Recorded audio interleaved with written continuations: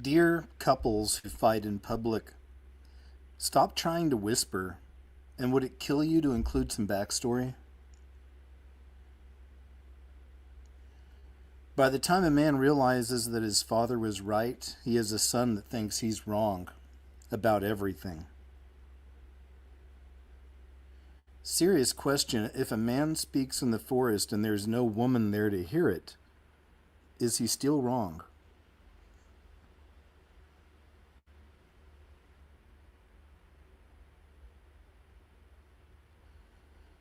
Serious question: how do you know if someone is hitchhiking or just complimenting your vehicle?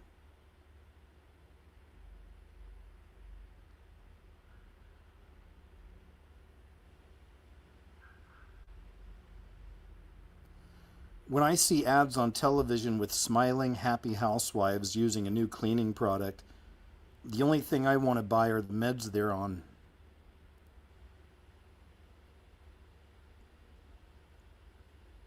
And if you think about it, books are just television for smart people.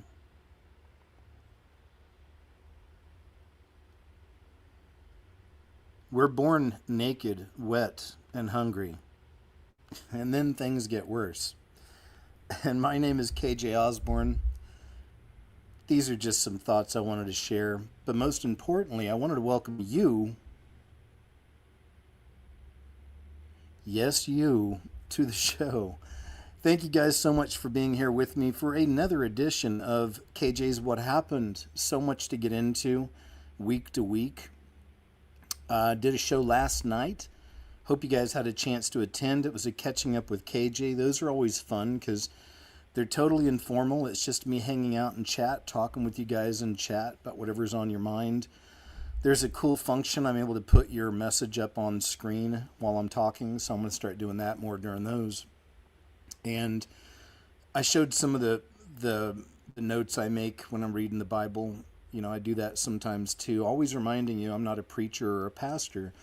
But as children of the Lord, that's a job we all have in common, is trying to let other people know about him, you know, and share the word, right? So anyway, it was a good time. Always nice hanging out with y'all, so thank you so much for being there.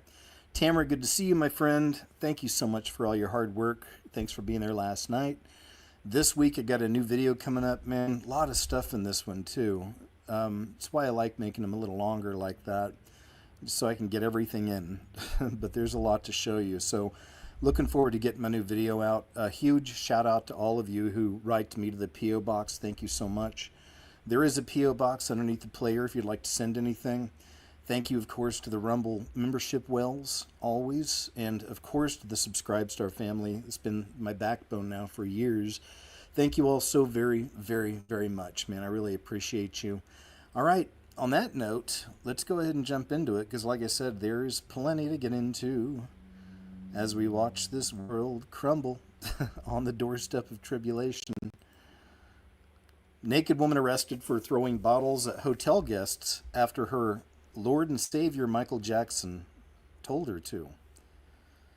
When police arrived at the hotel, the officers were instructed to head towards the far end of the lobby. That's where they found the suspect sitting unclothed at a table surrounded by hotel staff. There is broken glass and items that normally sat on top of a bar covering the floor. When asked why she was naked, the woman replied, according to Fox 5, "My Lord and Savior Michael Jackson told me to do this." She then reportedly added, "I threw something at him," while pointing towards one of the alleged victims and said, "I wish I got all of them, all of the white people. I'm racist as F."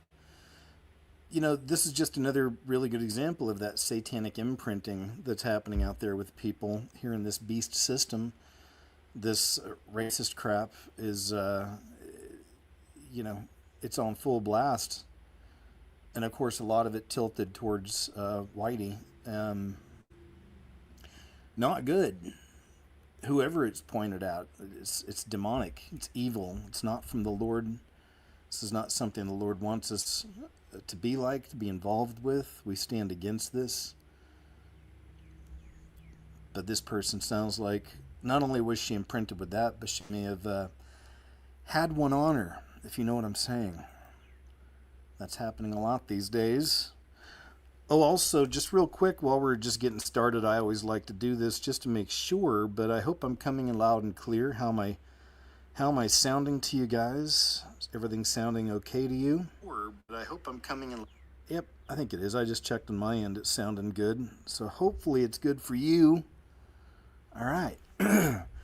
LGBT mob surrounds a mom with her baby to block her from attending a Christian rally in Seattle. Yeah, this wasn't very nice. Um, Aunt Farta at it again. Little chaos creators.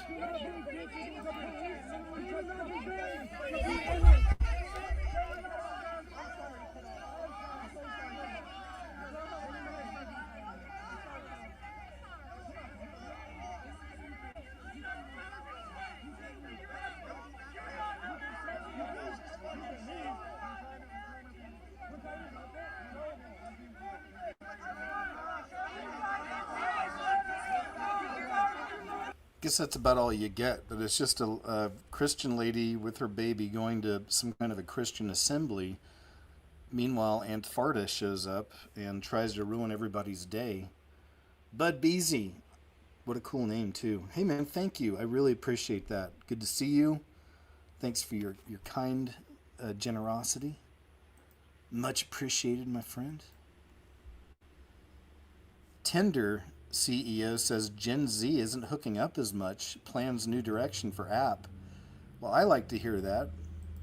I guess just my generation, well, at least for me, I missed all that stuff. I never got into the dating apps. I've never had Tinder or any of that kind of stuff. I know there's like swipe right, swipe left. I get some of that kind of thing, but I never did it. Was never interested personally in it, but I understand that millions of people have been, and it really is. Unfortunately, it's a reflection of the how degraded our society's become. We're not, as Christians, we're not supposed to be shacking up with each other before we get married. Taking each other on a test ride. No. All that. That's a big problem with modern Christianity. Is they don't teach and preach so much about purity and about really trying to not just saying the words, but being doers of the word. Like actually walking out the walk. The popular dating app that was literally a game changer throughout the 2010s when it came to meeting people and, quote, hanging out, right, has found itself in a bit of a friend zone in recent years due to Gen Z not hooking up as much, and the company's now announcing a change. Excuse me. This generation, 18 to 28, it's not a hookup generation, they say. They don't drink as much alcohol. They don't have as much sex. Good. Excuse me, good. CEO told investors during an get the hiccups during an earnings call, says we need to adapt our products to accept that reality. So let's see. Says users don't want more matches, they want better ones. Whatever. Okay, there you go. Good, Gen Z. Good for you.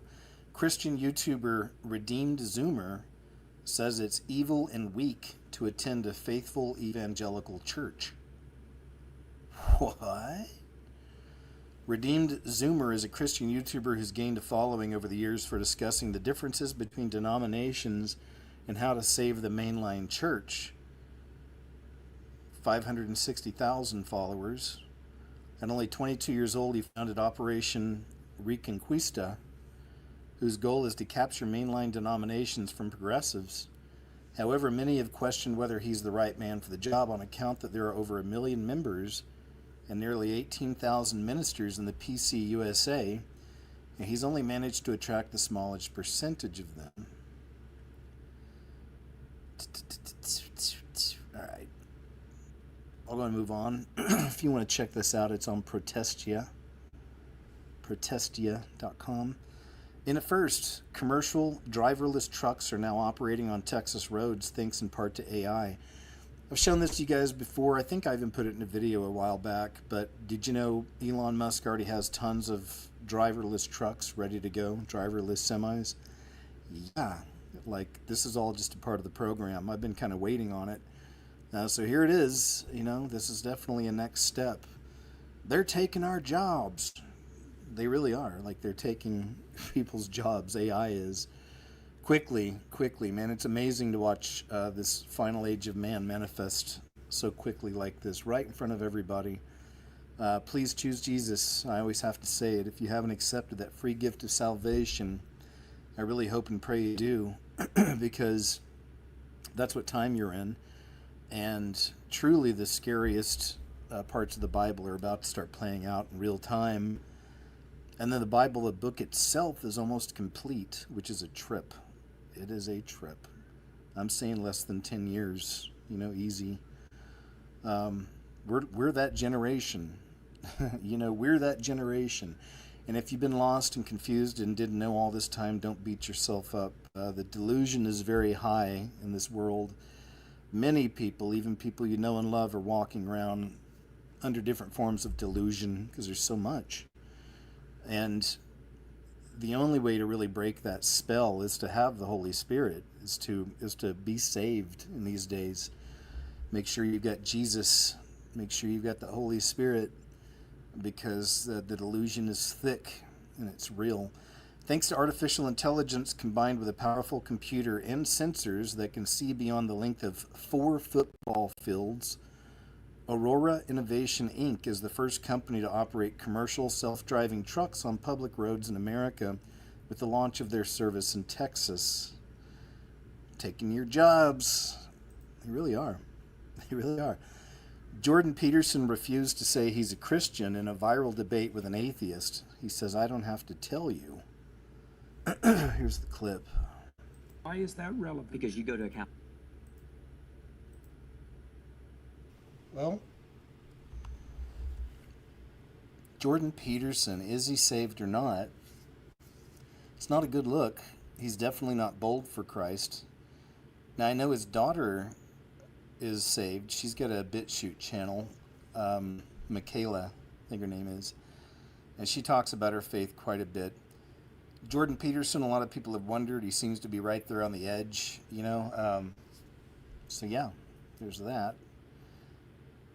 That kid kind of took him to school a little bit, Jordan looked kind of confused and a little scared. It's like, not a good look, sir.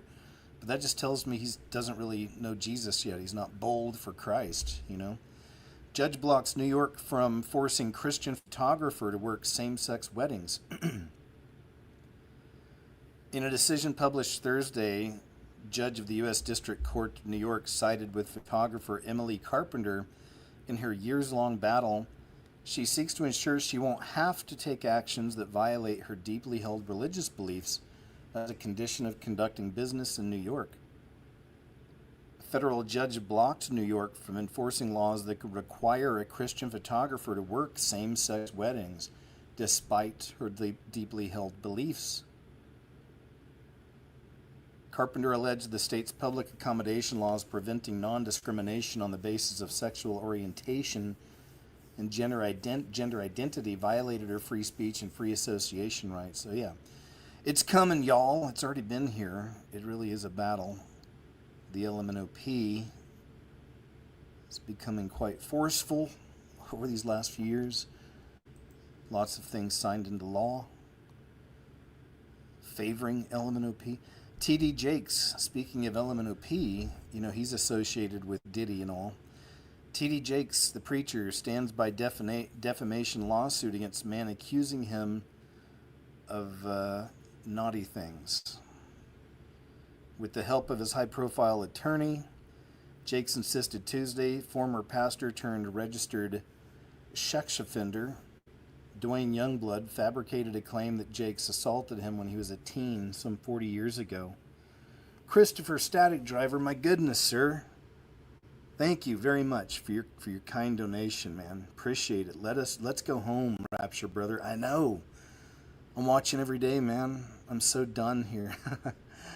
I am, but then I'm also still have all the passion I have for doing what I do, for exposing the system the best I can, hopefully planting seeds for people to find Christ. But yes, my eyes are up every day, my friend. And thank you always, man. Static Driver, you're awesome. Christopher, thank you. Not just for that, but also just being a cool friend on here for so long. Thanks. All right, so we'll go and move on. TD Jakes is a creepy, creepy man associated with the parties. I never knew this about this man. This man had a television show. I didn't watch it, but for many years where he went on different adventures, and it was very popular. It's been around forever, but I didn't know this about him. Adventurer Bear Grylls, what a name too, huh? Details how faith has changed him from the inside out. Prominent TV personality and adventurer Bear Grylls says his faith in Jesus changed him from the inside out and encourages people to give Christ a chance as he did. Grylls wrote a column published by the Times on Saturday titled, "To be fully understood, the Christian faith must be tried." Grylls, known for hosting the reality TV show Man vs. Wild, said his exploration of Christianity dates back to when he was a teenager. "When I was a young teenager, I heard a visiting vicar at my school say Jesus Christ came to kill religion and bring life." Man, I like that. On one hand, religion always seemed the source of war, division, and conflict. On the other, whenever I came across stories about Jesus, he seemed to be about peace, kindness, sacrifice, freedom, affirmation. The celebrity said he read up about this Jesus person, discovering that whoever Christ met, rich, poor, sick, healthy, preacher or prostitute, powerful leader or simple fisherman, no one ever seemed to walk away unchanged. Grylls put himself into this category, reflecting on how his relationship with Jesus would truly change him from the inside out. I love it. He said that explaining the Christian faith is like describing ice cream or swimming, insisting that it has to be tried to be felt. Yeah, it's so true, right? He says, "My Christian faith has strengthened me in so many battles I've faced in life. In years gone by, I've ignored my faith and tried to do life without it," he admitted. "I've tried to be strong only in myself, but I have found that my heart is restless until I open the door to Christ again." Man, so true, right? The prodigal son. "I've discovered that we lose our power when we try to live on our own strength alone. I really need his helping hand, his peace within, and that quiet assurance." Grylls repeatedly drew a parallel between his Christian faith and his chosen career path, suggesting they work in tandem. "My Christian faith helps me to live more adventurously, be bold and take risks, but also to care and encourage, to love and support those closest to me, and hopefully beyond as well. It's easy to be cynical about faith and to push difficult issues and questions aside, but to explore is good, to question is wise, to seek truth is courageous." All right. Wise man, good to know you're a brother in Christ. See ya upstairs. April Daly, oh my goodness, thank you, my friend. Great to see you. Appreciate your kind donation so much, and I hope you're doing well. Always a pleasure to have you here, as you know. Gen Z signing up for Adulting 101 classes because they aren't capable of even basic life skills. And I blame the system on this. It's not the kids. They've changed education drastically over the years. But I remember even when I was in high school, we had home economics. Do you guys remember home economics? And I'm glad we did, man. I mean, they taught you about, cooking, doing laundry, it was serious, man, like stuff like that. And within about a year or so after leaving high school, I was having to utilize a lot of those things I learned in home economics. I'll never forget it. Like, I'm really glad I learned some basic adulting type classes, if you will. That's what we called home economics back then. It's kind of, how to write a check, how to use your checkbook and balance. I mean, right? Excellent skills. They never should have taken anything like that out, I think. In a world where technology has streamlined many aspects of data, but it's also, the system is, AI is going to take over everything, as we already know, and it's going to cause a lot of laziness. People aren't going to have to worry about thinking as much anymore, and that's all a part of the whole program, right? To dumbing down the people, get them to stop thinking, especially not critically thinking. In a world where technology has streamlined many aspects of daily life, Gen Z, those born between 97 and 2012, are finding themselves ill-equipped for basic tasks like cooking, budgeting, time management. According to a recent New York Post article, young adults are increasingly turning to Adulting 101 classes to bridge the gap in their practical knowledge, with many citing financial challenges as a key motivator. "A lot of stuff involves money," as one Gen Z individual put it. a lot of stuff involves money. Yeah, yeah, and the phenomenon of Adulting 101 courses has gained traction across the United States, driven by a generational shift in how life skills are acquired. Unlike previous generations who often learn tasks like sewing, car maintenance, or financial planning through family or school, Gen Z has grown up in an era of helicopter parenting and academic pressure. This focus on academic achievement has left many young adults unprepared for the practical demands of independent living. A researcher and psychologist interviewed by CBC Radio noted that Gen Z children had fewer opportunities to learn practical skills compared to older generations, right? Contributing to a sense of delayed adulthood, yes, or arrested development, yeah. The New York Post highlights that these classes are popping up in various forms, from community workshops to university programs, addressing everything from financial literacy to basic household tasks. Yes, home economics. For instance, the New York Public Library in Manhattan offers free programs aimed at Gen Z teens covering topics like balancing school and life and building support systems. These courses are not just about learning to change a tire or cook a meal. They aim to reduce stress and build resilience by equipping young adults with tools to navigate life's challenges.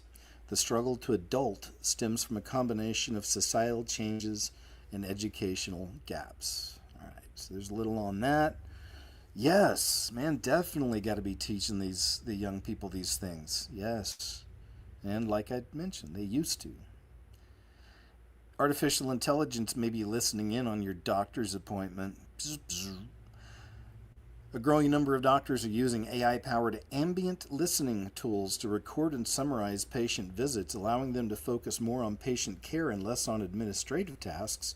See, again, here we go. It's like infiltrating everything, right? AI. According to the WSJ, this technology, which listens to conversations between doctors and patients and generates clinical summaries, is expanding rapidly in hospitals and emergency rooms across the United States. However, while it promises significant benefits, it also raises concerns about privacy, accuracy, and the patient-doctor relationship. Yeah. Infiltrating everything. Let me jump ahead some here. Everything. So this right here, I check this out. All right, let's see.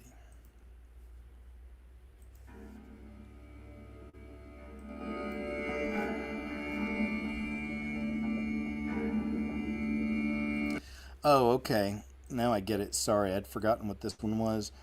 Somebody's trying to say, many people online try to say this about Swift, about Miss Taylor, that she is in fact a he.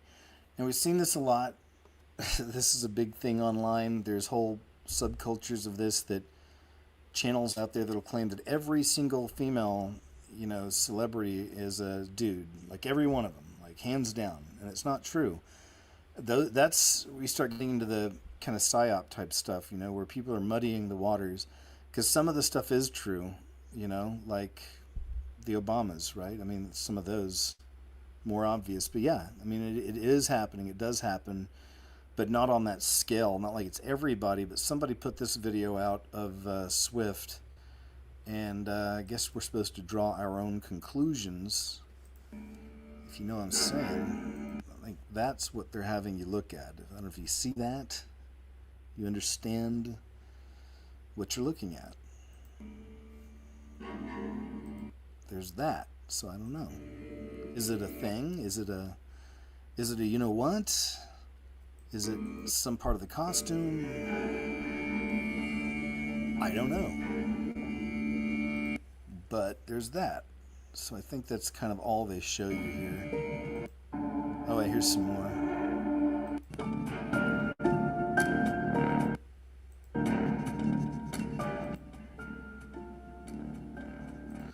I don't know, man. I'm not sure what to think about it. I mean, like I said, there's definitely some out there. I mean, Macron's wife, it does happen, but it's not every single person, That's a gas, man.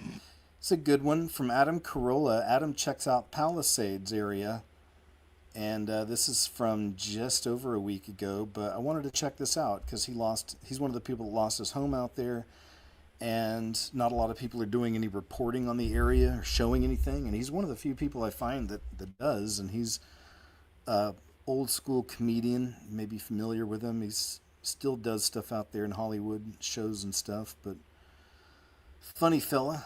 He's got canceled a few times, I know. That too. That's a gas, man. Gas.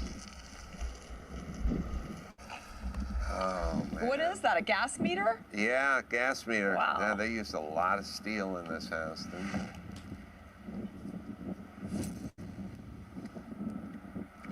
That. Elaine Colati. Am I saying that right? You are.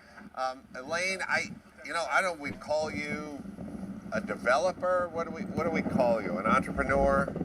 A citizen who cares? A citizen who cares. I'm not just a developer and an entitlements person, but, I've filmed Undercover Billionaire in Fresno, which was a platform for starting small business and, the American dream in the U.S. And so this is pretty devastating to, that whole ideology that I believe in so much. Well, as it pertains to the fires, which is why we're here, we spoke initially to the Army Corps of Engineers guy, and he gave us the official version of what's going on around here.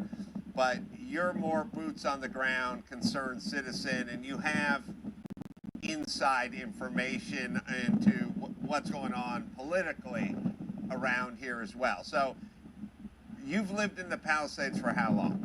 Oh, my whole life living in California. I've been in and out of the Palisades. And you've developed and owned multiple businesses and structures in the Palisades? Many, 80% of my portfolio's in the Palisades. All right, so you are qualified to speak about this. More than qualified. Right, and you are in people's business in terms of you talk to the politicians, you get a peek behind the curtain as to what's actually going on. I kind of got red-pilled and realized that I live in a state that doesn't have any management, and when something like this happens, it's 100% about management. Right. And it freaks me out that Army Corps is leaving because I know that we're 70% away from being done with the cleanup, and that's being generous. And the idea that we're going to be able to do this without the management of a group like Army Corps is daunting. We won't be able to do it. The street we're going on right now, by the way, this is the back of Will Rogers Park, which is also gone. And they used Will Rogers Park as the laydown area. Yes, this is what's called the back gate. This is one of the only equine keeping properties in the Palisades where you can actually ride your horses up to the park. Yeah, so Will Rogers Park is at the top of the hill. It's flat and it's beautiful, and I used to ride my motorcycle up there. Remember that? A million years Remember ago. that beautiful polo fields? Yes. This is Phyllis and Carl's place. Carl's 90 and Phyllis is 88. Their home survived the fire, but then a flood came and put 4 feet of mud in their house, and now it's like they're digging out mud. Right, so the fires first, then the floods. Then the floods, yeah. Stucco and steel roof down to the ground. So there's a correlation, but there's not a direct straight line. To God or to the structure? To God and to Terry Lumber in Malibu. You would hope you had a steel roof and a stucco building, but that did not preclude you from being burnt down. But your stuff all survived. It all survived. That's great. But also the sycamore trees here are hundreds of years old, and they're all protected, and they lived. But if you look around, nothing else around them. Nothing else around them. Beck, this is Right. This sounds familiar.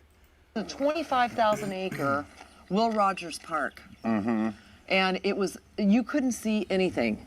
And when the rain came, everything that was up there that you couldn't see came down to sunset. Right. And it took everything in its path. And then they came to clean it, which I don't understand to this day. They started the process and left in the middle.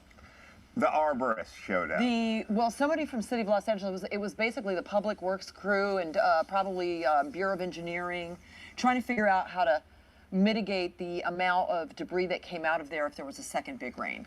So they started doing repairs, and then they stopped, inexplicably stopped and pulled off. Yeah. So it's half done. For the purpose of you seeing what's going on this side of the fires, I know you've been on the other side of the fires, right? You've been all up and down PCH. Devastating. Yes. Absolutely devastating. Yes. And Castellamar, devastating. Yes. Gone. Really Yes. gone. Yes. And all of the kind of lower part of Sunset and PCH and that whole area, Bienvenida, gone. yes. This side, this part, the south part, and the area coming out right out of the Brentwood area, is where all the estates are, the big ones, like Evans Road, Rivas Canyon, Chautauqua, the Riviera, all that stuff. You have to go up and see it. Well, let's go see. You have to go see that. So this, all day, every day, on Sunset. They should be on PCH and out onto the freeway all the way. Right. I'll go and stop there. This is a good one if you want to see more of the footage. It's just over 20 minutes long. It's on Adam Carolla's YouTube channel. But good one, good stuff. Sad what happened to the properties, but I mean, I don't remember her outright saying it, but as you heard just a little bit she was saying is, I think she gets it, you know, if you know what I mean. So yeah, check that out. If you're interested, and I'm always keeping my eyes open for any more updates from Maui. The Hills actor, do you guys remember the television series The Hills? It's another one that just my generation, I feel I skipped that. You know, it's like, that was kind of the beginning of the influencer thing and all that, which is much more of a kind of a millennial deal. But anyway, The Hills was a reality TV show on MTV, and I think this guy, him and his wife Heidi, his name's Spencer, they've been in like some reality TV shows and other ones. So the Hills actor Spencer Pratt lost his home during the Palisades in Los Angeles. But check this out. Check out what he discovered. I don't know if you remember, but like right after the Palisades fire, there was that big concert that I was so upset they didn't invite Heidi to perform at, the LA Fire Aid concert. Do you remember that? And some of you remember, I'm sure. Well, guess what? They raised $100 million, and they haven't said where any of that money went. And they've been asked for accounting. Da da da da. So first off, I'm glad Heidi didn't go waste her time performing for money that actually nobody knows where it went. Think about that, $100 million raised for residents, community things, and funds that are supposed to help with Palisades, and there's no accounting or where the money went. They're not telling anyone. Is that? I mean, I haven't even had my coffee yet. What? I don't know if you're. That's really, really jacked up. On top of everything else, the the PP poor leadership they had out there, Karen Ass, you know, and the whole gang. They even fired some of the people from the fire department. But it all looked like, you know, more of the DEI stuff type hiring. Die. Steal, kill, and destroy. So it fits right in, eh? Everyone watching and not stopping this is a clown. Listen to this man. Oh yeah, this is really good. So more of this kind of stuff, you know, especially with the young boys. A lot of these young men are growing up without father figures in their home, which is just a real travesty, man. It is. It makes a huge difference. So sometimes the community's got to get involved, and I'd like to see more of this. They're looking for a father figure. It goes on for a little bit. Somebody said they'd seen it before, but I'd never seen it till this week. And even if it is an older video, it's just the point, you know. It's sad. That's what I read when I saw that video, is a lot of young men that they need a father figure. You know, someone that's going to really have the best intentions for them and try to lead them right. You know, that's my take. Russia, Ukraine is the real life Call of Duty modern warfare. From Shepherd for the King. Over on X. Like behind the Russian lines on the way to the front. So Ukrainian drones are just hunting day and night. You'll see here as the guys. Detector. Trying to dodge.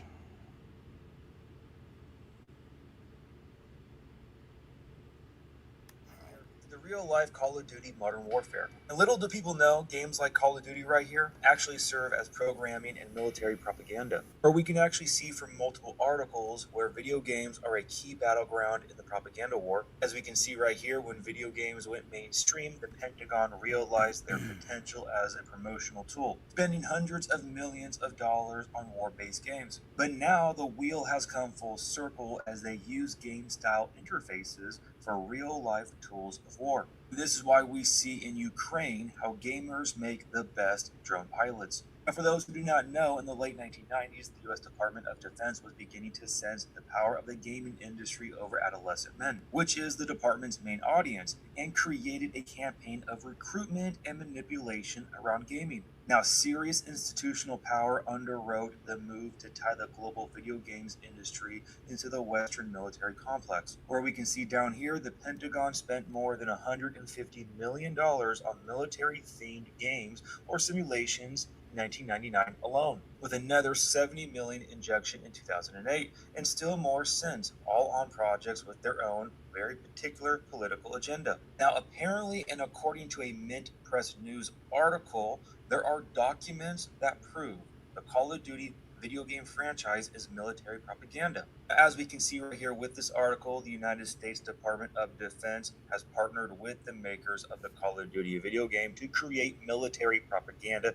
to further the interests of the U.S. empire. Documents obtained by journalist and researcher Tom Secker using the Freedom of Information Act reveal that the relationship between the DOD and the video game industry is deliberate and highly calculated. No, you don't say. Now, according to the documents, Activision Blizzard and Call of Duty producer Coco Francini was invited to the U.S. Air Force headquarters in Florida to discuss strategies for making the entertainment industry, quote, more credible advocates for the Air Force. Further down in this article, we can see that beyond influencing the games, Activision Blizzard's board is also made up of many former high-ranking U.S. officials. Now, apparently, one member in particular, Francis Townsend, is a senior council member and was, until September of 2022, Chief Compliance Officer and Executive Vice President for Corporate Affairs. Now, prior to working at Activision, Townsend was George W. Bush's senior advisor on, get this, terrorism and Homeland Security. Now, this right here is the Mint Press article that was being spoken about, which is a pretty long article, so I encourage you guys, if you are interested, to go check it out on your own, but I will give you a short little summary.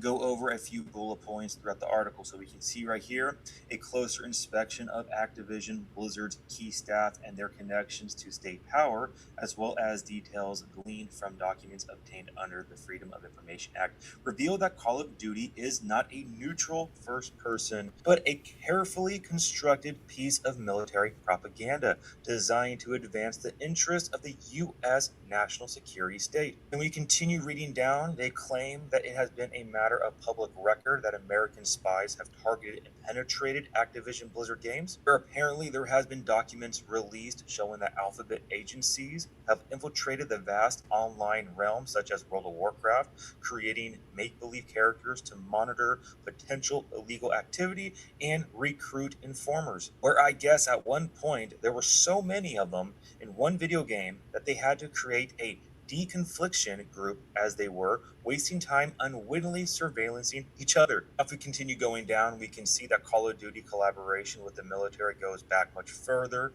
where the documents show that the United States Marine Corps was involved in the production of Call of Duty Modern Warfare 3 and Call of Duty 5. The game's producers approached the USMC in the 2010 E3 Entertainment Convention in Los Angeles, requesting access to hovercrafts, which are vehicles later appeared in the game. Call of Duty 5 executives also asked for use of a hovercraft, a tank, and a C-130 aircraft. This collaboration continued in 2012 with the release of Modern Warfare 4, where producers requested access to all manner of air and ground vehicles. Now, Tom Secker told Mint Press that by collaborating with the gaming industry, the military ensures a positive portrayal that can help it reach recruitment targets. Where he is quoted saying, for certain demographics of gamers, it's a recruitment portal. Some of these games have embedded adverts within the games themselves. Even without this sort of explicit recruitment effort, games like Call of Duty make warfare seem fun, exciting,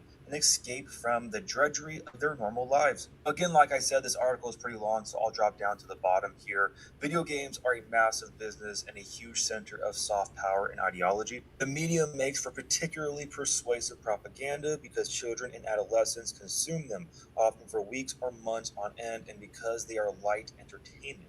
Because of this, users do not have their guards up like if they were listening to a politician speaking. Their power is often overlooked by scholars and journalists because of their supposed frivolity of the medium, but it is the very notion that these are unimportant sources of fun that makes their message all the more potent. The Call of Duty franchise is particularly egregious, not only in its messaging, but because who the messengers are. Increasingly, the games appear to be little more than American propaganda masquerading as FPSs. For gamers, the point is to enjoy this fast-paced entertainment.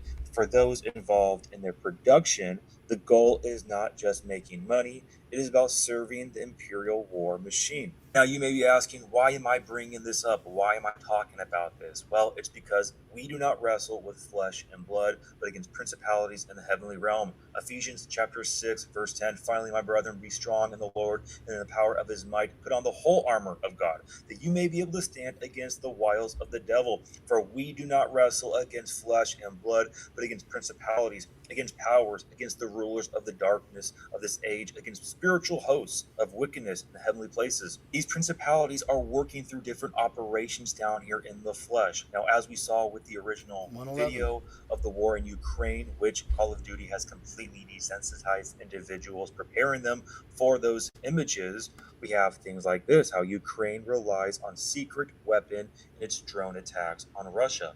What is it?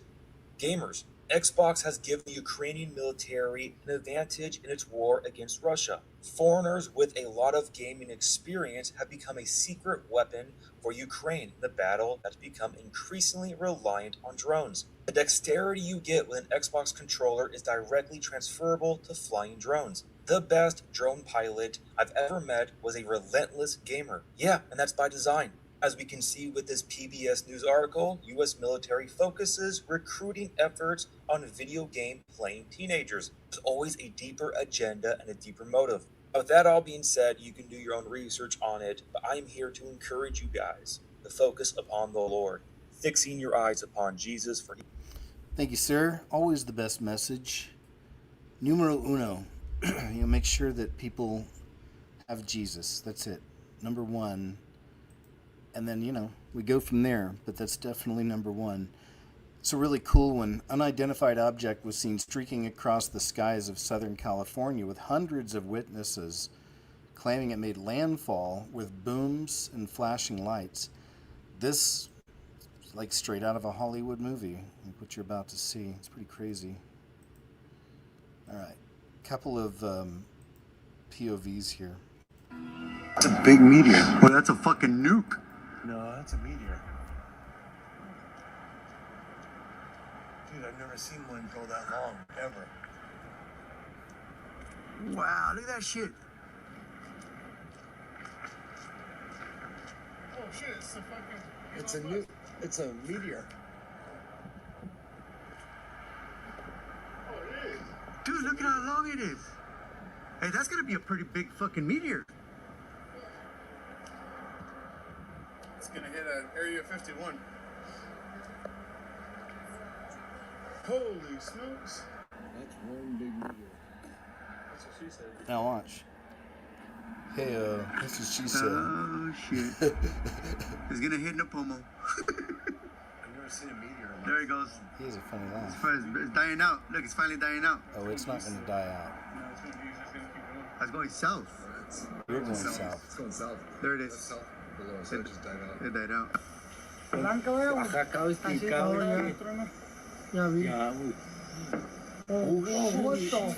Güey, no son misiles, mamón.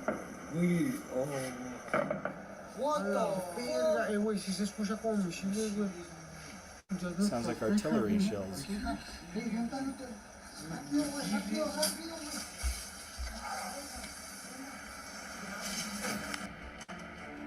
It's a good one. Good catch from Myra Moore, the paranormal chick. It's a page I really like personally over on X. Here's one y'all probably saw because this went pretty viral.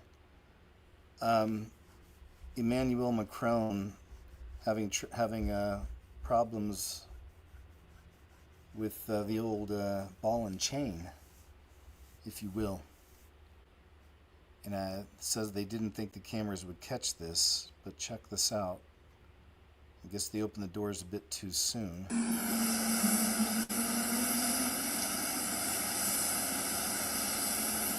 Oh wait, I may have shown you last week. I did.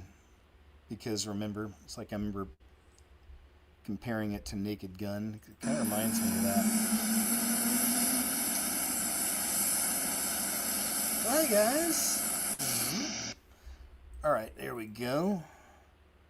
But just another level of that delusion in this world. Play pretend world. That's his wife. Quote unquote.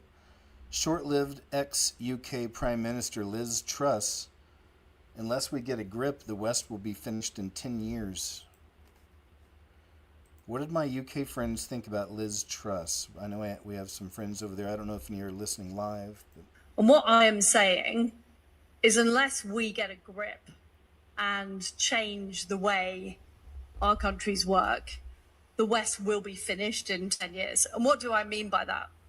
I mean, we have been threatened by left-wing ideology, whether it's excessive government spending, whether it's net zero ideology, whether it's things like DEI and ESG, whether it's Islamism. All of these things have conspired to hollow out our countries, to stagnate our growth, but also to present real threats to the way of life in the West. And you know, I am a Trump supporter. I think that Trump getting elected last year was the first domino to be falling in the right direction in terms of saving the West, because otherwise I think that we will see China and radical Islam, two terrible partners, win against the West. That is the threat we face. And what? Man, yeah, she just perfectly described the N.W.O. takeover, didn't she? She really did. That's what's happening. Thanks, Miss Truss.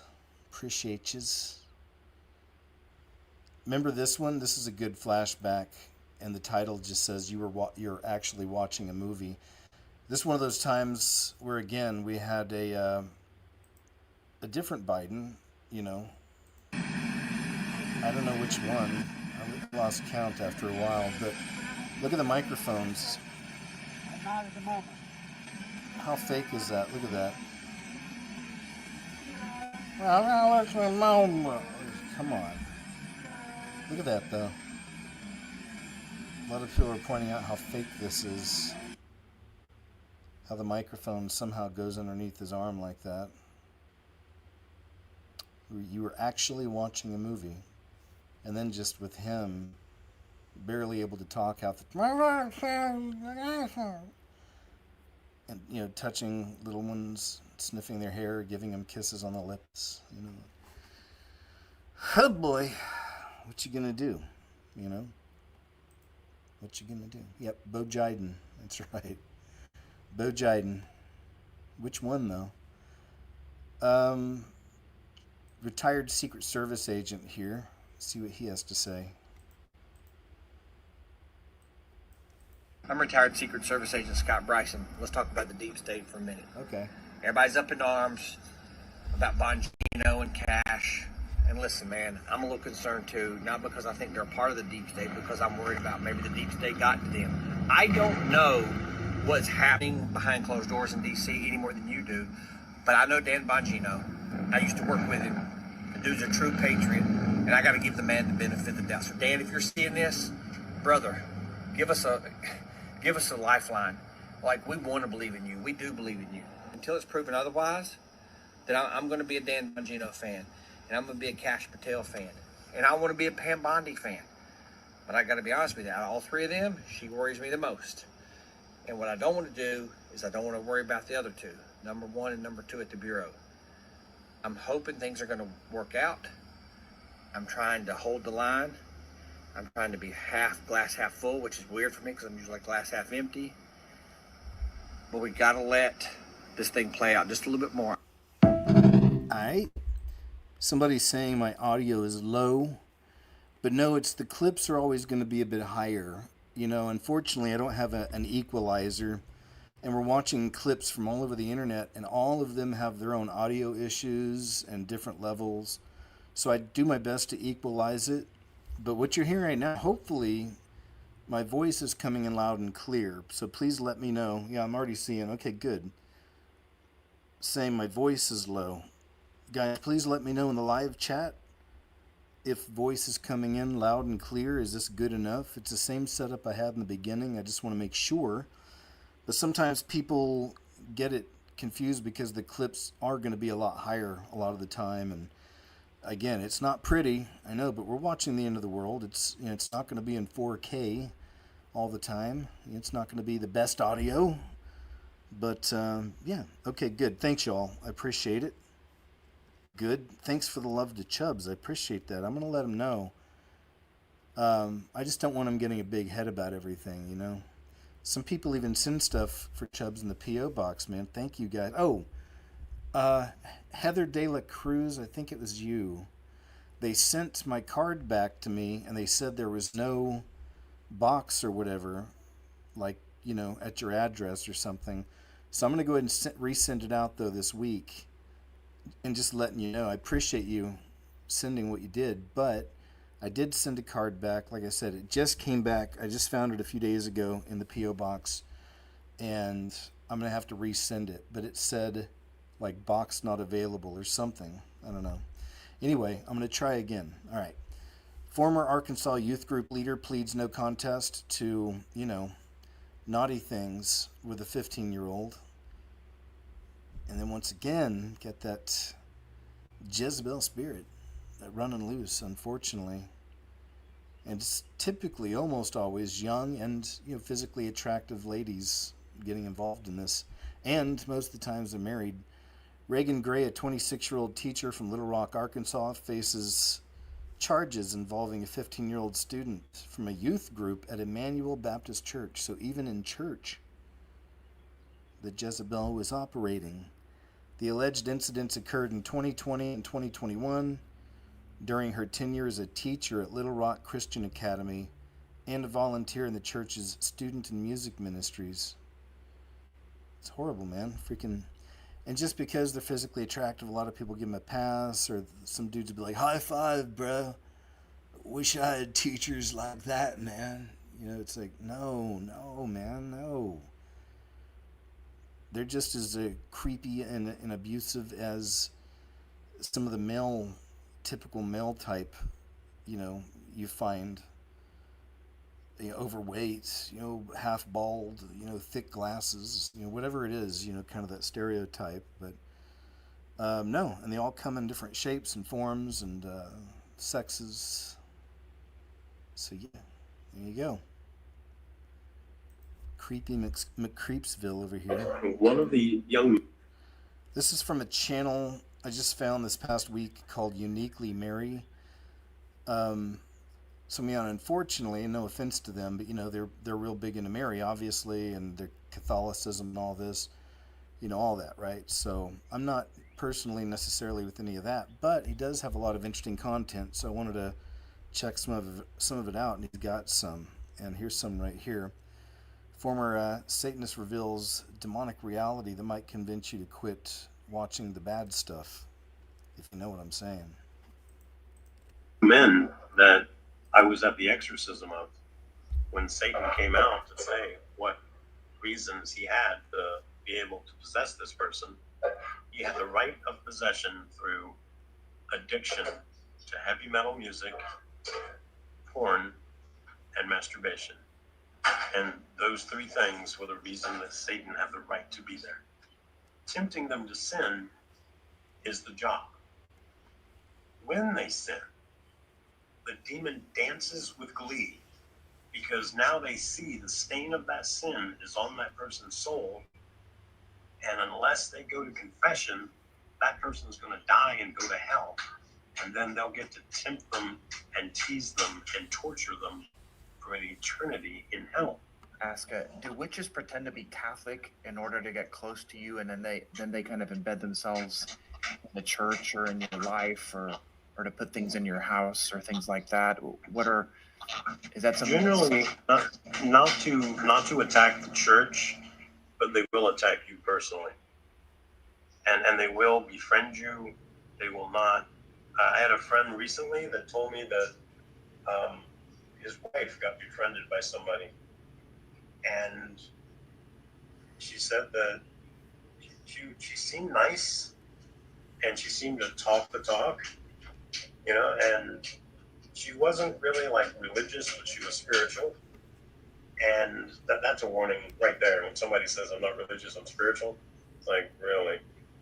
And so she said that this woman invited her over to the house, and she was there, and she saw this bowl, and the bowl seemed to have like blood and bones in it. And I said, oh, that's her Naganga. And he's like, so what? I said, Naganga. It's like a cauldron that has the bones of your enemies in it, sometimes their skull. And you make offerings to the devil with this. I said, so it's in some of the Spanish satanic covens. Yeah. And the bowl itself is called a Naganga. And, he's like, so what is she doing? And she also wears this thing around her neck, and she's always got it on. And he's like, what is that for? I said, it protects her from any prayers you do against her, but it also puts out a kind of a negative vibe to you as well. So it protects, in her mind, it protects her and curses you. I said, I wouldn't let her back in the house. All right, good stuff from Zachary King. Yeah, well, the same thing with the rituals they do on stages. They'll be standing inside of the magic circle on stage while they're releasing things through their music and through frequencies and images. It's really gross. Like, it's a really sinister system in that sense. Again, reason why you must have Jesus in these days. You've got to be protected in these days. And have the wisdom to see what's going on, to understand there's even attacks happening. I'd mentioned on my show last night, same message I've been getting for over a decade, over and over. Somebody complaining, well, Christians shouldn't watch the movies you're watching, KJ. Over and over, and it's like, man, you're ignorant, and it's not an insult. It's just an observation. You don't know. It's even in the Bible. Don't partake, expose. And this is what I've been doing, and it's, other people do it. Everyone has their way, and some people don't. They do other things. People have different gifts and talents, and we all use them together, all of our abilities. It's like the Avengers, but for real. While we're in this system, we try to help the kingdom. We try to plant seeds, lead people to Christ in whichever way we can. And, I've got a very unconventional way of doing things, but, I'm with the Lord. I'm for the Lord. It's truly trying to reach people in the world, show them what's going on, let them know, hey, you're in the beast system. You need Jesus. Quick. But anyway, enough about me. This was just such a really wild story, and it's a news story. This actually happened. Couple loses arms holding each other during tornado. And I was just like, that headline, though, but you'll see. I don't know if this is the last piece of our childhood, and it's gone. Jesus Christ. I was home, which is not very far from here. The tornado came very, very close to my house. My neighbor's Ring doorbell caught it on their camera, but it did not touch us. Taylor Baker and Brandy Bowman walked me through what's left of their Aunt Gail and Uncle Paul's home. Glass and insulation cover walls and floors of the Klein home, indicating the horrors the couple endured while trapped inside when the twister hit. In this bedroom, and you can see where stuff came through. This is where they were, and the neighbor came. He heard them screaming for help, so he came to help them, and he pulled them out into the hallway there. Someone was in the neighborhood looking for survivors when they heard Gail's screams. She said, "Need help." Need help. I see an arm down the hallway. The doctors said that where they lost opposite arms, it's because they were like holding each other. The couple was taken to London Hospital. Gail is on life support while Paul's condition has improved. All I can't get out of my head is just how terrified that they both were. I cannot imagine the fear that was going through their minds, but if there's one thing about them, they are godly people. The women say it's eerie. While some items are gone, others like a robe in their bedroom remain untouched. And looking around at the other houses, like, we grew up being babysat by our mama in this house, and we played in all these houses. We had dinner in all these houses. Now, Taylor and Brandy work to clean up while raising funds to help Gail and Paul. Hospital bills and their home. They lost both of their vehicles. They're really going to need help either rebuilding or finding somewhere to live once they are stable enough. One thing the family does know, the couple is strong enough to support each other through the tragedy, just as they did when the storm blew through. They're really going to need... Isn't that amazing, though? They survived also. Both lost arms. Wow, man. I mean, wowzers. I just thought that was amazing. 1 million views, for sure. 10 days ago. Good story. Interesting story. You know, I'm glad they made it. McDonald's customer cries, "You should be ashamed," after $9 meal surges to $19.60. Employees are complaining too. Plus the $18 combo meal that sparked outrage just 2 years ago. This is from May 26th. Says, "You're not lying. Crap like this is ridiculous," longtime McDonald's fan wrote in post on X. McDonald's and DoorDash should be ashamed. Let's see. Alright, I was looking for a video, but okay, we got it. Just another one of these stories, though, about how crazy the prices are getting out there with fast food. People are sick and tired of it. There's the, hey guys,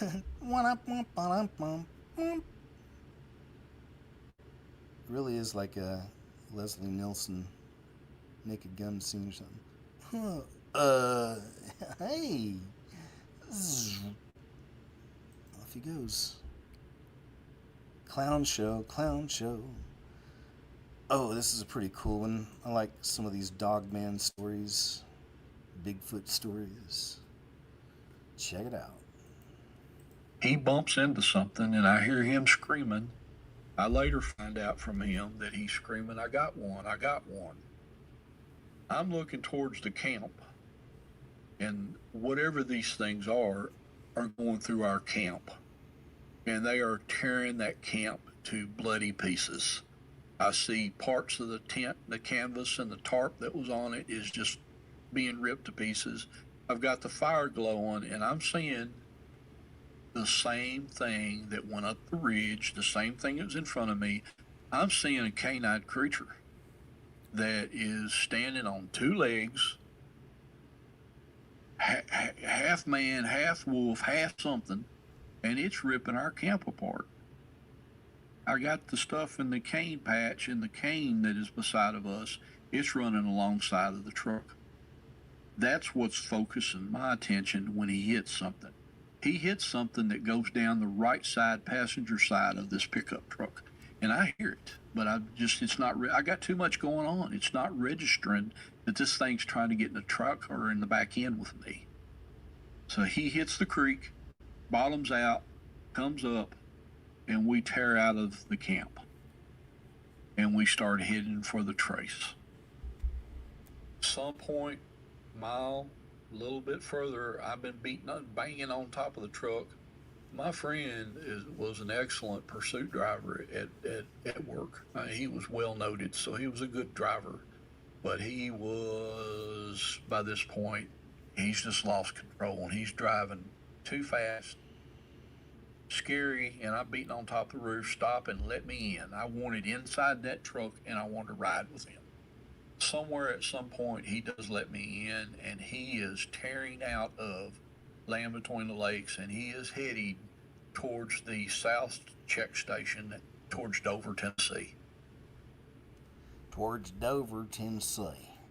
I like those thick accents, thick southern accents. Gilgamesh, Hillary and Nephilim, U.S. military search for ancient relics, and Hillary's interest in Gilgamesh and the search for the bodies of the biblical buried Nephilim. Check this out from Ashley Hayes. Cool stuff. Gone down this rabbit hole before. I'm sure some of y'all have. The war in Iraq. Everybody meet Gilgamesh. Gilgamesh was an ancient Sumerian king who ruled in what we now know is modern-day Iraq. And he was a 17 to 20 foot giant. He was a demigod, which means he was half human and half god. Now, Gilgamesh was a barbaric king. He built up and ruled over the city of Uruk, which is, again, modern-day Iraq. So what does he have to do with the war in Iraq? This brings us to 2003, when German archaeologist Jörg Fassbinder was digging in modern-day Iraq, and he thought he found the city of Uruk. Gilgamesh was simply a figment of myth. That was until Jörg Fassbinder and his team of archaeologists, using modern technology to look deep into the ground, discovered an entire ancient city beneath the desert, astonishingly laid out just as the city of Uruk, over which Gilgamesh had purportedly reigned, was described in the epic. More importantly, on the outskirts of the ancient city was what appeared to be a burial site, which archaeologists believed to be the tomb of the ancient king. So Jörg goes to the authorities, tells them he thinks that he found the city of Uruk and possibly the tomb of Gilgamesh, and 5 months later, we invade Iraq. Now here's where it gets crazy, because not only did we invade Iraq immediately after his findings, our military built a base directly over the ruins.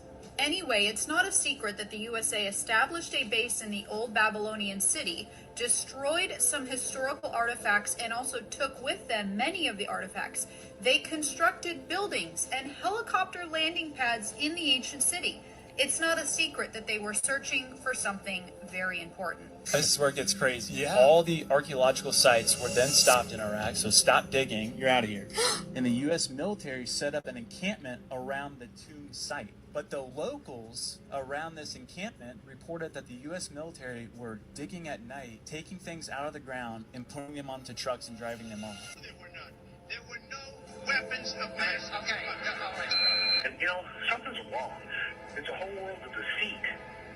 We're going into Iraq to get artifacts, not to get anything but artifacts. That was the most important thing, they said. But which artifacts? I don't know. They just said artifacts. There were things in Iraq that were sold that we had to go get. Bush wanted those artifacts. It was very important. Did we get them, and if so, where did they go? We got them. They said they got everything they needed from that country. Where is it? I don't know. We have it. Saddam Hussein was building a massive reconstruction of Babylon near the ancient city.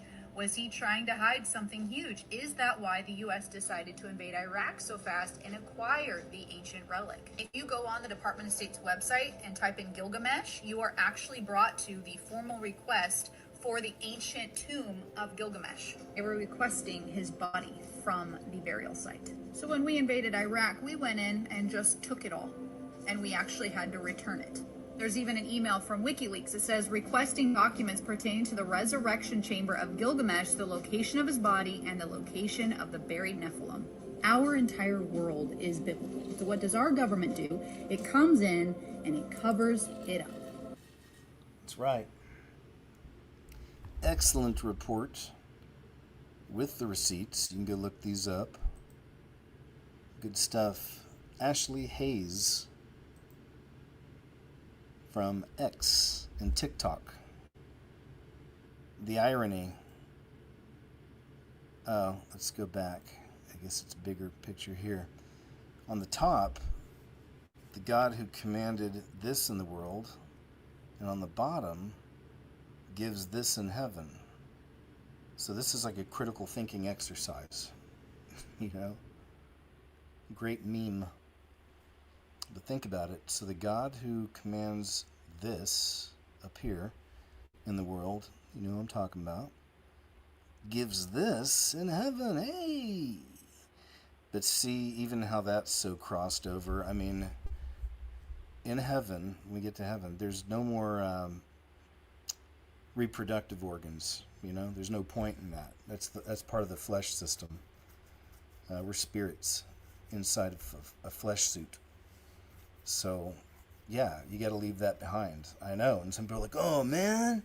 Seriously, then you got some work to do. You got to break free from the system and not be so... And I know it's not easy. That's one of the toughest ones ever, is lust.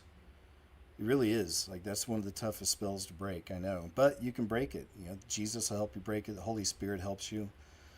But even on that, you got to stay on guard every day, man. At least I do, the way I look at it. Because you're still, you know, you're still in warfare and you're still battling these things. So there you go. Just something to consider. Something to think about, you know, for a moment.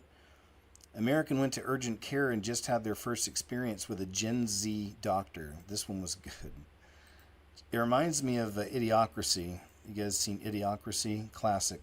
One of my favorites for sure. Favorite comedies. That, and also of all things, a movie called Friday. Have you ever seen Friday? It is, to me, absolutely hilarious. Pretty much beginning to end. It's one of those classic cult comedies. So yesterday I had my first experience with a Gen Z doctor, and if you have not had one yet, brace yourself, because it's adorable. Frankly, it's adorable. We went to urgent care because I fainted again, and turns out I'm having anyway, the story gets complicated from here. But the doctor comes in and she's like, yo dog, seriously, yo dog, you passed out 4 times in the past 48 hours. You need to go to the emergency room by ambulance. That is verbatim what the doctor said to me. Yo dog, you've passed out 4 times in the past 48 hours. You need to go to the ER by ambulance. The hand gestures, everything. She listened super patiently while my millennial boyfriend and I were like, we can't afford it. And then when I told her, we can't afford the ambulance, she's like, just don't pay it. What are they going to do? Just don't pay it. I, for one, welcome our Gen Z overlords. I loved them when I taught them. I'm excited that they're in positions of power now and are making decisions. Right? If you've ever seen Idiocracy, you know it was the Justin Long scene. He plays the doctor. Scory Mori, thank you so very much. Thanks again to all who kindly donated. I really appreciate it. Says, hi KJ. Much love and greetings from the Netherlands. So great to have you. Says, keep up the good work. Certainly will. Thank you again, my friend. Great to have you here. And Big Texas. Thank you too, my friend. Awesome name. I lived in Texas a few years. I loved it. I'm still real close to it. I've got friends and family that still live out there all over. It's a huge state. Really is big Texas. But thank you, my friend. Appreciate it. Okay, then. How about you? Have any of you out there had any experiences with the Gen Z doctors? Noticed any differences? You know? This is... The title is Not All Cultures Deserve Respect. Prove me wrong. And look at just how maniacal these people get with this thing. And what I've come to understand is that the old culture that they're referring to of theirs, they were cannibals. So it makes sense how scary this stuff is, because it's pretty creepy. I've seen it before. I'm not sure. I think it's something to do with New Zealand. The tribe. Look at this lady. Remember, they're cannibals. Are they letting the old spirit in?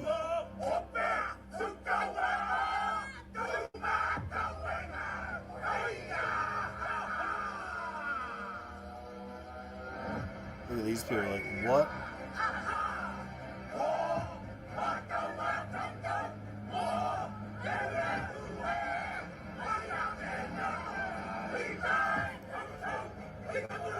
Clash of cultures. Look at this guy. Mocking tongue.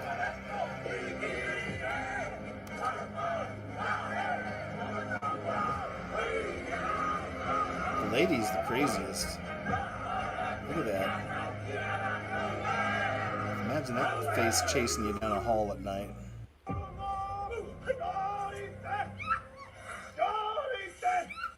Seriously, man. You hear something down the hall, you walk down, all of a sudden you hear the something's running towards you.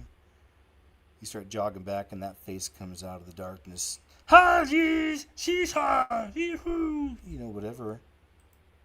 I mean, I'd be jumping out a window. Cannibals. How they programmed your mind since being a child. It's a good one.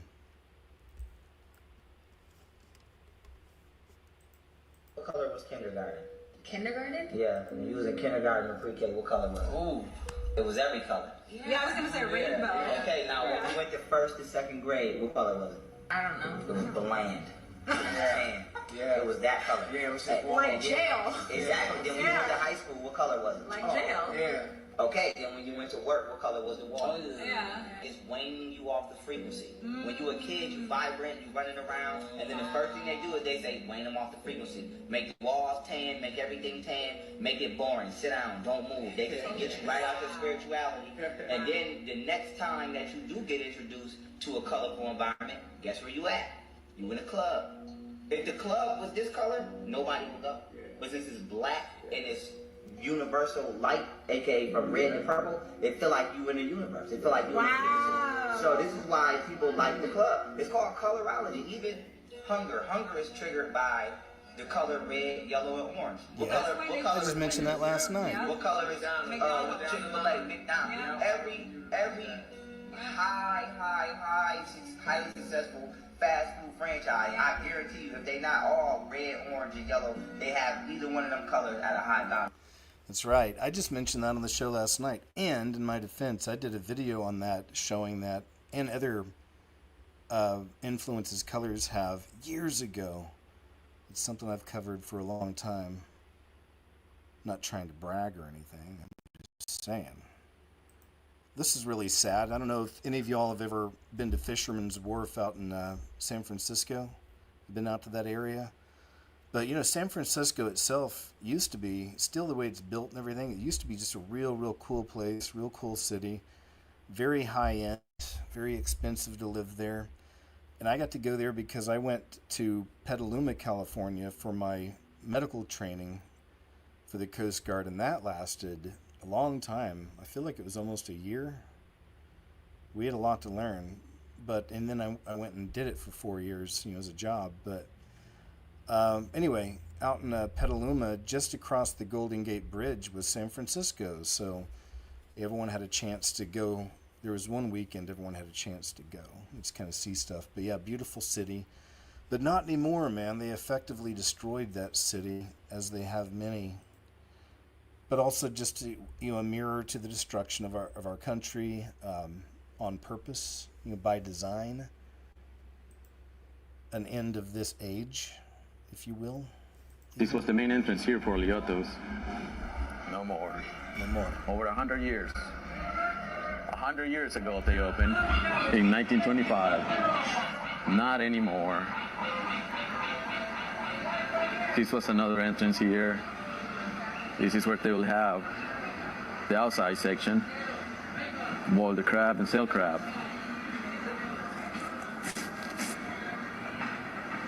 All abandoned. One after the other. All closed. Terrible conditions out here. Even in a hot tourist spot, or what used to be a hot tourist spot. They have to clean the graffiti daily in these places. There's a Ferris wheel in the background. This place definitely open, but Aliotos is way gone.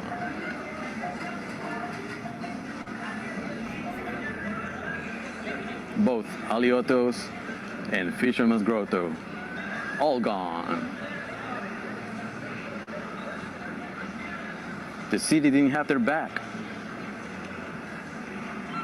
and let them go. Look at these iconic places now gone.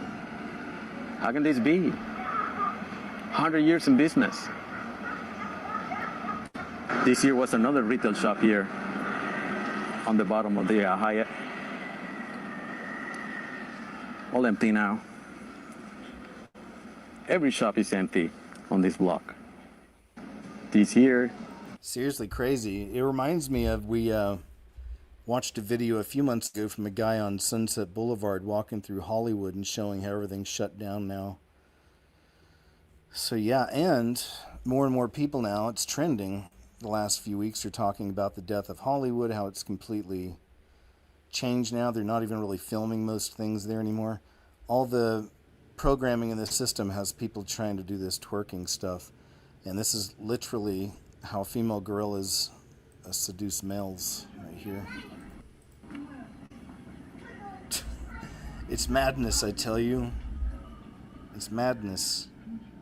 There's a show on earlier in the background called Mama June, From Not to Hot. It's a reality show about that Honey Boo Boo's mom.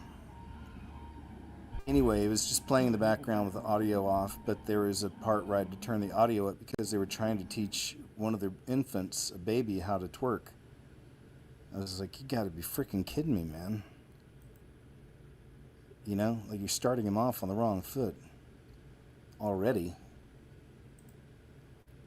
Rapper DVS 7.0 caught Anthony Weiner walking his dog and went in on Weiner about his, the Clinton BC, the body count around him.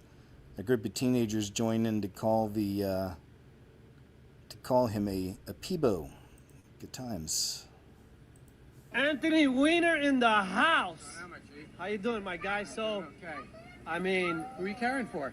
I'm carrying for a candidate, but hey, what candidate? Let's talk about all of those things you guys, you and the Clintons have done over the years with all of those people that died, those strange deaths. Deaths with the Clinton family, and those spirit cookings. Yeah, and one more. Yeah, how about all of that adrenochrome? What's up with all that adrenochrome? Anthony, hey, we about to find out about those Clinton. I don't know if you will. There's still that whole, and I blame the letter after P for this idea that there's a bunch of white hats versus the bad guys, the deep state, and white hats are about to do some criminal prosecutions and all these. We'll see, man. Let me know when the list comes out. That's number one. That's kind of right now. That's a good starting point, Says share your thoughts, keep emotions aside, just share your genuine thoughts, premised on sound reasoning. Let's see what she says here. Well, I think a lot of people can relate to this. This is this generation now. You'll see what I mean. Severely, he screwed my life up. I've waited for my husband for so many years, and I'm just getting mad. What kind of world do we live in where a normal, regular girl cannot find just a regular guy out here to date? They're telling women to be just like men, be as promiscuous as you want, just behave like a man. Climb the corporate ladder, get degrees. And now you have women that are in their late 30s and like, I did the corporate ladder, I have the house, I have the Tesla, I've paid off my debt, I've decorated my house beautifully, I'm a wonderful cat mom to my 3 cats. Why can't I find a man? I'm attractive. It's like, because you've basically turned yourself into a man. You've accomplished all the things that a man is supposed to accomplish to attract a woman, and now you've priced yourself out of the dating market. There's very few men out there that, again, hypergamy, that are at your level or higher. And these guys that are at your level or higher, they're not looking for a 40-year-old boss bitch. They want a 25-year-old hottie that looks beautiful in a bikini. Yep, that's sad. It's a sad statement of what the young ones out there got to deal with in the whole dating market. And these young ladies were programmed, by the system. We can put labels on it, 3rd wave feminism, 4th wave feminism, things like that, but it's all beast system stuff, man. It's like they were programmed away from finding a real love mate in this life, and somebody that cares for them and really help them, and they'll help each other, and together they'll be one, be joined as one, and the whole deal, doing it the right way. That's what it really is that so many people in the world did it the wrong way and are still doing it the wrong way. And I mentioned even last night on the show, if knowing what I know now, if I had it all to do over, I would have, as a teenager, had very earnest prayer about it and would have continued in it, that the Lord find me my wife, find me the woman I can be with my whole life, a true love, and be patient about it, and just pray about it and wait. And then when it happens, you'll know. The Holy Spirit will let you know, and you'll know. And then there it is, like that's the way to do it. And make sure to get married first before all the other stuff, because all the other stuff first, look at all the damage it does, the problems it causes. So if we just listen to him in the first place, and hey, I'm certainly not saying I'm perfect at that at all. I made lots of horrible choices, big mistakes all throughout the years, dating scene stuff, I'm not involved at all anymore for years now. I'm totally out of that, not looking, just waiting on the Lord, man. That's it. I'm waiting on the Lord and working, But, all right, anyway, go ahead and move on from that. But yeah, it's sad. They were programmed like that, by the system. And then the boys are programmed, and everyone's under certain levels of programming. This man says, I went to hell while being shot while protecting my son in a robbery gone wrong. Let me see, that's the main part I wanted to find. I think it's in here somewhere. And then that's where I really started to explore, because my mother wasn't as present. She worked a lot. And so that's when I really started to have the freedom, and I really started to explore. What brought you to Las Vegas? What brought me to Las Vegas was I started a riot at a high school,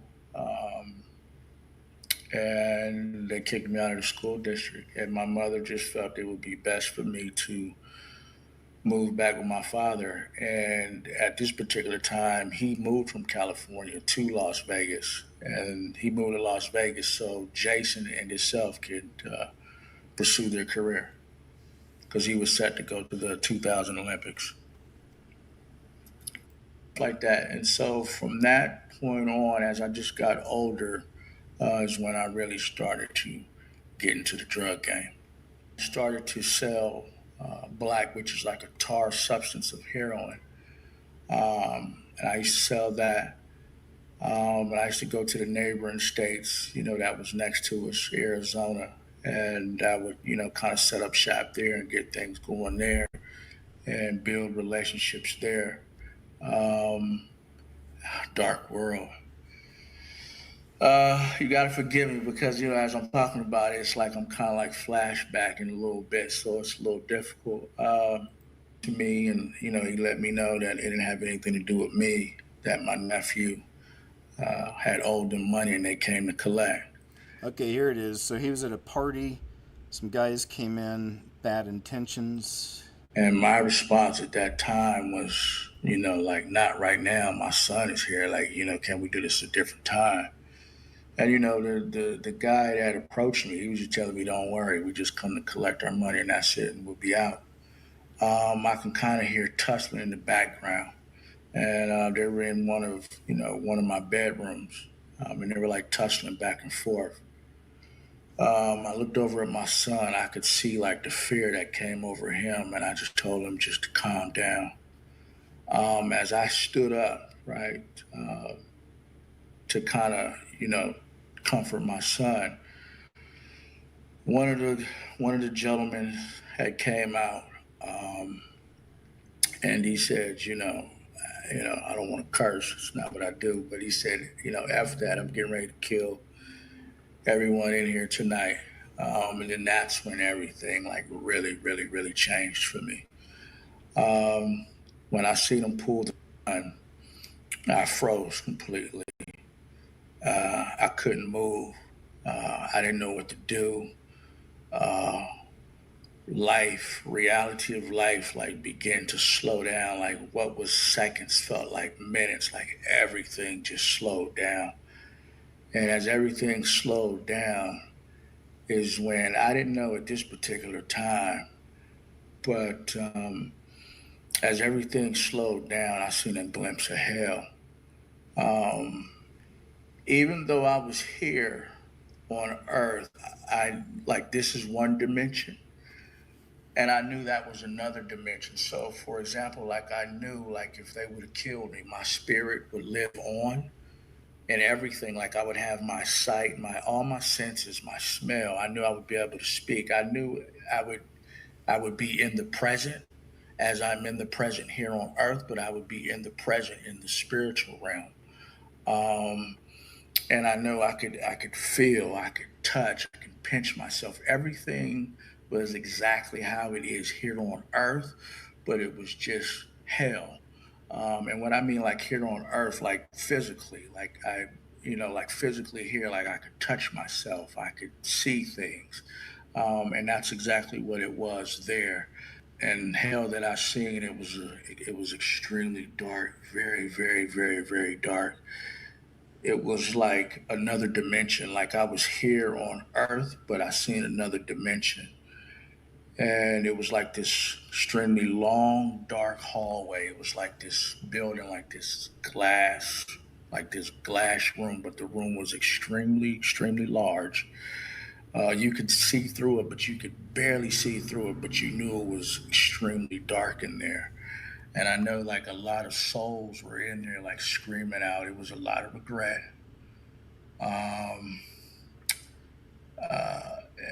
I could tell you it was a lot of people that's there that wish they had a second opportunity. And I know once I seen that, it scared the life out of me. Terrifying, extremely terrifying. Extremely, extremely, extremely terrifying. All I can hear is the screams, them being tortured, them being tormented. Ooh, chills are coming over me. I could just hear the screams, them being tormented, tortured. I could just tell just how loud it was, just the screams. I just knew it was just a lot of regret. I just knew they didn't want to be there. And to be honest, I mean, I always believed in Jesus Christ, but at the same time, I had my doubts. But in that moment, there was no more doubts. I can hear the terror, the voices, the screams, the cries, and you can just hear the regrets of all those souls that were down there. And I knew if I didn't surrender, or if, Holy Spirit showing me that, if I didn't surrender to that, that would be my eternal. I'll go and stop there. I just wanted to play a little bit of his experience. It's on Touching the Afterlife channel on YouTube. See some more there. Yeah, if we talk about fast food prices real quick. It's something I was kind of talking about earlier. This is a channel called the TikTok Time Capsule. And there's a lot of channels like this on YouTube, and they'll just do compilations of a bunch of TikTok videos on whatever subject. But here's one. Is fast food even worth it anymore? And there's some good points on this. I'll play just a few of the clips. Actually preposterous. It's actually atrocious. The fact that $20 is now the new standard for a meal at a fast food restaurant, unless if you want to go below 20, you're going to be hungry after. That should not be the case. It's McDonald's, bro. If I go in there with $30, I should be able to feed a family of 10. And they should all be full. They should all feel gross after. It used to be cheap food, cheap price. You know what you're getting. All right, now it's bullshit food, bullshit price. That doesn't make sense. What? It's just not what a burger costs. How can you sit here, look me dead in the eyes and tell me that that's what a burger costs? A shitty burger, too. A shit burger. A burger full of shit. And you're going to convince me that that's $15? Fuck off. I'm done. What are people supposed to do? Dumpster dive? Is that the new fast food? Dumpster diving? They're going to put a paywall over that, too. It's going to be like... Probably. All right, here's some more. And a sandwich. Mind you, it was a burger. So burgers are on more the expensive side, right? My total was $19. Besides the $19, my order took 21 minutes. 21 minutes. I could have gone to Costco, bought a family-size ground beef pack for $27, gone home, cooked the burger, come back, and my food still would not have been done. And I actually think, in fact, I could have went and got a whole cow. I wake up in the morning, I have my coffee, and then I drink water throughout the day. That's just, I didn't grow up on soda. I'm not a soda girl. But every now and then, when I'm running errands, which I'm doing, I love a cold carbonated bit of caffeine, like a Diet Coke or something with true lime. If you haven't tried this, try this. All it is a dehydrated lime, club soda, and this, oh, it's so good. Anyway, thanks. Adds a little kick, you know? And I like that in a Diet Coke every now and then. So I go, well, okay, I'll just go into this Chick-fil-A. And the Chick-fil-A, the line was down the street. It's noon. Of course it is. I'm not waiting 45 minutes for a Diet Coke. So I said, I'll go to Wendy's. No one's ever at Wendy's. Well, I pull up. No one was there, right? I pulled right up. And I said, I just want a large Diet Coke, please. And she said, we're out. Who'd you sell it to? Because no one's here. I said, okay. She goes, we have Coke Zero. And I was like, same difference, I guess. I don't know the difference between them because I'm not a soda connoisseur. I pull up to the window and she goes, that'll be $3.84. I'm thinking she got my order wrong, even though I'm the only person there. And I go, I did. He had so many, and my fry was so small. And my fry was not $1 either. How much was my fry? At least $3. The small fry was $3 too? Probably. These places have become. I pulled up knowing I was short on time and was shocked by the total. I understand prices go up, but this is getting out of control. Then they hand me my drink, and I cannot believe my eyes. The cup isn't even full. For what I just paid, I expect at least a decent amount of a soda. It feels like they're skimping on everything. The R Lady, welcome to the show. Consumers to come back to their restaurants. The number of promotions are seemingly endless. McDonald's has its $5 promotion lasting a month. Burger King also has a $5 promotion. Taco Bell is offering a $5 discovery box. Starbucks is offering 4 drinks for $20. Applebee's, Chili's, and Buffalo Wild Wings are offering unlimited wings, half-price appetizers, and $10.99 burger meal. The list goes on. Consumers have used a deal or a promotion on 1/3 of all fast food orders placed in the first quarter of this year, as compared to using a deal on just 3% of all orders in the first quarter of last year. But again, it's clear with their offer promotions to attract the customer back strategy, they only want these price cuts to be temporary. Overall traffic for the fast food industry is down by 3.5%. These companies recognize that the prices are too high, but they would rather have only temporary deals in an attempt to try to take the prices back to where they were as soon as they possibly can. It will be a matter of who blinks first. As always, for more interesting and informative stories, prices for their foods on their menu, for their meals on their menu. Due, of course, to the minimum wage increase, for those who do not know, fast food workers in California are now having to be paid $20 an hour, at least $20 an hour. At In-N-Out, most locations, it varies in between $22 to $23 an hour for starting pay if you are a worker there. Which has correlated into like a lot of the double meals in a lot of these different locations. The price for these meals have went up, as you can see in this. Like, keep in mind, it's not a consistent price across the board. It varies depending on your location. Like, for example, the price of a meal in San Francisco, that same meal, if you go to Alameda, if you even go to San Jose, it might be different. How do we feel about this? Honestly, not good. But you know what? Shouldn't be eating too much of that anyway. But In-N-Out is quite good. I don't know if any of y'all have had In-N-Out before. It's quite delicious. 6 most disturbing camping encounters caught on camera. It's just something I was watching. I'm trying to see if there's anything worth sharing. Exactly. Not really, but they're interesting though. It's on Nightmare Feelings channel over on YouTube. I'm not happy with what Putin's doing. Here's the latest. So negotiations with America and Russia, I guess a little shaky because, you know, they had a 2-hour phone call or something a few weeks ago. And then shortly after that, Russia started pounding Ukraine with drones and whatnot. So we have a situation of brewing, and this was Trump's response. Let's check out some of this. Killing a lot of people. President Donald Trump slamming Russian President Vladimir Putin on Sunday after Moscow launched its largest aerial attack of its 3-year war on Ukraine. I don't know what the hell happened to Putin. I've known him a long time, always gotten along with him, but he's sending rockets into cities and killing people, and I don't like it at all, okay? Trump writing on social media that Putin, quote, has gone absolutely crazy According to Ukraine's Air Force, Russia's massive, deadly overnight attack included dozens of missiles and nearly 300 attack drones. Although many of those were intercepted, officials say at least 12 people were killed across Ukraine, including children. Dozens more were injured. Trump, who spoke with Putin recently trying to negotiate a ceasefire between Ukraine and Russia, said he was very surprised about the aerial assault. We're in the middle of talking and he's shooting rockets into Kiev and other cities. I don't like it at all. On social media, Trump also criticized Ukrainian President Volodymyr Zelensky, who said Sunday morning that, quote, America's silence encourages Putin to continue his onslaught. Russia's air assault also came despite the largest prisoner swap of the war taking place. More than 600 Russian and Ukrainian prisoners were exchanged Sunday.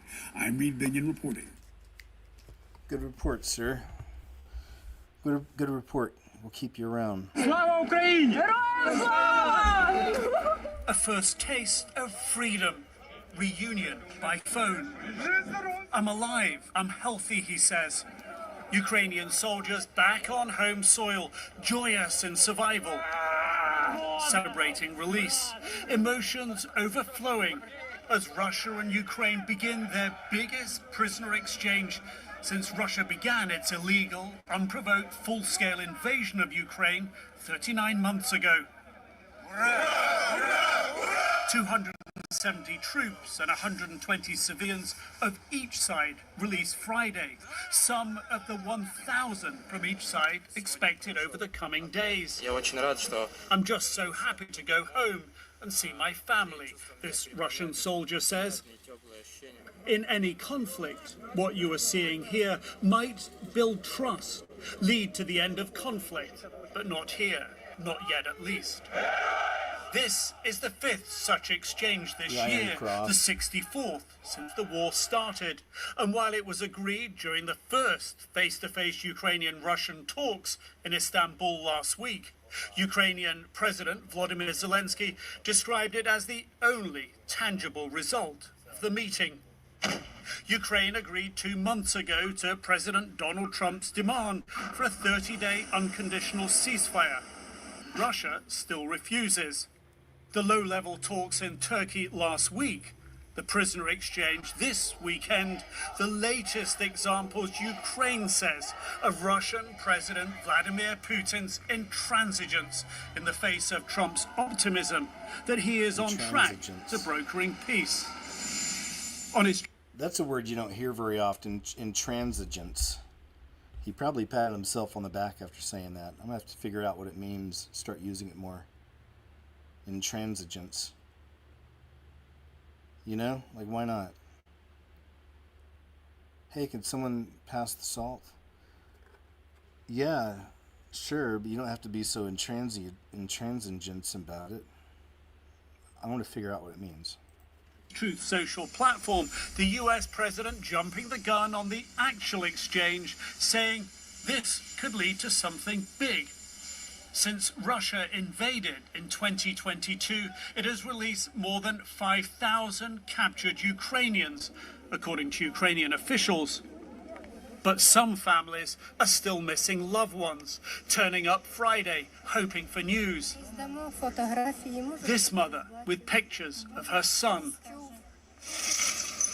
Many Ukrainians fear the swaps like the one this weekend are part of the cycle of war, not a harbinger it's about to end. All right, well, it's all biblical. Biblical battles are forming up before our very eyes. It's kind of amazing. That does not, I don't understand how that works. And this was, what I've heard so far was really awesome. I may even include a little clip in a video soon. That's on the Danny Jones podcast. I don't know much about him, but I just subscribed over the last few months because I kept finding clips from really great guests he was having. So anyway, I signed on. You know, I did it. I made the move. 21 trillion black budget is funding a rogue breakaway civilization with Catherine Austin Fitts. She's so great. I share a lot of her videos and clips over on Monday's show. So let me just see here. All right, digital currency. Here's what she's saying about that. The American people with the blessings of sort of racketeering around the world in the third world and running the warfare.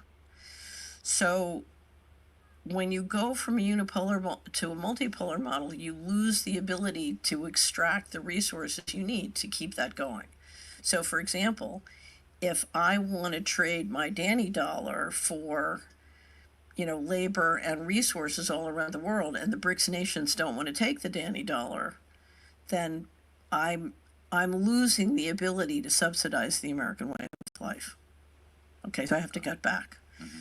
So one way to cut back, so you can say, oh, well, there's a climate change emergency, we want everybody to cut back. You can try that. Or you can, throw on tariffs, and that's going to cause even more inflation. Everybody's going to cut back.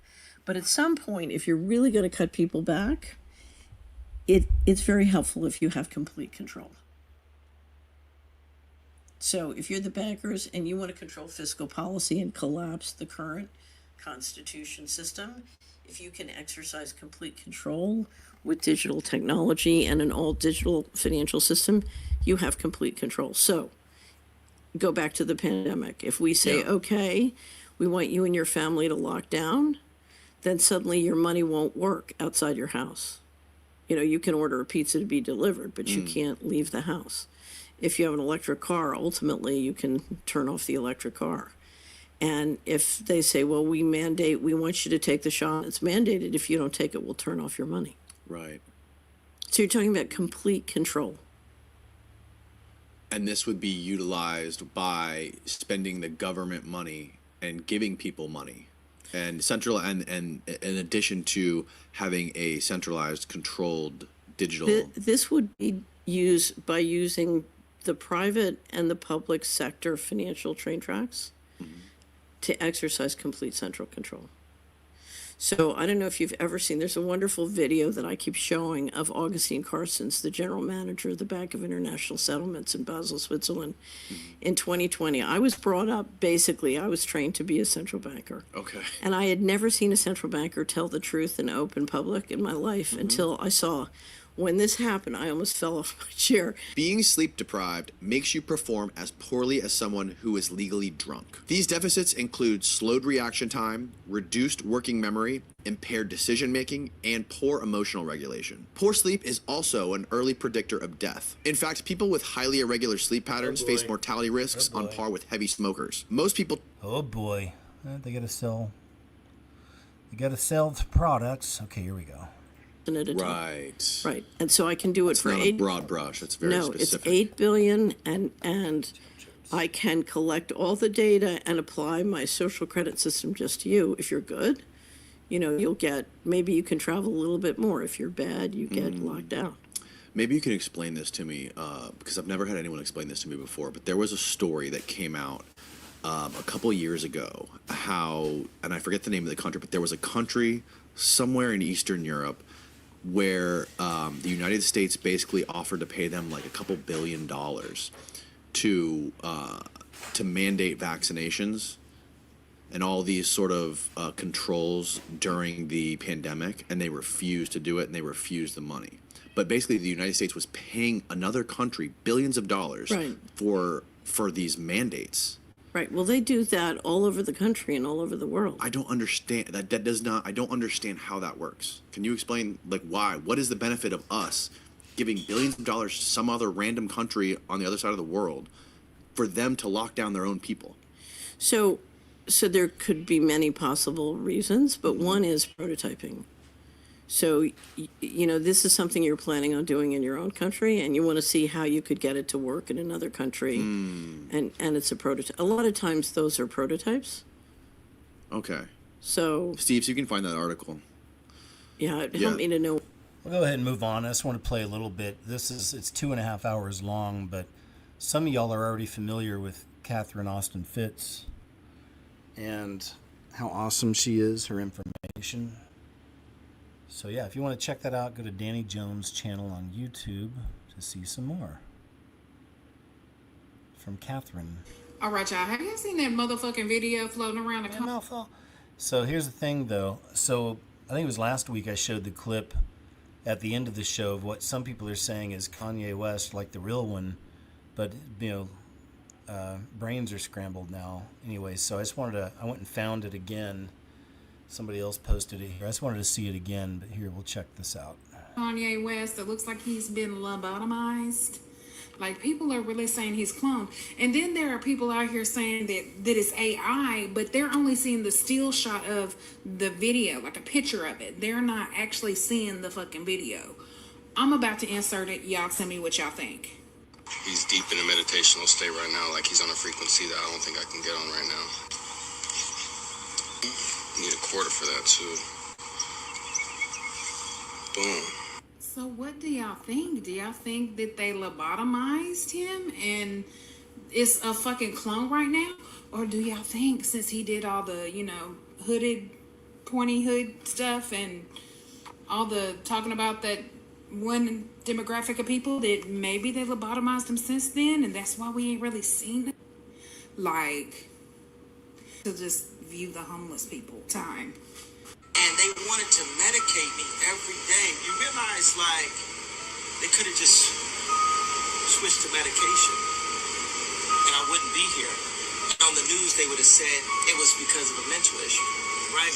I ain't never been back to the hospital since 2015, but every time they say I'm crazy, it's just when I'm saying the truth. So what's the crazy part, really? What's the crazy part, really? You can't scare you, they can't control you, they can't. They try to suppress you, but that's how they try to categorize. They can't control you. You get what I'm saying? They can control Shaq. They can control Charles Barkley. They can control LeBron James. They can control Jay-Z and Beyonce. Oh, no, you, man. But they can't control me. No, See, it ain't no name I own that. It's up. No, you. You going nowhere, baby. Are you 2024? If I ever went anywhere, we know why. You understand what I'm saying? So yeah, with those two videos, is it not insane? And then peep this. Back when he moved to Wyoming, Kim literally flew out there and said he was having a mental health crisis. And then he later came out here and said that they were trying to hospitalize him back then. And then even more recently, when his newest wife left him, he said she was trying to have him hospitalized. Like, they're very much giving handler. It's very much giving something is real. I want to show y'all a before and after picture of somebody that's actually been lobotomized. And tell me if that head don't look the exact same as this one. Y'all peep the way the head is shaved. And peep how it's kind of like disformed like the guy in the video's head was. Like, what do y'all think? Oh my... I think there's a good chance. One of the most convincing bits for me was, I haven't seen the clip in a long time, but I shared it. It's probably been a couple of years now, but there was a young guy that was doing a documentary on Kanye West. This is just a couple of years ago. Had a whole production team, and they've been working directly with him, and he had a whole lot of say in it, of course. So, but there was one point where they just lost contact with him, just out of the blue, and never heard from him again. Still hasn't heard from him. I mean, I don't know about now, but as of making that, this video I saw, they still hadn't heard from him. They were even in the video asking, if you see this, reach out to us, let us know everything's okay. It's a long time ago, so yeah, it's interesting. And this new one looks totally different. Big, broad shoulders, real muscular. Time traveler glitches. What's really going on? So what do you think about this? Is this just like a perspective type thing where it looks like this person disappears, or does this person actually disappear? You decide. Are glitches on the rise? Because it seems like we're getting video after video of real life glitches. But some people are calling this some sort of time hop or time traveler. The footage comes from a man named Tyler out of Chicago. He was doing a random Snapchat when he captured something that absolutely freaked him out. What appears to be a man crossing the street and then disappearing. I had to slow this video down and zoom in, and I still can't see how he disappeared. Take a look at this footage. Comment below. Tell me what you think.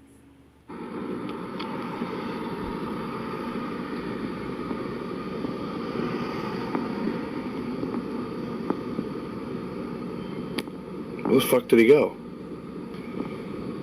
Where the fuck did he just go? Take a look at this footage. Comment below. Tell me what you Looks like think. we got a rainbow child.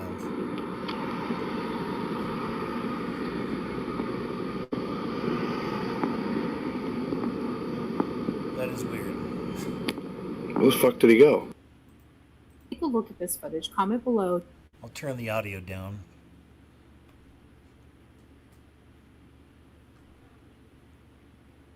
Right there. Just gone.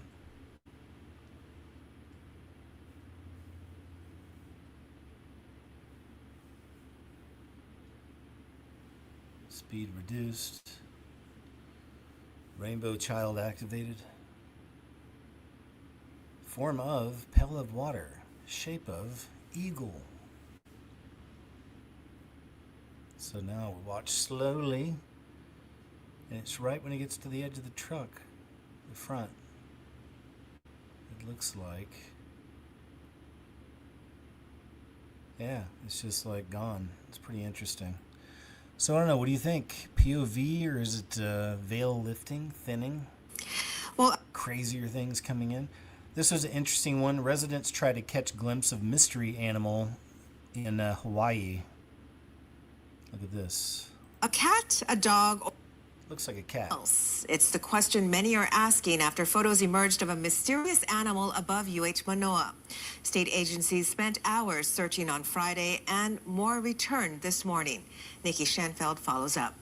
The man who took the photos came back again today to try and catch another glimpse, and it also drew the attention from others from across the island who wanted to see it, to believe it.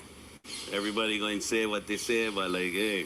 Donovan Louise was back at UH Manoa on Saturday. I like see him again, you know, everybody is like commenting, it's a dog, and I just like really know what it is. After the photos he took went viral on social media. What caught your eye? Was it the color? The color, yeah, it's like orange.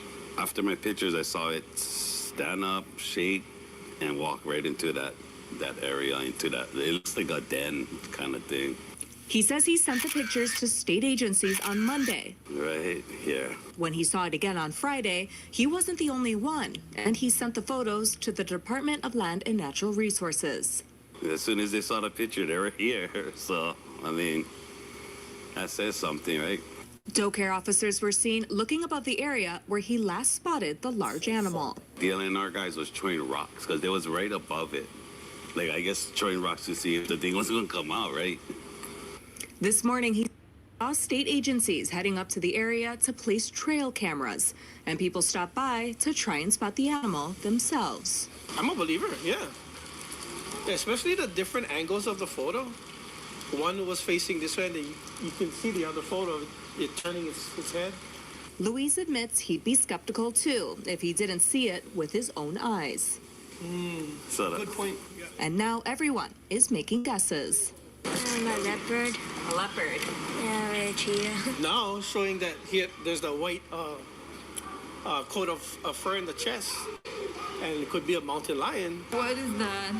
Is that like Puma? What is that? Yeah. Mountain lion? For now, they all say they'll be avoiding hiking anywhere near the area. The Honolulu Zoo says all of their animals are accounted for, and given the uncertainty surrounding the species of the animal, its behavior and potential danger remain uncertain. They urge everyone to exercise caution and refrain from approaching wild animals. We reached out to... All right, I'll try to remember that. Thanks. Thanks for the reminder. China launches world's first ever humanoid robot kickboxing fight. Oh yeah, it's not long before MMA fighters will be fighting robots.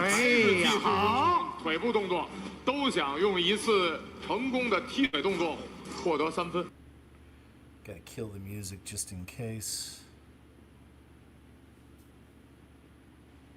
It's got a blue and a pink, so what? Nice. So they're putting out the idea that it's man versus woman. Great. Thanks, China. Is that blue? I guess it's blue, or is it black? Anyway, maybe black. There you go. Get ready. I'm sure this will be something new as quickly as it's advancing. And we'll see it advance in amazing ways, of course, because we're also living in supernatural times. end times. So the big show, man. Yeah, it's the big show. All kinds of craziness. I don't know. I'm not interested in watching a couple robots fight. I think there's a good big fight tonight, UFC fight. Disgusting California wants kindergarten children to, quotes, in quotes, come out. WTF is wrong with these people? Hypocrisy at its finest. California's school district, of course it's California, is trying to out the identity of a Christian child in federal court. This same child has been relentlessly bullied because they did not want to participate in a classroom activity where they were supposed to ask a kindergartner if they wanted to come out of it. Meanwhile, this school district bends over backwards to conceal these kind of activities from parents, claiming that it will out LGBT. Ridiculous. That is ridiculous. It's sad. And I wonder how many of these stories are happening out there. We don't hear about it for young Christians that love Jesus, but they have to deal with indoctrination type stuff. Father discovers how badly the public education system is failing both his son and his nephew. If this isn't a skit, it's this is incredibly painful stuff here, but you're welcome. But we do know there's some big issues because for the last several years, especially, the public schools in America have been more focused on indoctrinating children into various lefty social type causes, as opposed to teaching them the basics. Like really educating them. Why isn't this playing? Spell philosophy. You said spell philosophy. Spell philosophy. Ain't no way, bro. You 16, he's 17.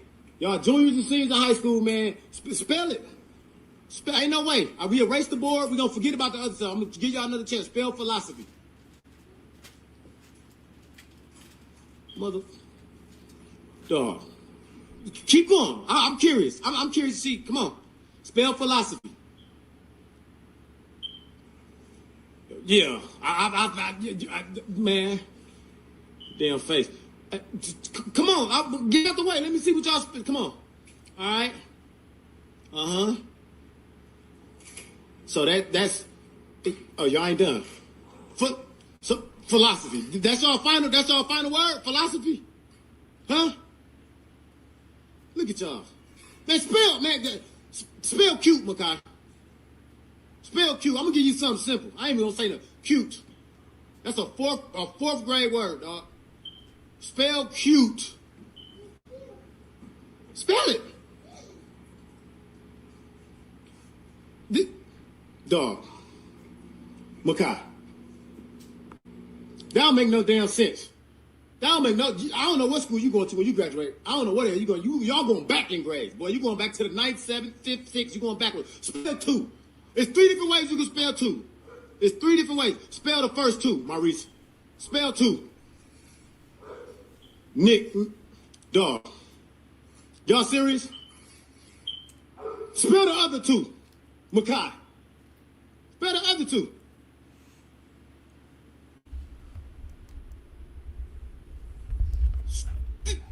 Dog. Y'all. Spell the number two. Spell the number two. Spell the number two. Spell the number two. Spell the number two.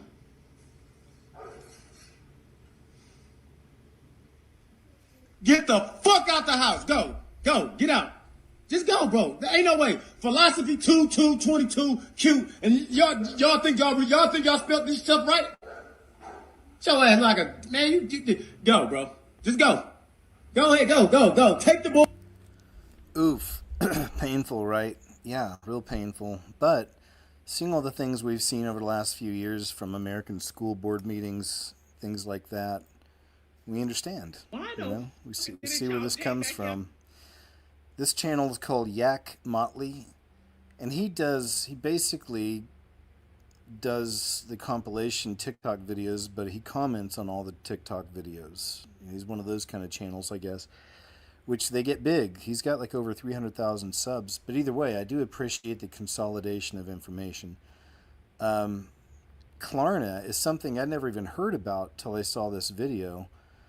I guess there's a whole, like, enjoy now, pay later type situation happening out there, and there's companies getting involved in that. And Klarna apparently is one of them, and it sounds like they're in really, really deep doo-doo here. Klarna dash. Am I the only one that's trying to keep them in business? Are y'all dead ass right now? Klarna, I am off, okay? Klarna? Not Klarna going broke because y'all won't pay them back. Loan company Klarna is reporting that they are suffering major losses due to customers not repaying back their loans. All right, so there's a lot of problems. Klarna is in a lot of trouble. A lot of things to talk about. People are saying, I'm not paying it back. And a lot of people are thinking, hey, you give people some money, you tangle that dollar out there, what do you think they're going to do with that dollar? They're going to spend it, and they're not going to be held accountable. But are they? So let's get right to it. Let's talk about this. People are about to get hemmed up from the floor up. They're about to find out. I have spent $32,196.23 on Affirm and Klarna since 2022. And the big question is, what did I purchase? If you are new here, hi, my name is Diva, and I am $107,000 in debt, and I am the Affirm and Klarna girl. Yep. When I started this journey, I had $9,500 in debt to Affirm and Klarna. I now have it under $3,000, and we are about to pay off 8 of those suckers next week. So what did I purchase? This is the question everybody always asks. Honestly, everything under this. I have done groceries. I have purchased concert tickets. I have purchased Airbnb. I have gotten my car fixed on Affirm and Klarna. All kinds of stuff. I think I've even gotten gift cards for random stuff. You can pretty much purchase anything you want almost on Affirm and Klarna. And I do get questions like Affirm. Yes, I have 12-month plans. I have not purchased on anything on Affirm probably since last February, so it's been almost a year, and a lot of these are finally coming to the end, but also I've paid off a lot.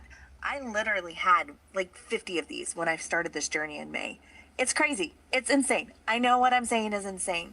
Klarna is pretty much going bankrupt because no one is paying them back.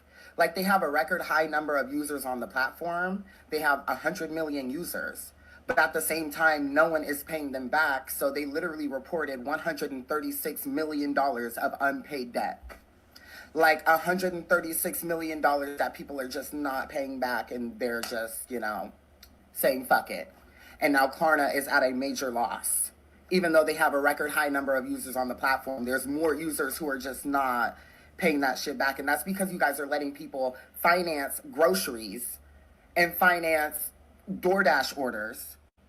And I feel like people are seeing that and being like, well, actually, if I just do my biggest one right now and then not pay you guys back, I actually am just not going to have to pay you guys back. And then I don't know how much people actually care about things affecting their credit.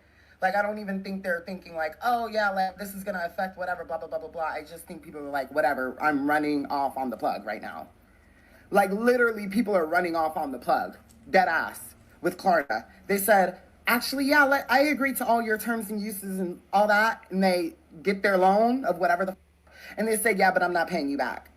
And now Klarna is literally about to go bankrupt because. All right. Thanks for the report, sir. Appreciate it. Here's another report. Klarna in debt is absolutely crazy. Like, you guys are really not paying Klarna back. Like, so y'all are really buying shit and just dead ass saying, F it, I'm not gonna pay the balance back. Like, do y'all not worry about y'all credit scores? Like, I'm so confused, cause I be concerned. A bitch is concerned. 137 or 36, I think, $million that Klarna has not been paid back. And it's like, I saw this coming. As soon as they said that you could use Klarna for DoorDash, you could use Klarna for groceries, I was like, oh no. I'm like, y'all are giving these people an inch and they're going to take a mile. I know what Klarna was trying to do, and I know it's because of how the economy is right now. So they're like, let's help these people out. But y'all can't help these people out. They're going to take advantage. People are really doing their big one, ordering probably making a big ass order on DoorDash, big ass order of groceries, and they're like, all right, well, just gonna pay that like one, because you know with Klarna, like you pay that one fourth of the payment, or you could like pay monthly. Like they have different deals, so people are just paying that one payment and then like saying F it. Y'all, please don't ruin it for the rest of us. Please don't ruin it for the rest of us, because now, since y'all started acting up, I bet you Klarna's about to get so strict. Like, you're probably going to have a perfect credit score to be able to use Klarna. I swear to God. Just by the mere fact you're seeing Here's another. I want to hear some more about Klarna. Klarna. I pay this. You're going to pay this. Klarna is $136 million in debt. First off, y'all started in debt because it was a dumb idea from the beginning. We already got credit cards. And then y'all started allowing people to put credit cards on credit. Dumb. We are not in a generation of our parents where our parents felt the want and the need to pay any and every bill back on time, and if not on time, the next month. True. This generation right here don't care. All right? They will literally look at you in the face and say, you should have never gave me the money in the first place. And to make matters worse, y'all started accepting anything and everything. Groceries, clothing, plane tickets, and y'all was close to accepting mortgages. And if that was the case, 136 would have been the least of y'all worries. Klarna, I know y'all came into the industry with good intentions, but these people don't give a damn. People will take a whole trip on a credit card, and then as soon as they return, fraud. It wasn't them. But you thought y'all was going to get paid back. Right. Let that sink in. People will let their student loans lapse. Change jobs 6-7 times just so their wages won't get garnished. But y'all thought y'all was going to get paid back. Right. People will not pay taxes. But y'all was going to get right. So to Klarna, the poorhouse you go, because you ain't going to be no more. All right, there we go. So there's a few perspectives on Klarna. Yak Motley channel on YouTube. If you would like to see the full video or more. This changes everything. This is pretty crazy. Is it AI or not? Always have to ask with commercials like this. It says China's robots just mastered martial arts. Others jog like humans. Some even reason in real time. These 13 insane clips feel like sci-fi, but they're 100% real, it says. China's engine AI humanoid robot can run fast like a human. Gotta watch the music on these. Let you copyright. So what do you think? I mean, it's cute now, but when those things are running you down because you don't want to take the mark, you know, like it's going to be a totally different situation then. And they'll be bigger and stronger, I'm sure. We've seen, I showed you that one humanoid, I can't remember what they call it, the big white one with the black glass face. Oof. Like stacked with muscles, like 220 pounds of muscle. Kung Fu robot.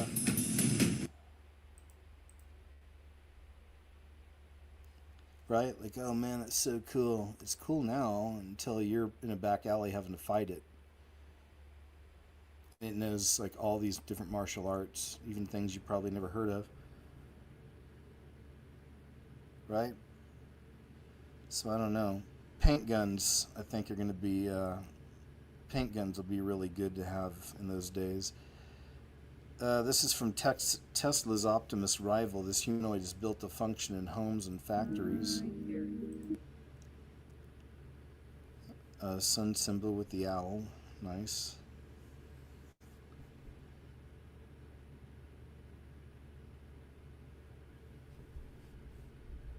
Alright. So there's some of this. I don't have to like save this. This is some good stuff. I may have to put some of that in a video. I like some of the footage. Oh, here's the thing I was talking about. Protoclone is the first musculoskeletal android designed to mimic human joints and muscles with no hard limbs. right? So just imagine one of those things doing kung fu with you in a back alley, or chasing you down through the woods. I know, man. I'm not trying to be grim. This is reality. That's the way I see it. Understanding the days we're in, the times we're in. If you don't have Jesus as your personal Lord and Savior, I hope and pray you do ASAP. Hey, Figures, can you come Because here? this is the future. Whether people want it or not, this is what's coming. I've shown some of this in a video before, actually, that part. So there's those. Booster Robotics takes a punch like a champ.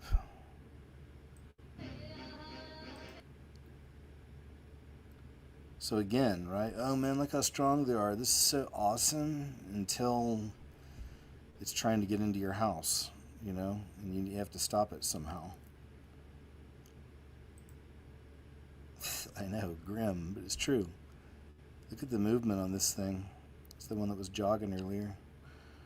It's pretty amazing stuff, y'all. It's the future.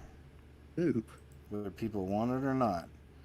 No jobs equals no money equals no economy. I saw this on a website called godlikeproductions.com. Great website. I've been a huge fan for years. Just all kinds of awesome alternative information. You know, that's the best way to put it. And other stuff. So you got to discern there, because there's a lot of wacky stuff there too. And, you know, but there's also a lot of good stuff. And somebody in Godlike Productions had posted this video from this feller Rod Miller I had never heard of. I subscribed after I watched this, but really well spoken and really understands kind of what's happening with AI automation and everything right now. So I just want to play a little bit of this, really just kind of from the get-go. It kind of gets right into it, and I thought it was really well done. Customer base and stand around wondering why nobody's buying your crap anymore.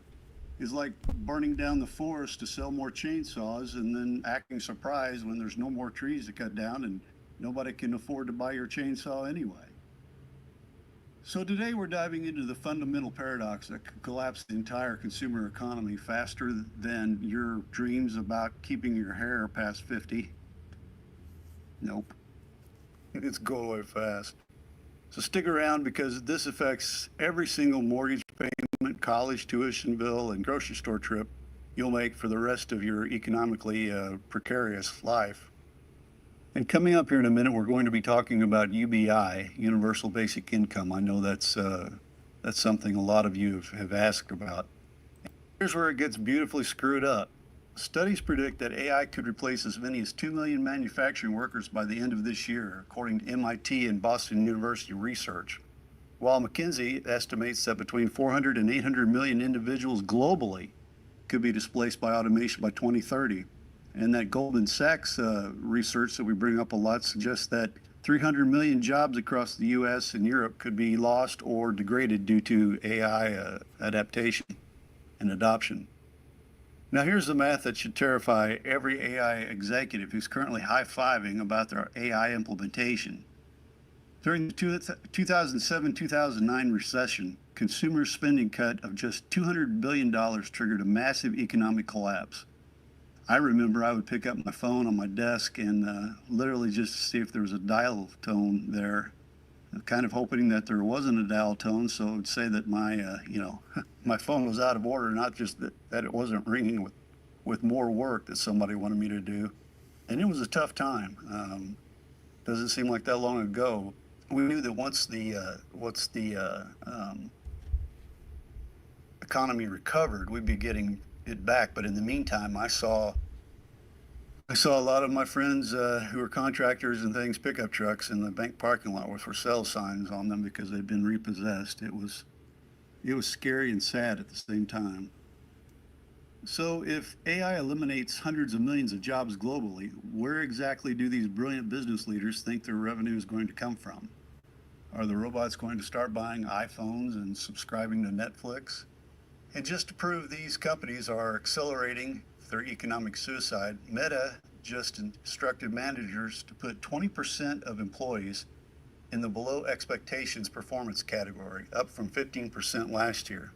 They're literally manufacturing reasons to fire people while calling it performance management.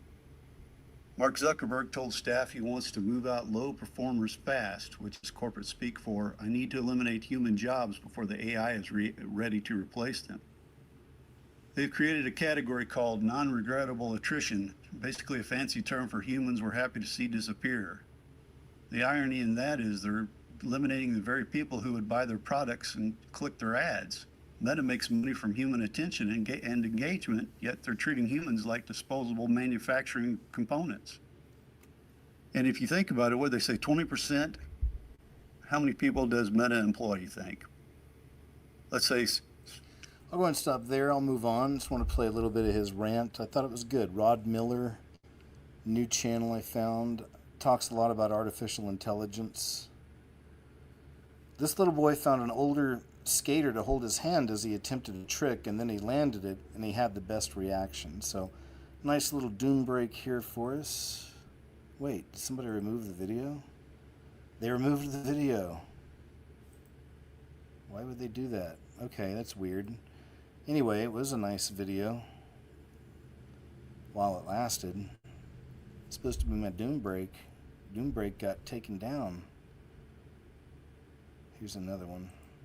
Isn't that gorgeous? Oh, I guess we can watch this. Oh, that's the end of it, the video. It's weird they'd take it down. I don't get it. It's very strange. It's not like it's offensive or anything. Americans can't afford groceries, but you want a 20% tip? The TikTok time capsule. Once again, I guess I need to subscribe to this channel, because I like information, and sometimes these compilation channels are really, really great to be subscribed to.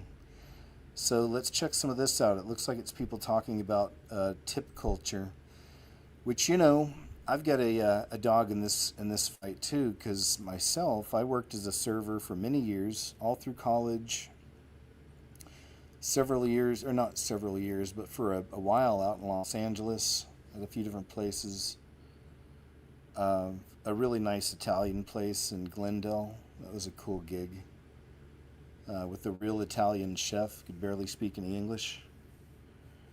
And yeah, then some before I went to Costa Rica. I worked at the last server job I had was at Outback Steakhouse in America for a while before I left and went to Central America. I did that gig for a bit. I believe that was the timing of it. Anyway, so yeah. And I can relate to a lot of different stories on it, man. Especially the no tipping stuff is just super not cool. All right, let's check some of this out. Literally checking. Asking me, hey, how are you doing? Do you want to go ahead and answer this quick question that's at the bottom of my screen? And it was asking for a tip. And I just feel like if you're already spending $8-9 on a drink, like, I just don't know why I should have to leave a tip for you. I don't know. What do you guys think? Let me know down below. Do you guys tip? I don't know. What do you guys think? Why am I being asked to tip 20% for someone to hand me a pizza? I went to go pick up my pizza, $20 pizza, at a takeout pizza place, and I was asked to tip 20%. And when I declined to tip, I felt awkward because I got a look from the cashier. Listen, I'm not anti-tipping. I just don't understand why we're being asked to tip on basic services that we never were before. I get it if I'm sitting down at a restaurant and a server's coming up and they're catering to me, but when I'm going to pick up something that used to never have a tipping service and now there is, I'm just really confused. What's going on? I kind of feel like if your employer's not paying you a living wage, then why are you working there? Does anyone else think tipping culture has just gone too far? I'm so confused right now. I just went into Munchies, the frozen yogurt place, and I go to pay, and I put like the thing on the scale or whatever, and it pops up on the screen, do I want to leave a tip? I made it. Why the heck? What? Like, this tipping shit is out of control. Literally, like. Make you start at 18%.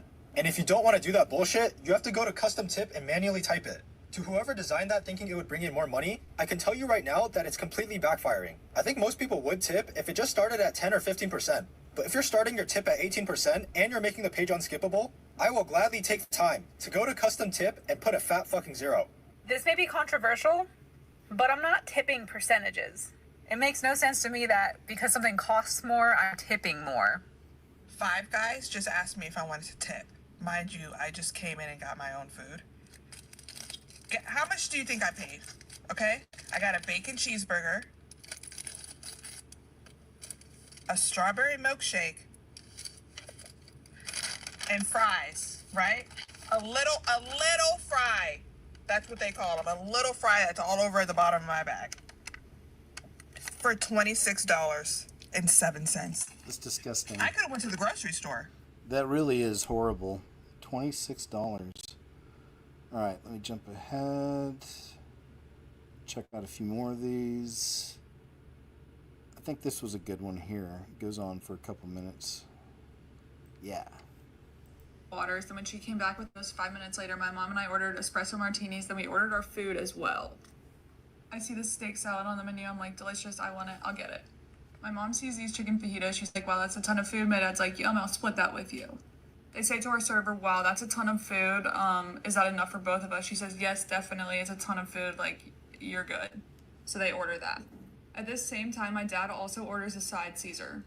She comes back over like 20 minutes later and says, oh, your food will be out shortly. My mom and I say, okay, what about our espresso martinis? And you can see the panic on her face, remembering she forgot to bring those in. So she goes back to the bar, punches those in, comes back. She's like, oh, they had to reset the espresso machine, so it'll be out soon. We're like, okay, whatever, you forgot. Food comes out. This was my salad. Yum, delicious, perfect. And this was my parents' ton of food fajita. She also never brought my dad Caesar salad. 5-10 minutes later, she brings our espresso martinis. My parents are like, hey, so like, this is not what we ordered. You said it would be a ton of food. You said it would be like the picture. This is not like the picture at all. And she's like, oh yeah, like that's what the chicken fajita is. And my parents are like, that's not what you told us. She then goes on to say that this is this chicken and steak combo fajitas. But if you look, that's all chicken. There ain't no steak there. Basically, she's just arguing with us. So my mom asked for the manager. And the first manager is where everything went very south. She comes over and is immediately like talking very loudly, talking over us, not letting us tell her like the story. And she's like, yeah, it's basically like a chip bag where they enlarge everything to make it like seem better. And my parents are like, no, like our server told us that that's what we were getting.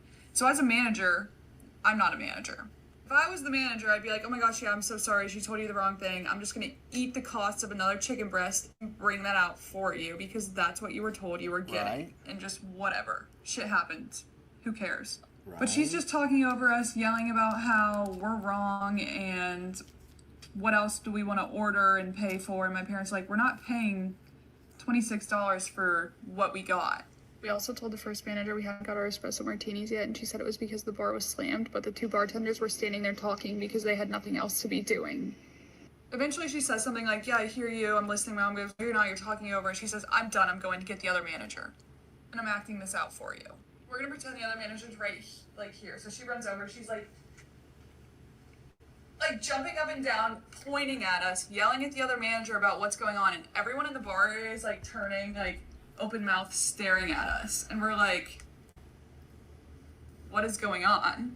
Also, my dad had still yet to get his Caesar salad after my server said she would go figure that out. So manager 2 waits like 10-15 minutes to come over, so their food's been sitting there, it's cold now. I'd started eating, and he's like, what more do you want to order? And my parents like, we don't want to order anything else.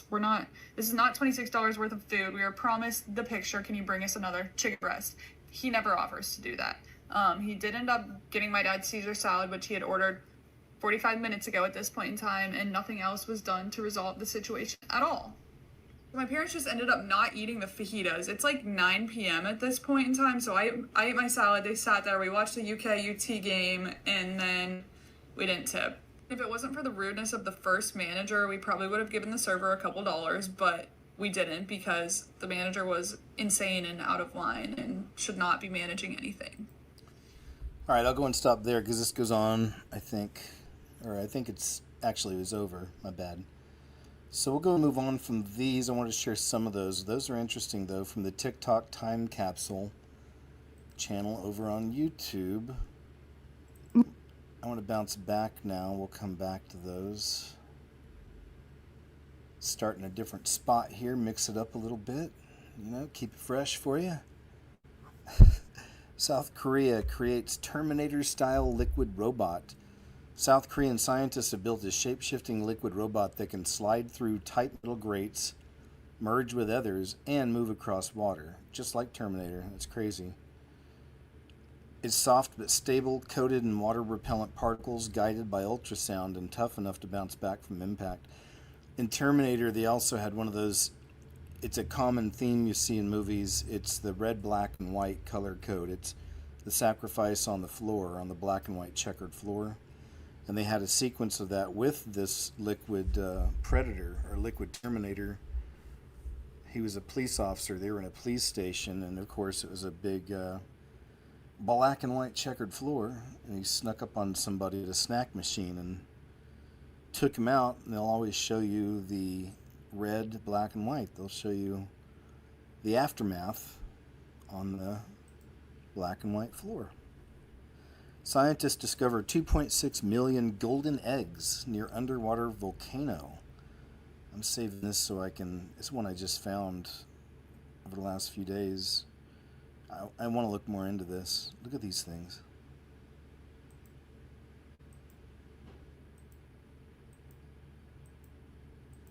I'm not seeing. I want to see the eggs. Okay. Oh, my bad. I thought it was all related. They're all different stories. They saw something shimmering in the pitch-black depths.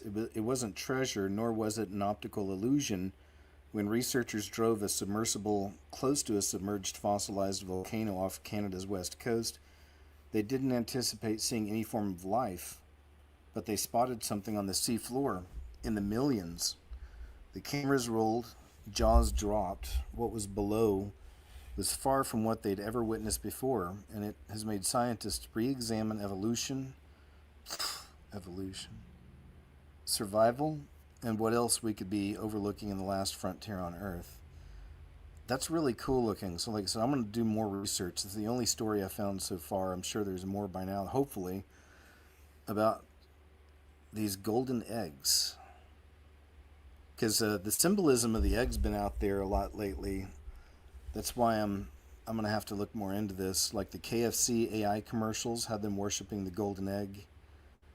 The golden egg is an occult symbol. There's a whole history there, so it's pretty interesting. Anyway, my wheels are turning, so I'm sure that's going to end up in a video here. Inside China's disturbing sex doll factories, building thousands of hyper-realistic robots, including, great, little ones, you know, like the size of little ones, which are flooding America. From Daily Mail, May 31st, so it's today. Subscribe, crap. Daily Mail's been doing that a lot lately. Subscribe.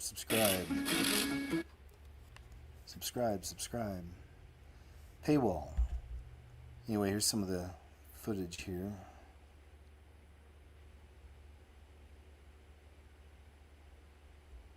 Yikes. This is, the future. This is the future. Generative AI model designed to pander to its partner's ego, I guess. There you have it. Oops. Okay. There you have a very sad future for those involved. I got some Mavi UFO videos to show you. Got some cool clips on some of these I'm going to share. Yeah, this first one is just really nuts. Look at this. From Mavi UFO Alarm. This is from Chile, May 11th, 2025. Beautiful country of Chile. Look at this. It's fire in the sky, man. Isn't it amazing? It's a ring of fire in the sky. Look. It's like one of those black smoke rings, but it's on fire, is the way I see it. It's what it reminds me of. Until it starts doing that. Look at this. What? It's a trip. Imagine that floating above the sky or above the land in ancient times. But again, these are, if this is what this one is, if it's one of the entities, they're shapeshifters, they're tricksters, they can be all kinds of things. Freak people out. You know, back in the day, they'd think that's a god. It's a god. It has to be, especially doing stuff like that. Look at that.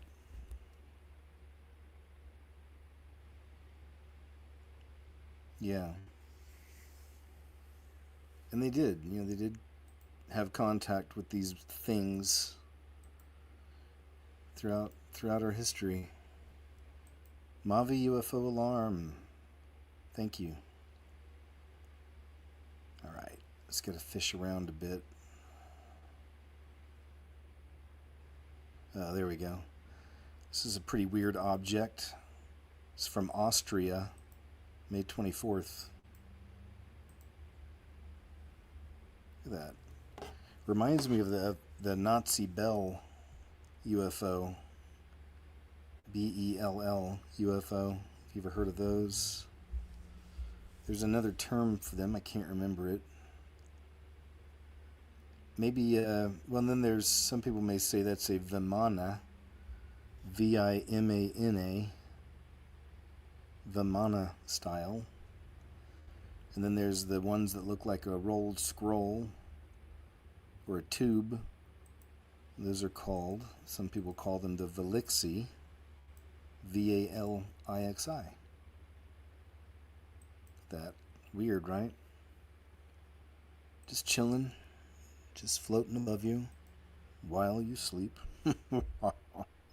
Just kidding. Another one from Mavi. This is a cool one too, because I've seen some of these, I've shared them, but some of these look like big black entities, even cloaked entities sometimes, just floating in the sky. This is from May 23rd, Istanbul.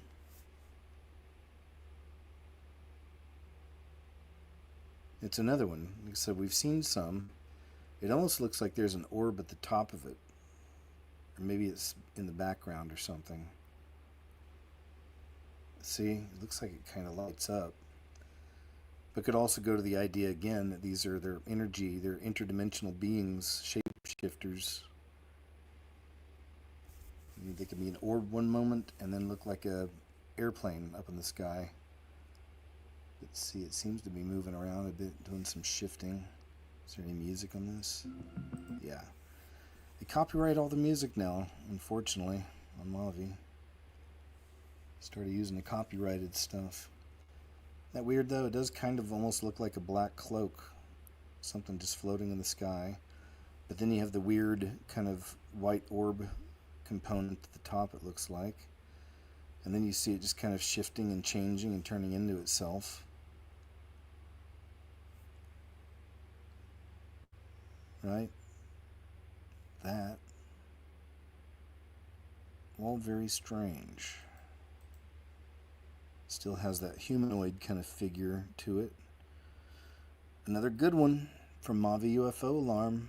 I think we got one more from them. Yeah. Oh yeah, this. There's a video back when I first started online and all this many years ago that was real popular. It was all over the place, of a cloud that came down to the ground and was floating around, you know, on the ground and bouncing around and stuff. Do you guys remember that? It was from the Middle East. And that's similar to this thing right here. It looks like this is in Thailand this month. We get another one where this looks like a cloud is coming down to the ground.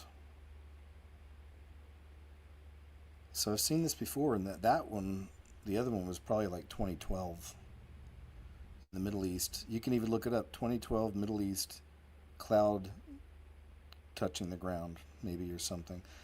It's one of those old school videos. I bet you can find it on BitChute. YouTube, I don't know, man. I don't know. It's going to be a bit of a gamble. There's a lot of, you know, a lot of stuff disappears on this site, it seems. So is it a chemical cloud? Is it a real cloud? Is this a supernatural thing happening? Or is it something chemical?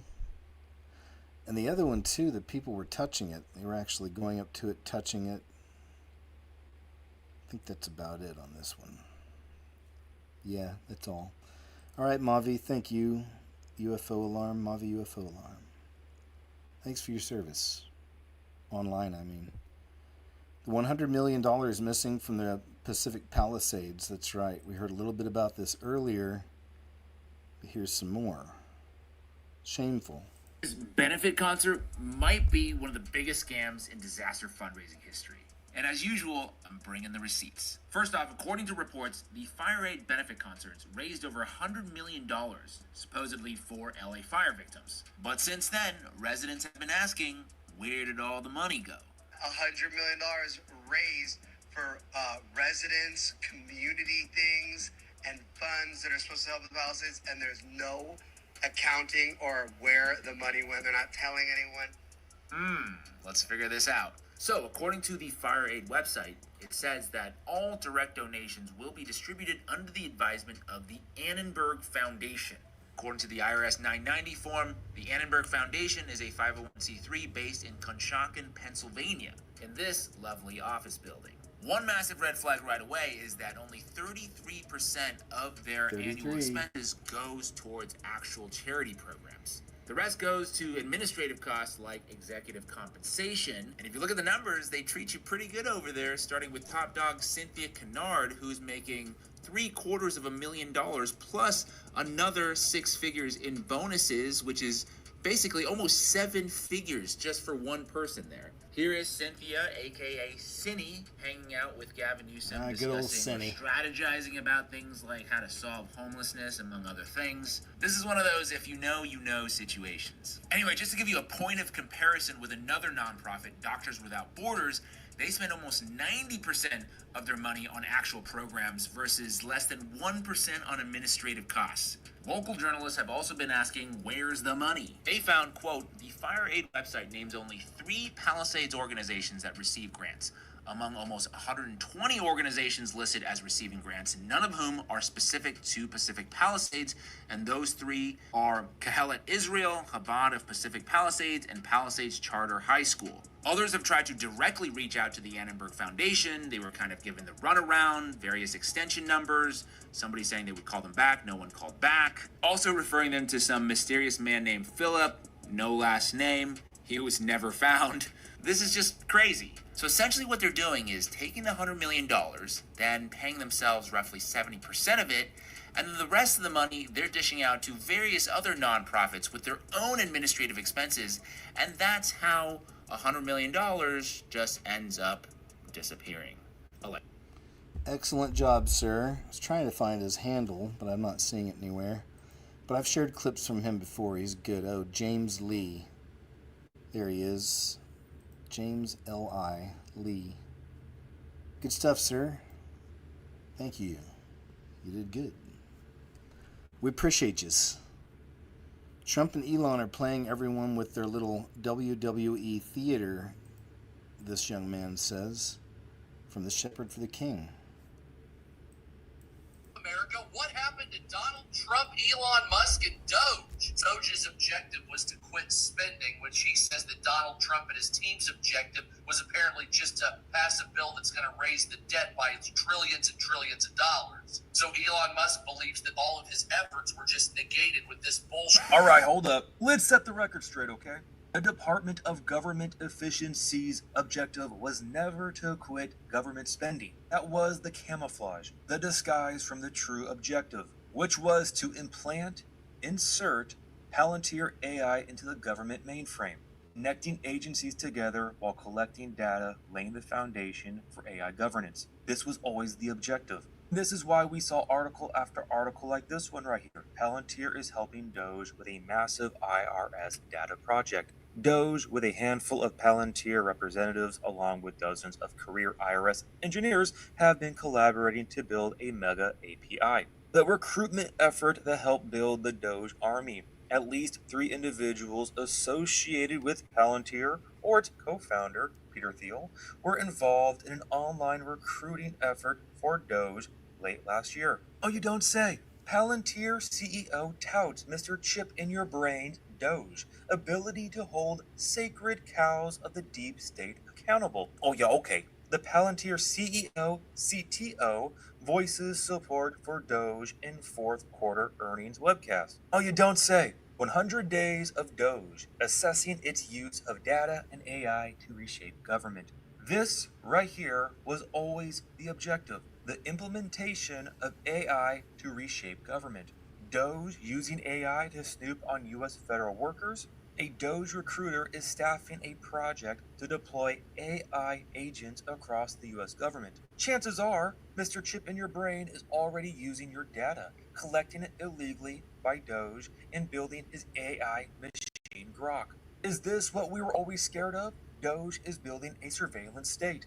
Yeah, duh. DOGE's AI push at the Department of Veterans Affairs. A DOGE operative at the Department of Veterans Affairs appears to be trying to use an AI tool to write code for the agency's systems. But when you see news articles like this right here, how Mr. Chip in the Brain says he is disappointed by Golden Dawn's big, beautiful bill, just remember it's all theater. I mean, hey, don't forget how Mr. Golden Dawn is in the WWE Hall of Fame. And as we know with the WWE logo, it reveals who's behind them. And this is why we see, even though Mr. Chip in the Brain is leaving the White House, he still says how DOGE will continue.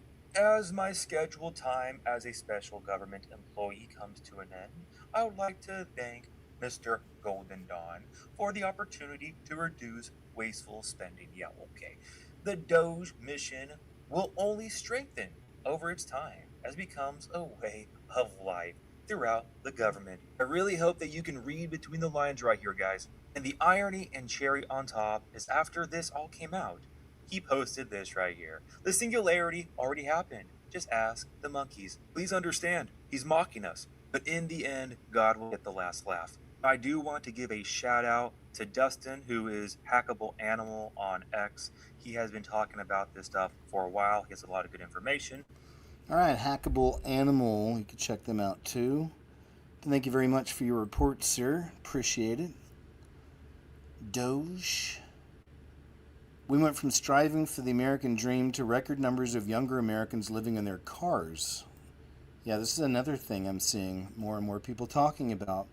But right on time, because just maybe 4 or 5 years ago on YouTube it started getting real popular, seeing young people living out of their vans, right? It's like became a trend. Influencers living in their vans and things, but no longer a trend, unfortunately. For some people it's their reality. Do y'all see how many young people are living in their cars? Yes, I did see all these people living in their cars. And back in 2019, the statistics showed that 140,000 people were living in their car, but I assume now it's probably double. Darn music. Says you just lost your job living in your car. Over 70 days now, and I'm in a pickle. I ran out of food. I don't have any gas, so I'm kind of stranded in a parking lot. I've been here for around 4 days now, and I'm a little stressed, but I'm still making it work somehow.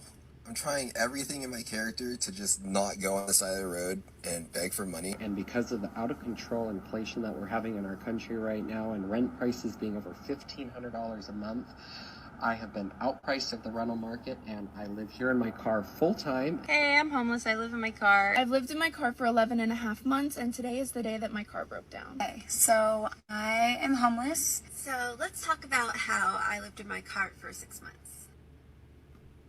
Oh, and there you go. All right. Unfortunately, a sad reality for many out there now. But right on time. Again, it's the end days, end times. This world is not our home. It's becoming much more obvious. I long to be in heaven with our Heavenly Father and with all of you guys. It's coming soon, guys. It's coming soon. Our blessed hope. Keep your eyes up. Man, this is another one, just, an example of the delusion we live here under and the falsities, the deceptions. This is called When You Forget to Put Your Filter On. But it's just a great example of, again, just kind of the deception we're under here. Crap, music.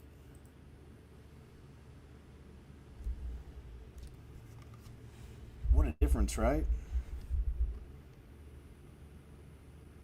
Real stuff. Isn't that crazy what they can do? This is old school. These filters have been around.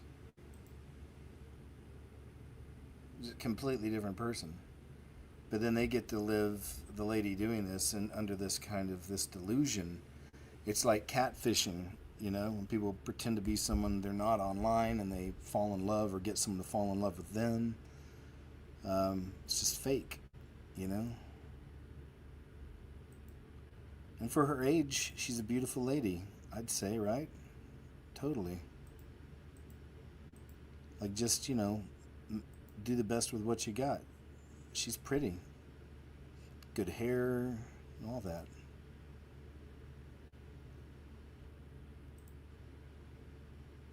Even the face that it makes at first, it's pretty crazy.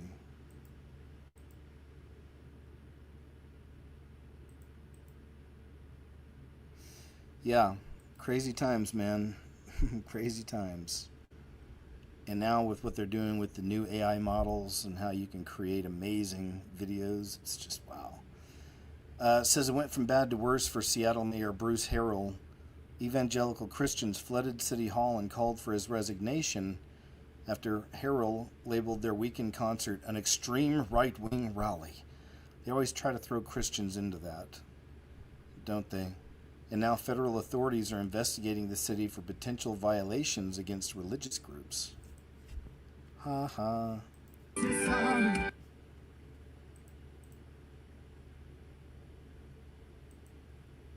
It's a bigger uh-oh.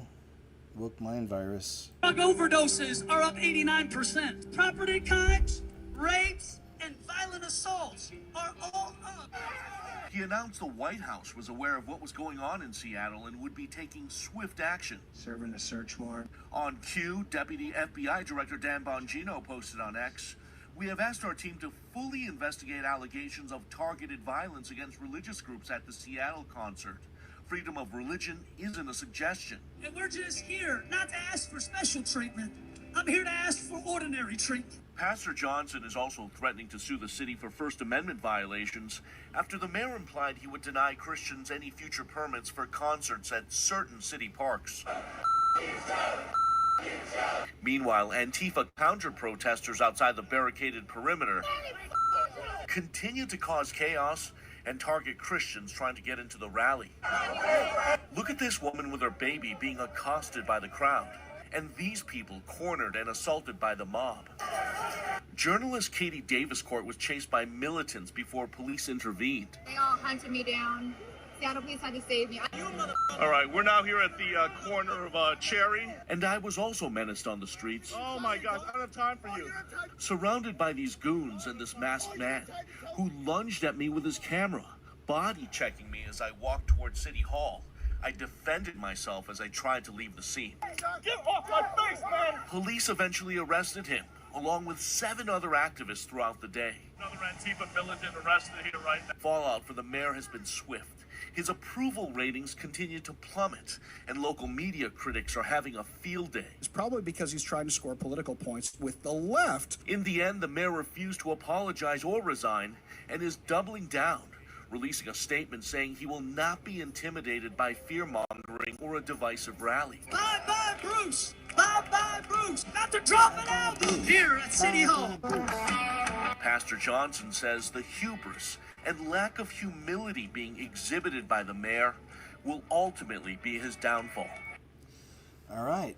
Well, let's hope so. I always love to see corrupt leaders getting what they're owed for all their misdeeds. David Hogg, as you know, he's probably the shortest running DNC leader ever, Democratic National Committee here in America. His father was an agent under Comey, FBI agent under Comey. His father also ran a division where they trained people to, during situations, to deal with the media. I know, right? It's crazy. Anyway, here he is again, and he's recently taken out, the DNC. David Hogg just admitted to Project Veritas that Jill Biden's top advisor, Anthony Bernal, was really running the White House during this thing we call Biden's administration. Yeah. Off the record, of course. Foundational questions. So many people knew, or few people knew about Biden. Well, the president of the United States. I mean, I think the fact of the matter is the DNC is always going to be like a campaign arm of the president, ultimately. The bigger issue was like the inner circle that was around Biden. That's it. And I can't stress to you enough, like Joe Biden's chief of staff, like had an enormous amount of power. Joe Biden? Joe Biden's chief of staff. That was like an open secret at that point. Like, I would avoid him. Like, he was scary. What was his name? Anthony Gonzalez. I've never seen him. Exactly. What do you mean? He's like a shadowy, like, Wizard of Oz type figure. That's what made him so, like, I knew how he looked, but I'm like, the general public wouldn't know how this man looked. But he wielded an enormous amount of power, and I can't stress to you how much power he had at the White House.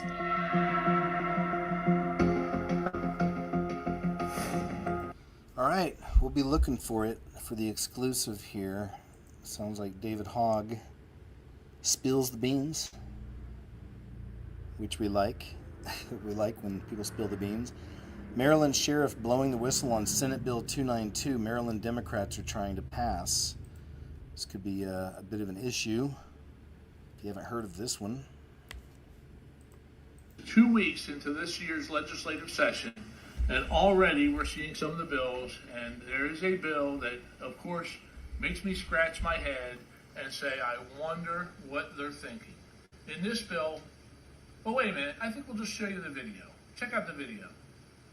Sarge, that guy's driving with no headlights. Yeah, I see him. Hope he can see where he's going. Sarge, did you see that? He made an illegal U-turn right in front of us. We have to stop that car. Wow, you're right. Illegal U-turn, and he almost hit that guy. Hope everybody's all right. Sarge, you hear that? There was an insanely loud noise coming from that vehicle. Yeah, I can hear it. Right. Oh, that dirty litter bug. What is he thinking? You want to know why Sergeant Eaton couldn't pull me over for all those offenses you just saw there?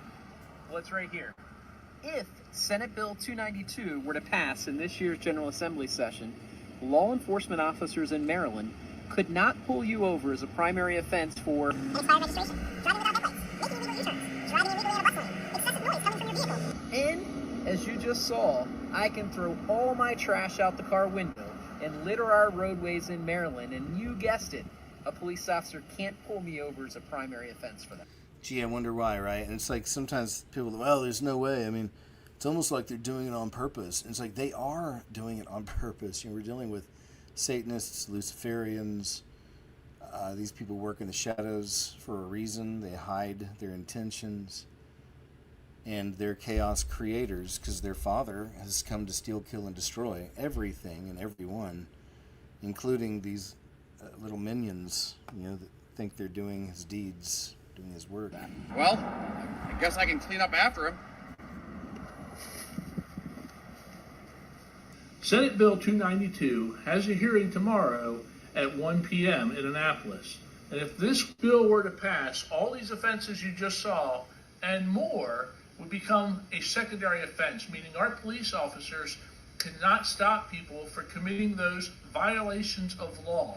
Not only is that not far enough, but this bill sponsor went the additional measure to make sure that it's pointed out that if a police officer mistakenly pulls someone over, that officer is subject to administrative discipline. You really cannot make this stuff up. Isn't that crazy? Again, it's just, you know, doing it on purpose. Satan's little minions destroying everything, you know, chaos creators. Social Security plans to add artificial intelligence to phone systems. Yay. Oh my gosh. Can you just imagine? So all these older folk on Social Security are going to get to deal with artificial intelligence when they place phone calls and need help. It's going to be great. Cool. But as I said, artificial intelligence creeping into every aspect, right? This is sad to see. Emergency surprise.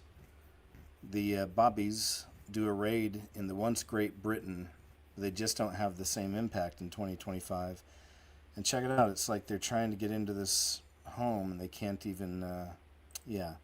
It's more of that kind of die stuff, if you know what I mean. Bit harder. Go on. Hit it. You call yourself police force? No force in you. Bit harder. Go on. Hit it. You call yourself police force?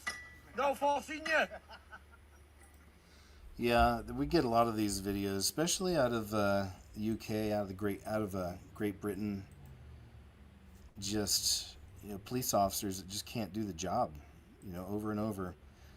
There's a part 2 to this Rapture dream from this man. Here it is. It's pretty interesting what he saw. Love the dreams and visions. Dream changed scenes, and I noticed that the next scene was when the tribulation had already begun. And I saw extremely violent mobs lynching the Christians who were left behind, those who missed the rapture. And I saw those enraged and demon-possessed mobs with torches, with swords, with knives, with axes, with sticks, going to hunt down the Christians who were left behind to massacre them, because I saw that Satan and the Antichrist convinced the world that they had to hate and despise Christians. Ask your Father, the Creator, to forgive you. You didn't know any better. You were just lost. You lost your way for a little while. I am many. I am legion. I have morphed into many. I am Lucifer. I am Beelzebub.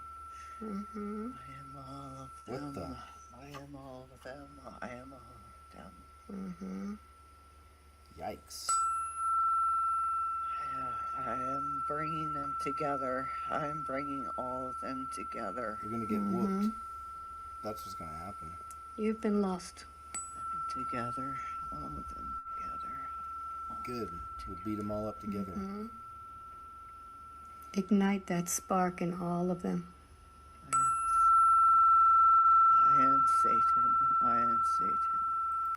Man, I don't know what that is at the end. I wasn't expecting that because I just watched the beginning part when I first found the video. Alba Weinman, I never heard of her. ALBAWEINMAN.com. I don't know about all this. I mean, on my own time, I'll go look into her a little bit and see what that's all about. Okay? If you're interested, you could go down that rabbit hole. Just be careful, especially with tones and frequencies and whatnot. I know we're protected, but always remember that too. Remember not to be scared of, you know, some of these things. You know, it's like you're protected. We got power over the demons and all their little tricks through the Lord Jesus Christ. Not on our own, but through Him. So there's nothing to be afraid of. Don't ever be scared of these things, you know. Let's see what this young man has to say. It says, the school called and said my daughter hasn't eaten all week. What about you parents out there? Have you ever dealt with anything like that? Find out your kids aren't eating? Find out why, though. Who called and said my daughter hasn't eaten all week? I got a call from the school counselor in the middle of the day. She said, Mr. Butler, I wanted to check on your daughter. We've noticed she hasn't been eating her lunch. I said, that's not possible. I pack it myself every morning. It's in her bag. She said, that's just it. She brings the lunch, but we never see her eat it. Then she paused and said, you know what? Today, I did see her give it away to another girl. I asked, a friend? She said, no. This girl been picking on her. We've spoken to her before, but nobody's spoken to me. Okay, so now I'm confused. I said, wait, my daughter gave her food to someone who bullies her? She said yes. I asked her why, and she said if I give her my lunch, she won't bother me, and maybe she'll leave me alone. Sad. Why y'all didn't tell me that? You just called me and told me that she hasn't had her lunch all week, and then you just remembered? that you spoke to her today? I had to pull over. I felt like I failed her. She didn't tell me anything. She was scared of what the girl might do if she said something. She thought staying quiet would protect her. She thought giving something away would keep her safe, and it broke me because my daughter shouldn't have to trade her peace just to survive a school day. And y'all want to act like nothing happened. Come on, man. I know, man. Unfortunately, you're not safe with the teachers there. It says the school called and I realized my daughter was scared to tell me the truth. I guess that was the end of that. From Voice Butler 2. VOYCE Butler 2. If you want to follow him. How about y'all, though? Have your children been involved in bullying? Either way, were they the bullies or were they getting bullied? Man, I got bullied when I was little. I never bullied. I wasn't a bully. I may have been a little bit of a little smart aleck to some people in class, but I definitely never was a bully or anything. But got bullied. So it got me into fighting. I started fighting when I was younger. And I was getting mad. I remember getting real mad. Just getting picked on and scared, But I started taking Taekwondo when I was 13. I was 13 or 14. Did that for 4 years. And then after a few years, as I started growing up a little bit, getting bigger, I started fighting people back. Then I had to chill because I was just ready to fight for a while there as a young one at any moment, But that was from years of being beat down. So some of y'all went through that too, I'm sure. $10,000 a month in taxpayer welfare benefits to lay her, it says, nasty snaggletooth butt in bed all day.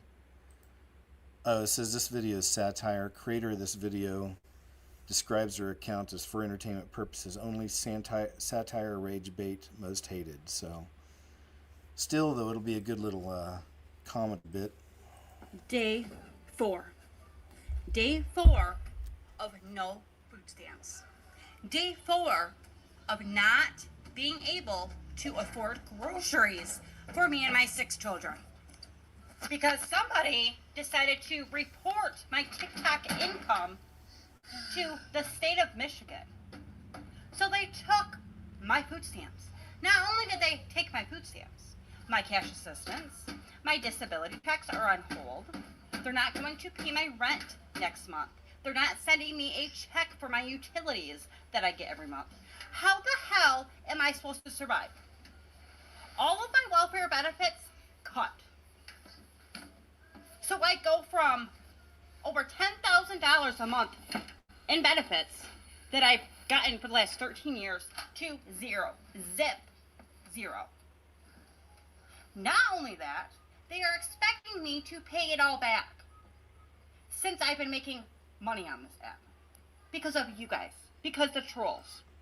Alright, we're going to move on. But there really are videos out there of people who are showing the drastic change they're about to get on their stamps. So all that stuff really is happening out there.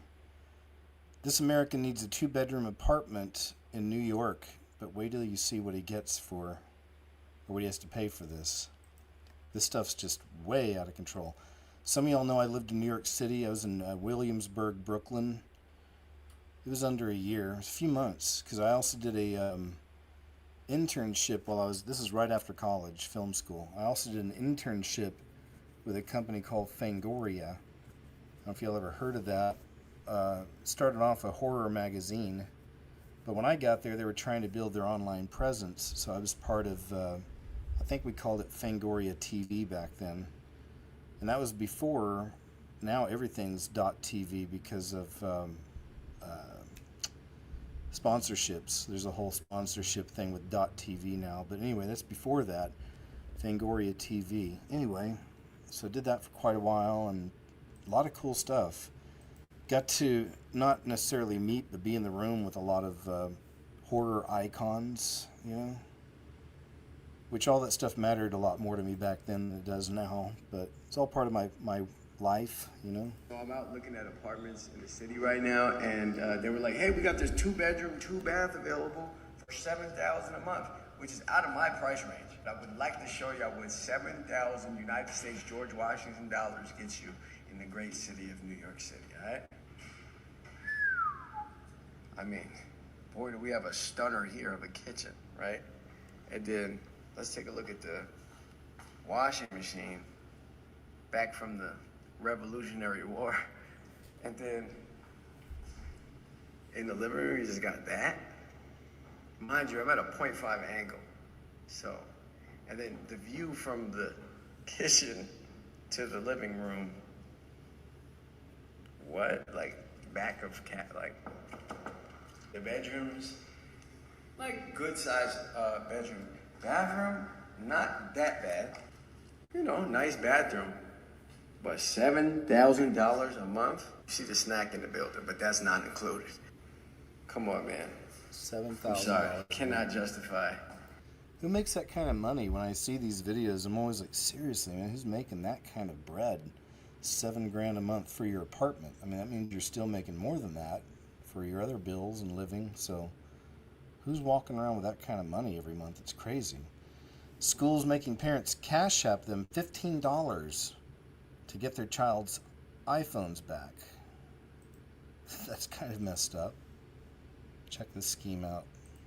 My 6th grader got caught with his phone this afternoon. They brought it to the office, told him I had to come pick it up after school, so I did that, and then they proceeded to tell me that I had to pay $15 to get this back via Cash App.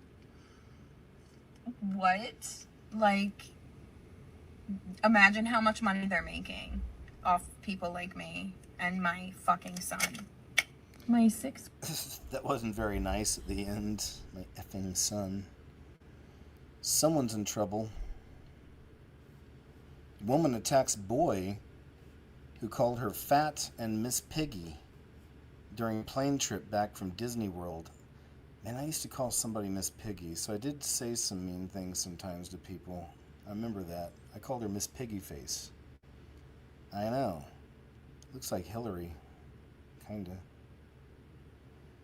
A traveler flying home from a family vacation in Disney World was arrested after repeatedly I just got to be careful with some of this kind of stuff, but you know, they were repeatedly touching a child in a forceful manner, and that because the child was calling her fat and Miss Piggy during the flight. Christy Crampton and her family were on Allegiant Flight 2885 from Orlando's Sanford International Airport to Hagerstown, Maryland, Monday when a child in the group started calling Crampton names.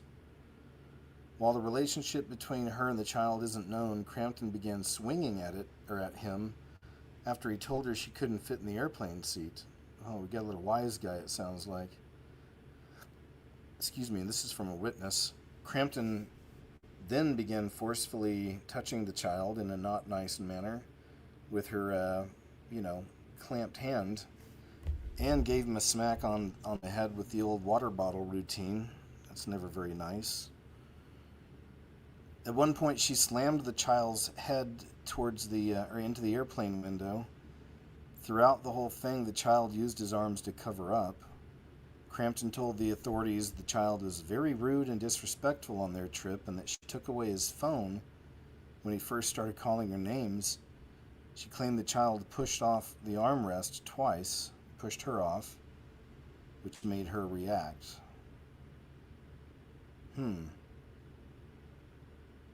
Says the woman was not correcting, but no, yeah, so okay. Very interesting. There she is. Here's the lady that was doing that.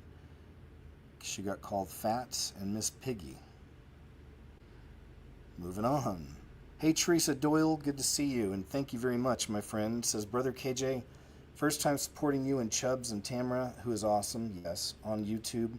Blessings and thanks for doing all you do, a.k.a. Tessie Doyle. Tessie, that's right. Good to see you, Tessie, always. Much appreciated, too. Glad to see you.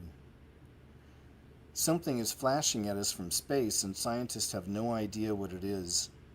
I've seen headlines like this throughout the years, similar. So don't know what it is. We get it.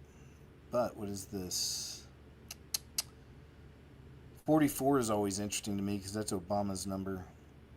The object in question, light years from Earth, sends out pulses, radio waves, and X-rays on a regular schedule for 2 minutes every 44 minutes. Anyway, it's just me. I know. This is what happens when you put children in charge. McDonald's restaurant, Salford, Manchester. So England. Yeah, I guess this is what happens. This is an example of maybe Gen Z at their worst when it comes to management, fast food, and whatnot.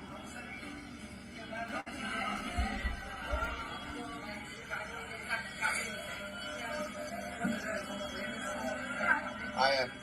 Second time I've been in. Second time I've been in. Straight it up. I'll get you another one. Sorry about that. Third time this. Wow, look at that floor. This is Seriously. McDonald's, this. Fun fact, some of y'all that have been around for a while know that when I left Texas, I lived in Austin for years. I did bounty hunting out there for the most part, most of the time I was there. But before I left, I ended up moving to a town just north of Austin for a while. It was under a year.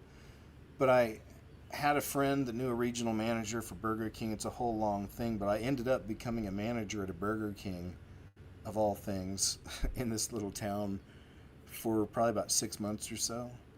But anyway, just with that experience alone, I would never, ever, that would make me a nervous wreck, having something like that happening on my floor.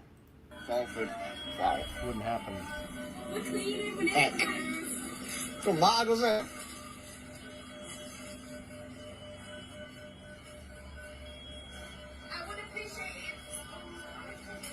What? No, I'm not taking pictures of him. I'm videoing the state of this place. It smells like kind of tonight, isn't it? What's all them chips? Oh my god, look at the state of it, mate. I've never seen nothing like it. This is McDonald's. Doesn't matter if it's... I have. Why is the video in the floor? No. What's refusing to serve me? Because I'm taking pictures of this. Three burgers. I've been here now. The drive-through was cold. I come back in and it looks like you put it all together. Yeah? No, I'm just waiting for the burger. Let's just put it back. This is what it's all about. Give me my £3 back then. Cash.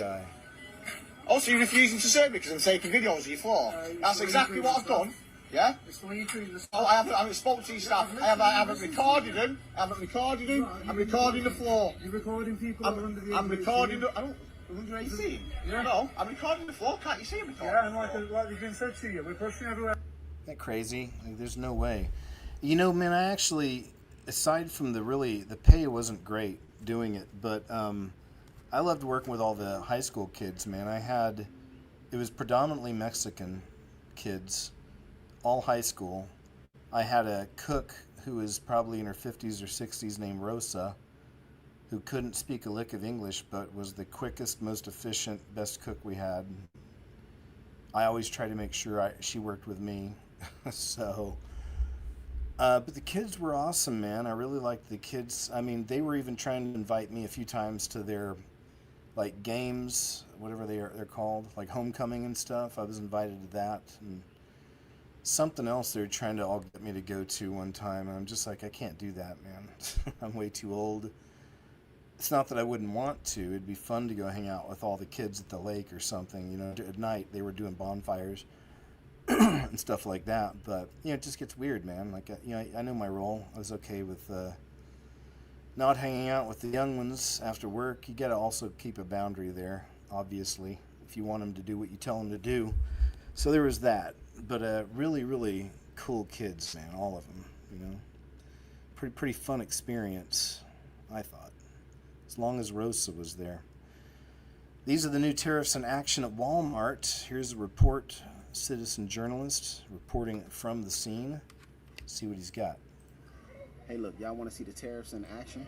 On May 7th, it was my daughter's birthday. We bought her this monkey right here, Peanut. This one right here for $50. 2 weeks later, $84 even.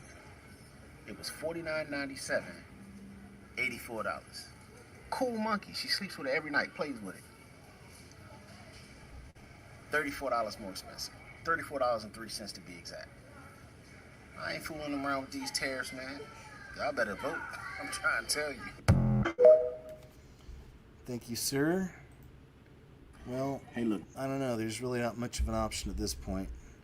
Walmart price hikes exposed as staff leaks photos showing shocking increases.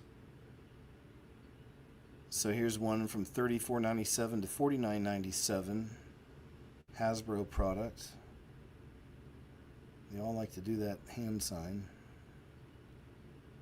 Some more. All right, we get it. We know. So get some prices are going up.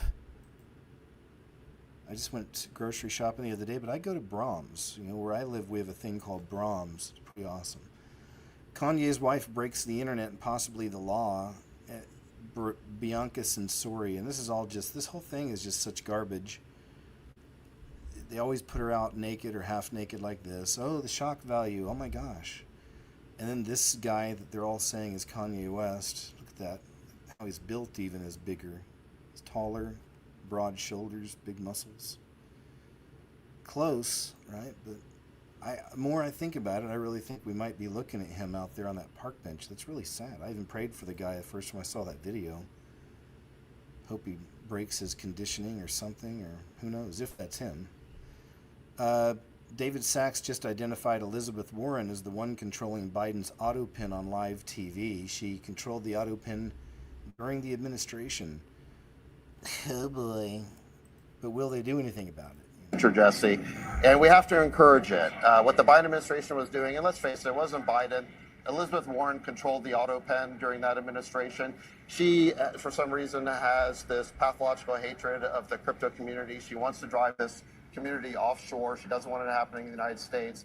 That's the wrong policy for the United States. We want all the innovation happening here. This is a financial system of the future. It's cheaper. It's more efficient. We want it happening here, Jesse, and I think people are thrilled that President Trump is making that possible. This is the financial system of the future, Jesse, and we have to encourage it. What the Biden administration was doing, and let's face it, it wasn't Biden. Elizabeth Warren controlled the auto pen during that administration. We know. But will something happen? I'd like to see something happen. Joe Rogan starts going to church. As faith resurgence gains momentum, Christian apologist claims. It's pretty interesting, eh? According to Christian apologist Wesley Huff, who's really awesome. I've played some of his clips before, his debates and stuff. He's a brother in Christ.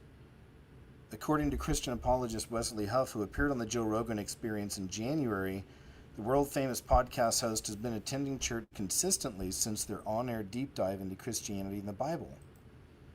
Huff said, Joe Rogan and I have had on and off communication since then. I can tell you for a fact he's attending a church and that he has been, and it's been a consistent thing, and so things are happening. The public speaker serves as the Central Canada Director for Apologetics Canada and made the claim during a recent appearance on the Living Waters podcast. He added he's very encouraged by his ongoing conversations with Rogan. Says he's a very inquisitive individual. I think for the better in that he's communicating with me and other people in his life who are influences that can speak into, these issues of reliability and trustworthiness and verisimilitude, if I said that right, of something like the pages of Scripture and where he should and shouldn't be looking for the information in regards to that. Good. So I pray that, Lord, you guide Joe Rogan, please. In Jesus' name I pray, amen. Good stuff to see. I hope so, because I've said that in the past. I would hope to see him saved and Jimmy Dore saved and Tucker Carlson to the point where they talk openly about it. You know what I mean? Like, it'd be amazing with their platforms. It's amazing. Footage emerging of new European arrivals being handed free mobile phones. I'm not sure how new this one is. We've seen some of these before, but you can see everybody opening up their packages, the phones. You guys be careful opening those packages. So we got a money card in there for you as well. Got a few grand. Maps to your brand new apartments downtown. Want you guys to make yourselves at home. Welcome to our country. Never mind all the homeless as you're walking to your apartment. Americans showing that right outside the airports in Mexico are now full pharmacies with like Ozempic, Wegovy, and everything else. Look at that behind me. Yep, I've talked about this before. Tijuana, for sure. So there's the little blue pill that a lot of people used to go down there to get that little blue pill. Hair growth stuff is out there. A lot of people do that. Look at that. There's Zempic. And there's Govi. And the prices are going to be super cheap comparatively. I wouldn't recommend personally getting involved with any of that, but that's just me. This lifelong Democrat is now a pro-migrant.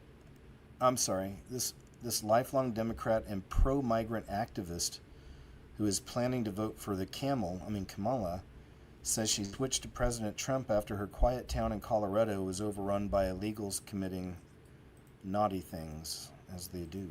Some of them. Not all. But some. So you were a Democrat? I was my whole life. Really? I first voted for Bill Clinton and voted Democrat every single year until, November. And what do you think of Trump now? What do you think of his policies on deportation? You know what? I can't tell you specifics about his policies, but what I will tell you is that it was not for Donald Trump,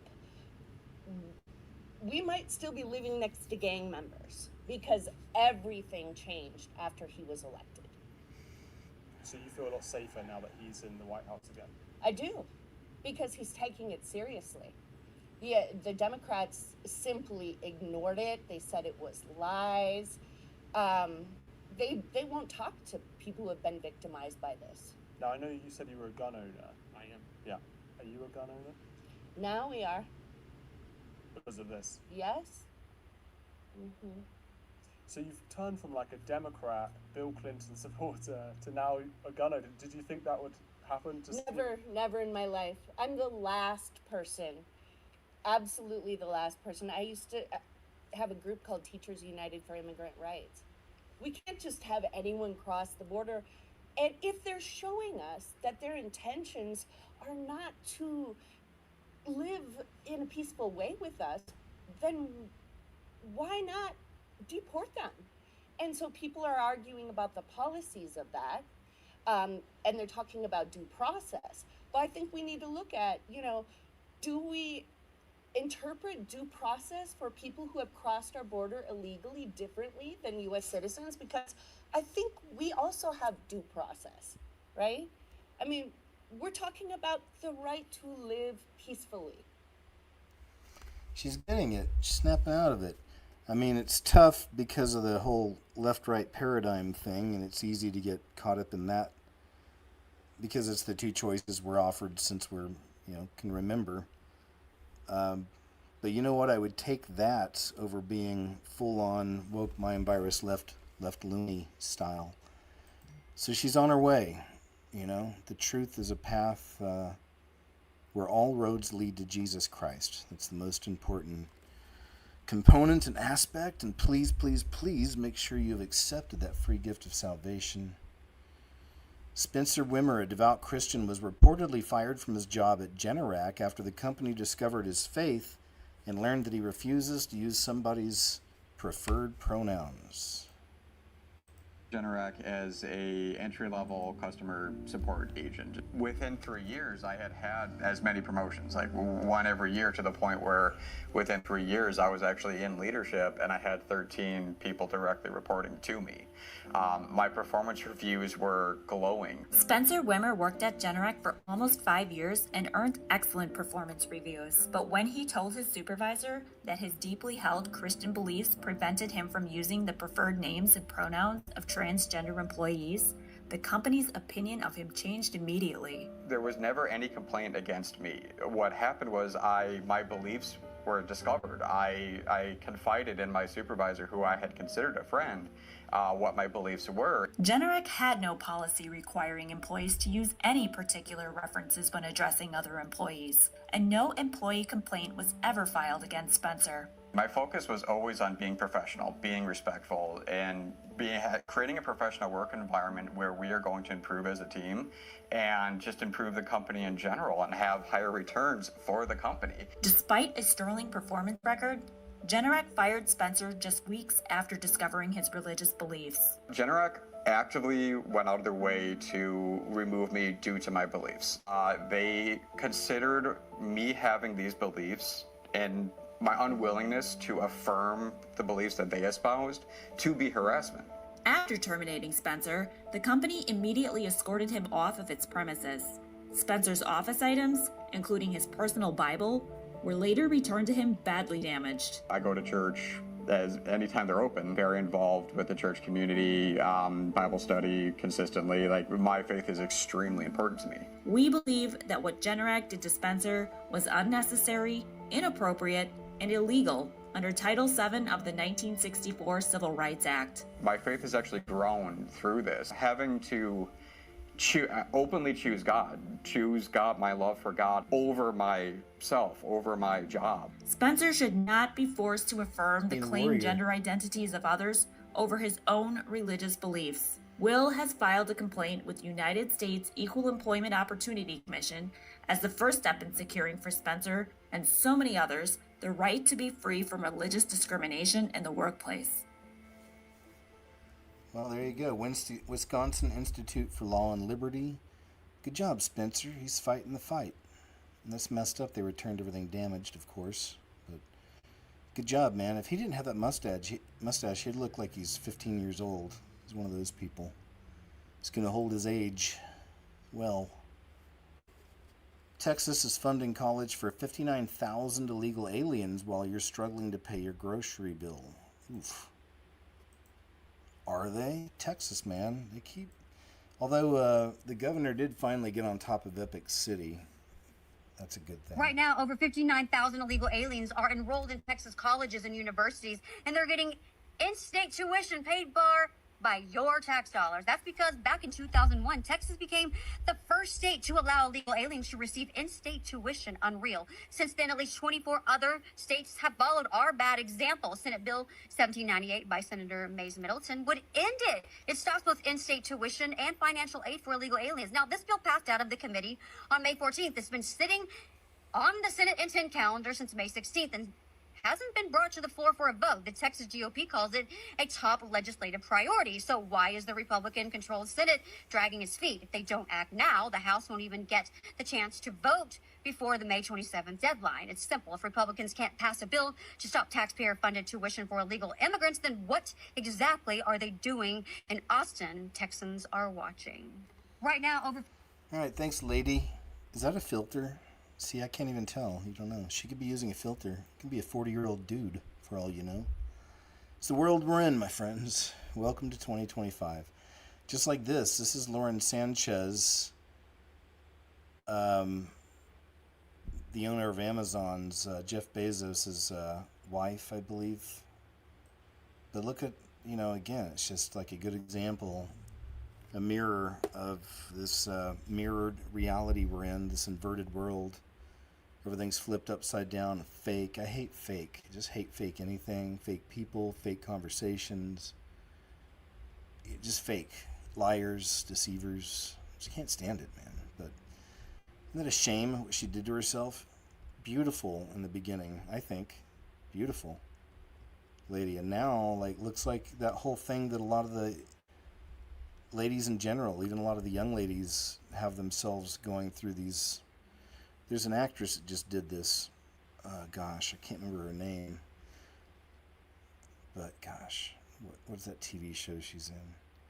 Can't remember now, but I showed a young lady that was very pretty, already super pretty and unique looking, and then she turned into something like that. Like the weird cheekbones, huge lips, something's off with the eyes. It's a shame what they do.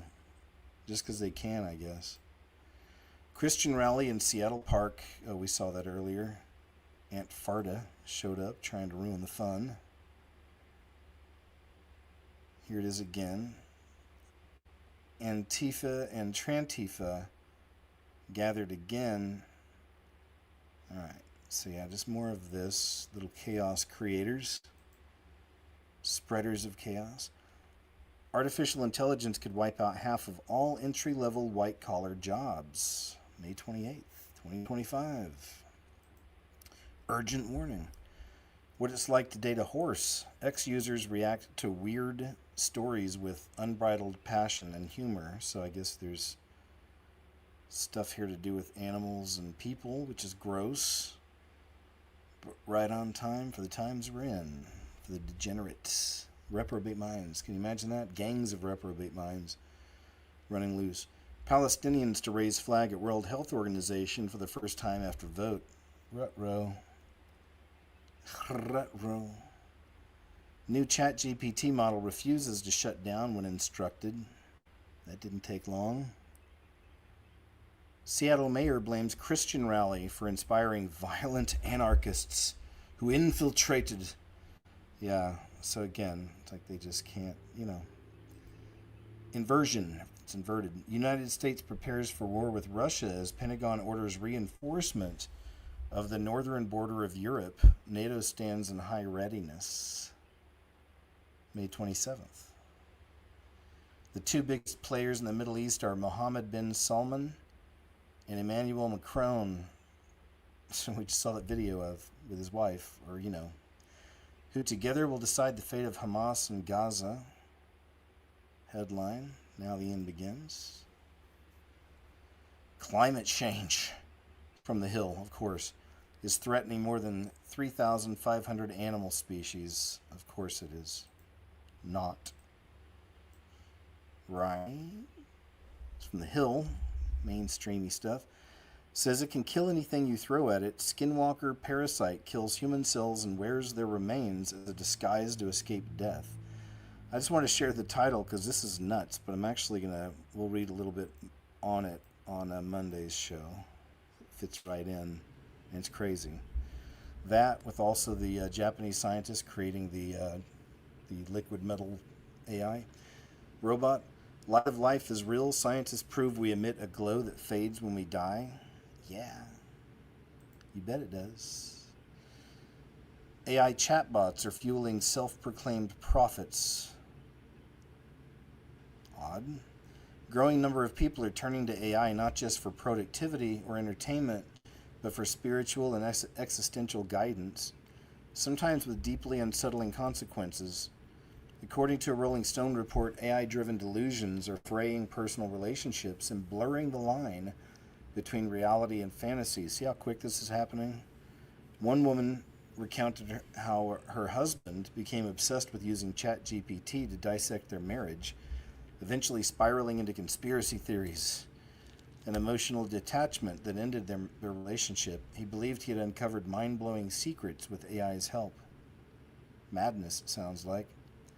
This is far from an isolated case on Reddit.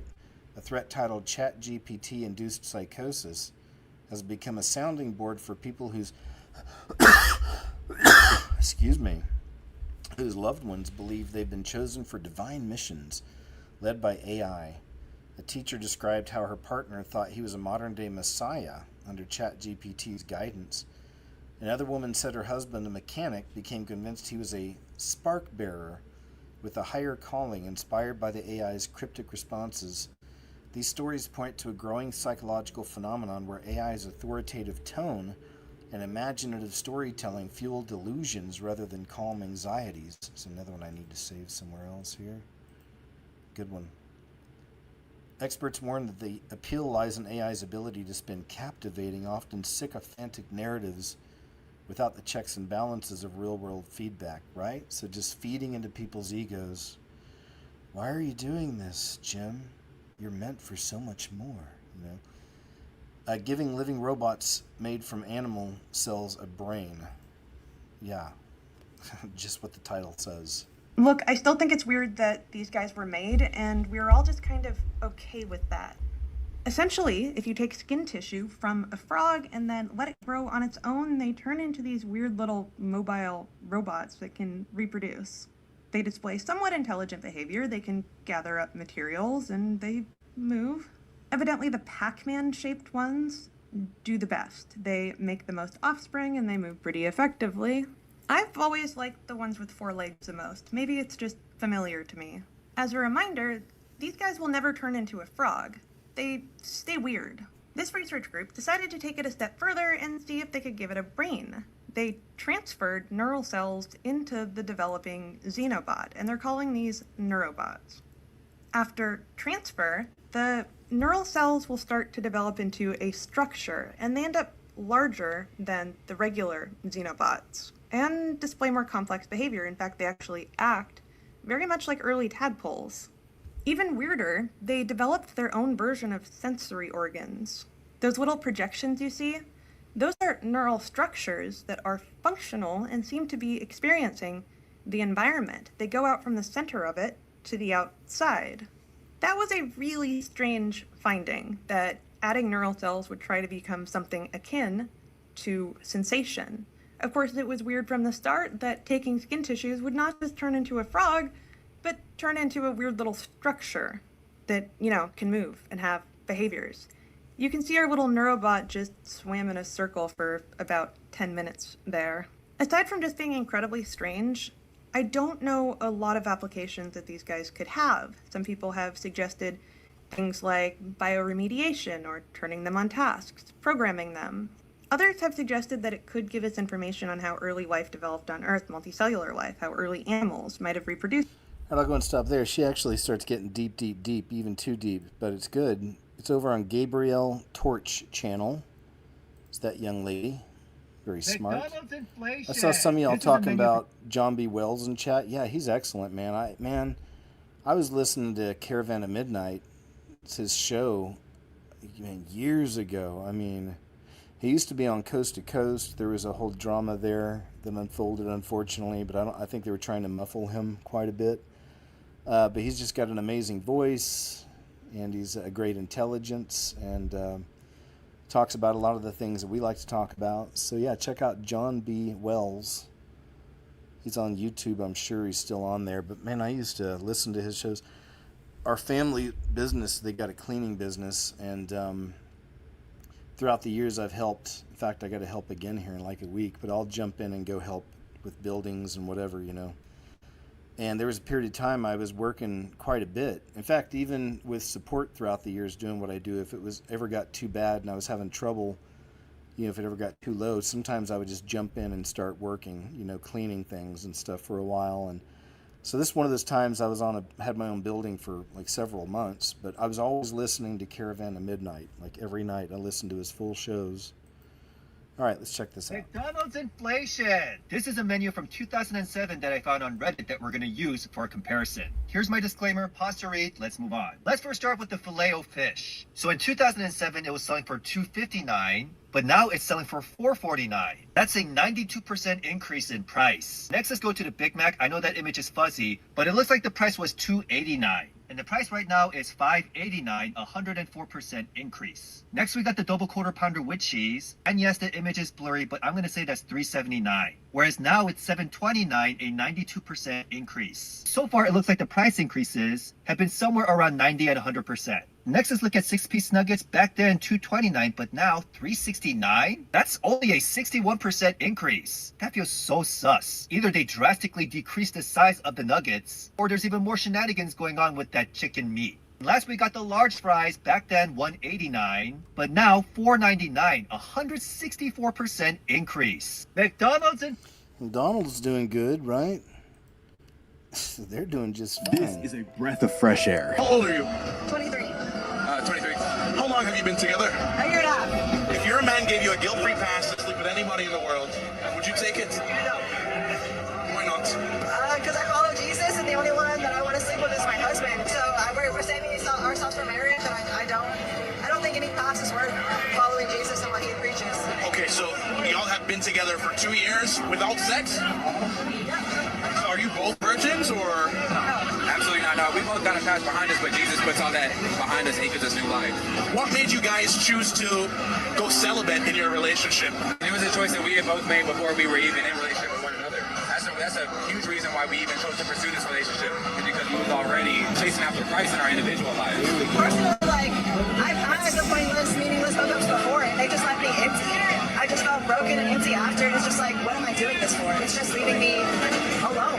Even when I'm with somebody, I'm alone. This is a breath of fresh air. Yeah, man, I love it. Love to see the young people on that. And that's what I was talking about earlier, man, right? That's the way that we really are, or were supposed to do it, though most didn't, but that's one of those ways that we definitely dropped the ball. It's just become so normal, so normal today. It's all right. He forgives us, Crazy Karen cyclist owned by cop. Yes, I am. No, you're not. You're not going anywhere.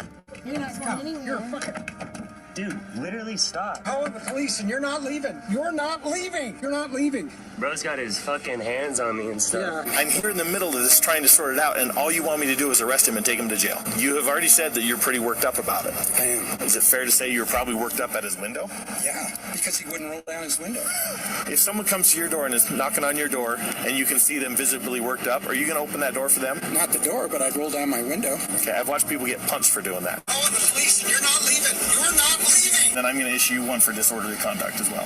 I won't press charges. It's too late. I was the victim here. We can go a different way, and you can be arrested for disorderly conduct. You don't get to demand people's names. You don't get to demand that they don't go anywhere. You don't get to open their door. I didn't open his door. You did 3 times. He was trying to close his door. He closed it because you kept opening it. He's under no obligation to you. I'm gonna go skate. Love it. Love to see the officers doing it right. That's good stuff. That's right, Karen.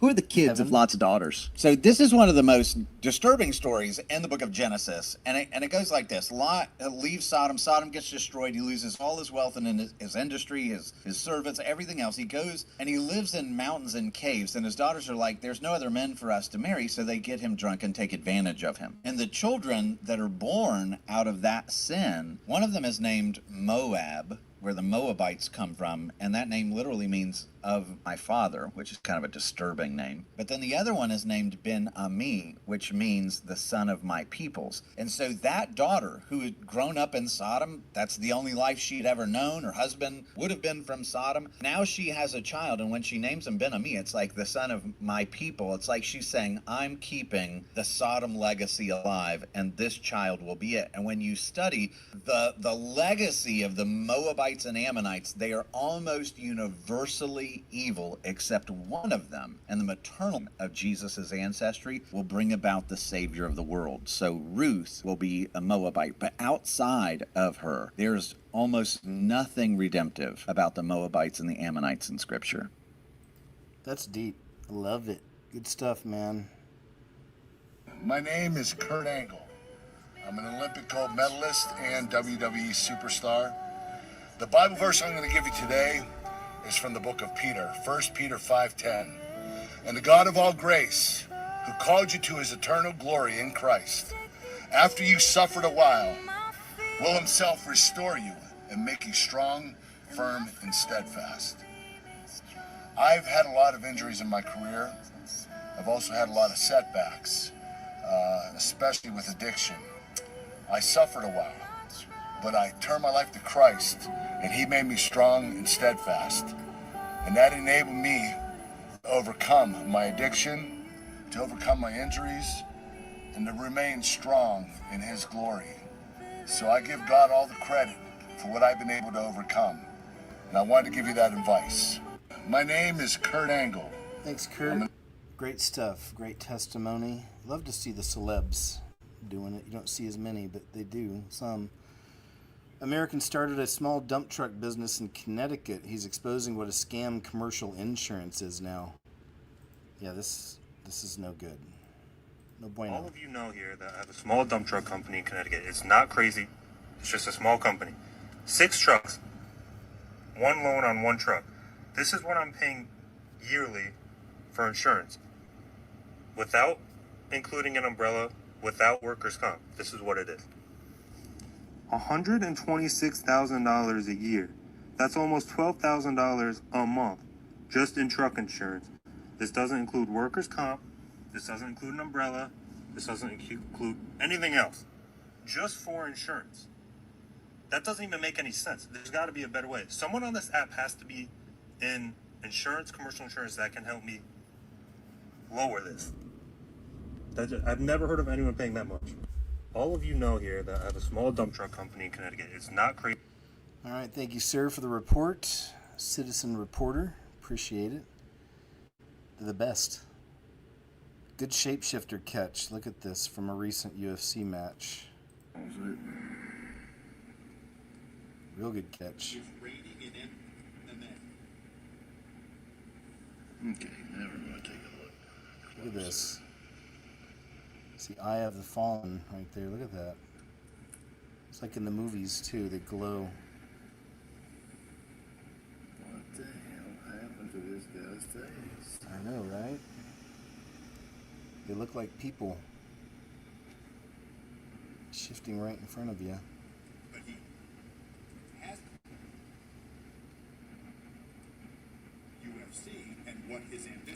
I'm gonna have to try to find this fight. I'm guessing it was recent. Well, that looks like Patty.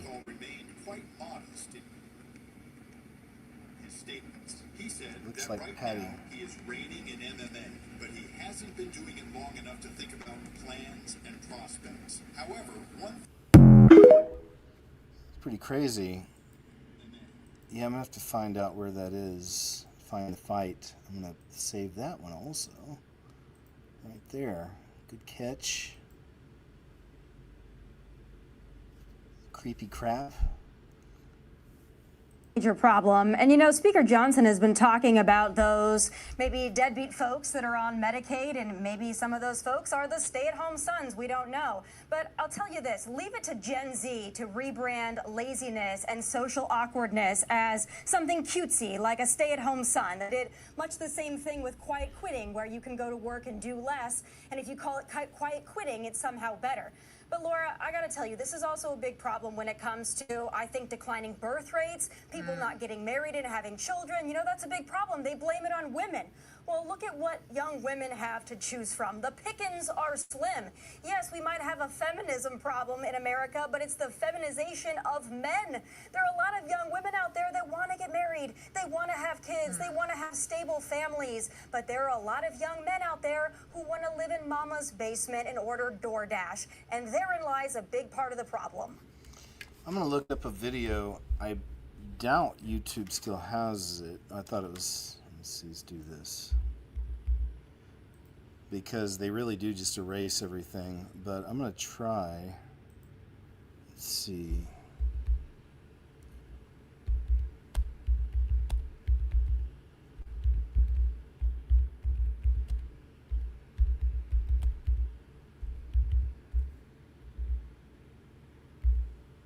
See if I can find it. Like I said, doubtful. This is the new YouTube for several years now. You just can't find all the old hidden gems, man. You know? Because since they took the Scariest Movie Ever channel down, I had a video on there that had over 1 million views. Somebody in chat said, so are they demons in disguise? And I had a video, it is called Real Demons in Disguise. And it showed this guy at an Obama speech in the audience with a very severe eye shape shift, and it seemed like it may have made a noise. I wonder if that's it, because this is kind of, let me see, because the guy sitting next to him even kind of made a weird move. Imagine if we did something. It's from this one, so it's Obama's speech 2004. I'm pretty sure it's from this one right here. So, all right, I'll stop anyway. I'll have to go down that rabbit hole another time and try to find that video. But it's just one of the best captures I've ever seen. Here's David Hogg once again. We saw him with Project Veritas. People are asking if anyone has any information on this lady. It was at the Denver airport. It was posted May 13th. 2 days later, Denver airport had a communication blackout for 90 seconds. 6 days prior to that, on May 9th, Newark had a 90-second blackout. Planes were not able to communicate or speak to air traffic. Is it connected or not? I don't know.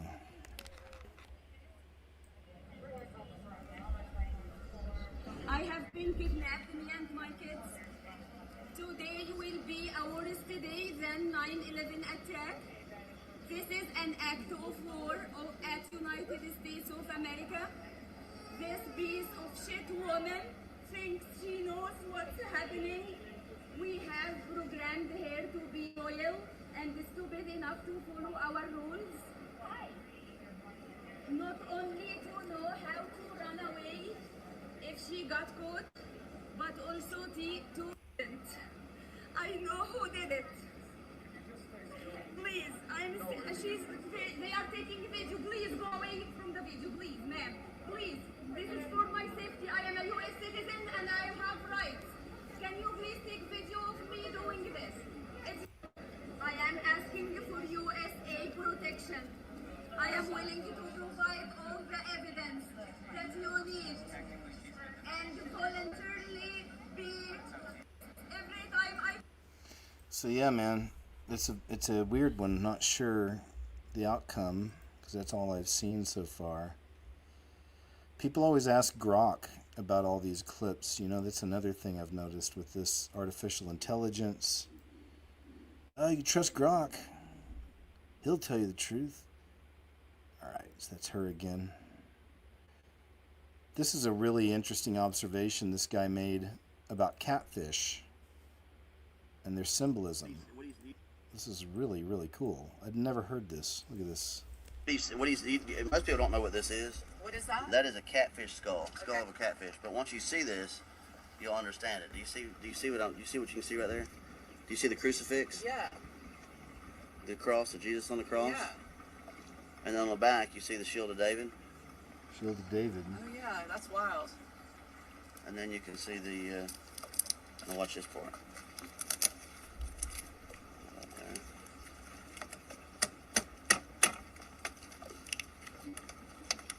This is the weird part. See, these are the rocks in the catfish's head. So watch this. See that right there? Every catfish has two rocks like that. They're unique, and there's no two like it in the world. Oh, how interesting. And that represents the dice that were thrown upon the cloth. That's cool. So, wow. Isn't that wild? That's really, really cool. I'd never heard any of that. That's really cool about catfish. Plus, they're delicious. The state I'm in, we love eating our catfish out here. It says this is one of the biggest problems in America. Nobody in power cares. Let's see what this young lady's spouting off about. Private equity is ruining everything and it's driving me insane. My dog's vet got bought out by private equity, and it used to be this place that actually liked dogs, and the doctors were so awesome. Now every time I go, they try to upcharge me on everything. Things that I don't go for, I confirm what I'm going for, and then they say that they need to do it all of a sudden. And it's not something that they need to do because I confirm before going in, so that way I can shop around, right? Which I'm going to be changing my vet. But it's just insane because I went today and I took my dog. He needs to get his prescriptions refilled basically. So we did a heartworm test and they proceeded to quote me for $2,000 in additional services that he may need. One being teeth cleaning, which all of that was for teeth cleaning actually. And I've gotten quotes for other places for teeth cleaning because I know his teeth need to be cleaned pretty soon. And I've gotten quoted for $400 at other places. $400. Why is it $2,000 at my former vet where I used to be able to go in without an annual exam and get vaccine, where now I have to go in for an annual exam, I have to go in for an exam for anything. And every time I go in, they try to upsell me on multiple things that I've already declined. And they don't even pet my dog. They don't even act like they like dogs. And I just feel like private equity getting into pet ownership is insane because we've been pushed out of the market to be able to afford children because of private equity and private insurance. And so a lot of us have gotten dogs and pets because we want to have something in our life. And now they're making this extremely unaffordable as well. I was shocked by the way they tried to close the meeting and push for additional tests that weren't discussed with the doctor, weren't discussed before I arrived, saying that because he's 5, he needs to get these tests. And then when I get the quote for the dental work, it was actually pre-operation blood work when I haven't agreed to going and getting his teeth cleaned there. That's madness. Yeah, I'm sorry y'all have to deal with that. Man, that's one thing in my life I've been blessed by was being able to use the Veterans Affairs for all medical needs. Man, here's a really big one, guys. Rut row, red alert. Elon Musk has joined the Black Eye Club, it would seem. This is as he was saying his goodbyes that DOGE, on the official records, is leaving, I guess. They're still, I guess, working out details with a lot of the things they found, is what they say. And Trump gave him a key, I guess a key to the White House or something, but all the while, Elon has a black eye. And most of you around these parts understand the Black Eye Club is a real thing, a sign of the Illuminatis, Luciferian leadership.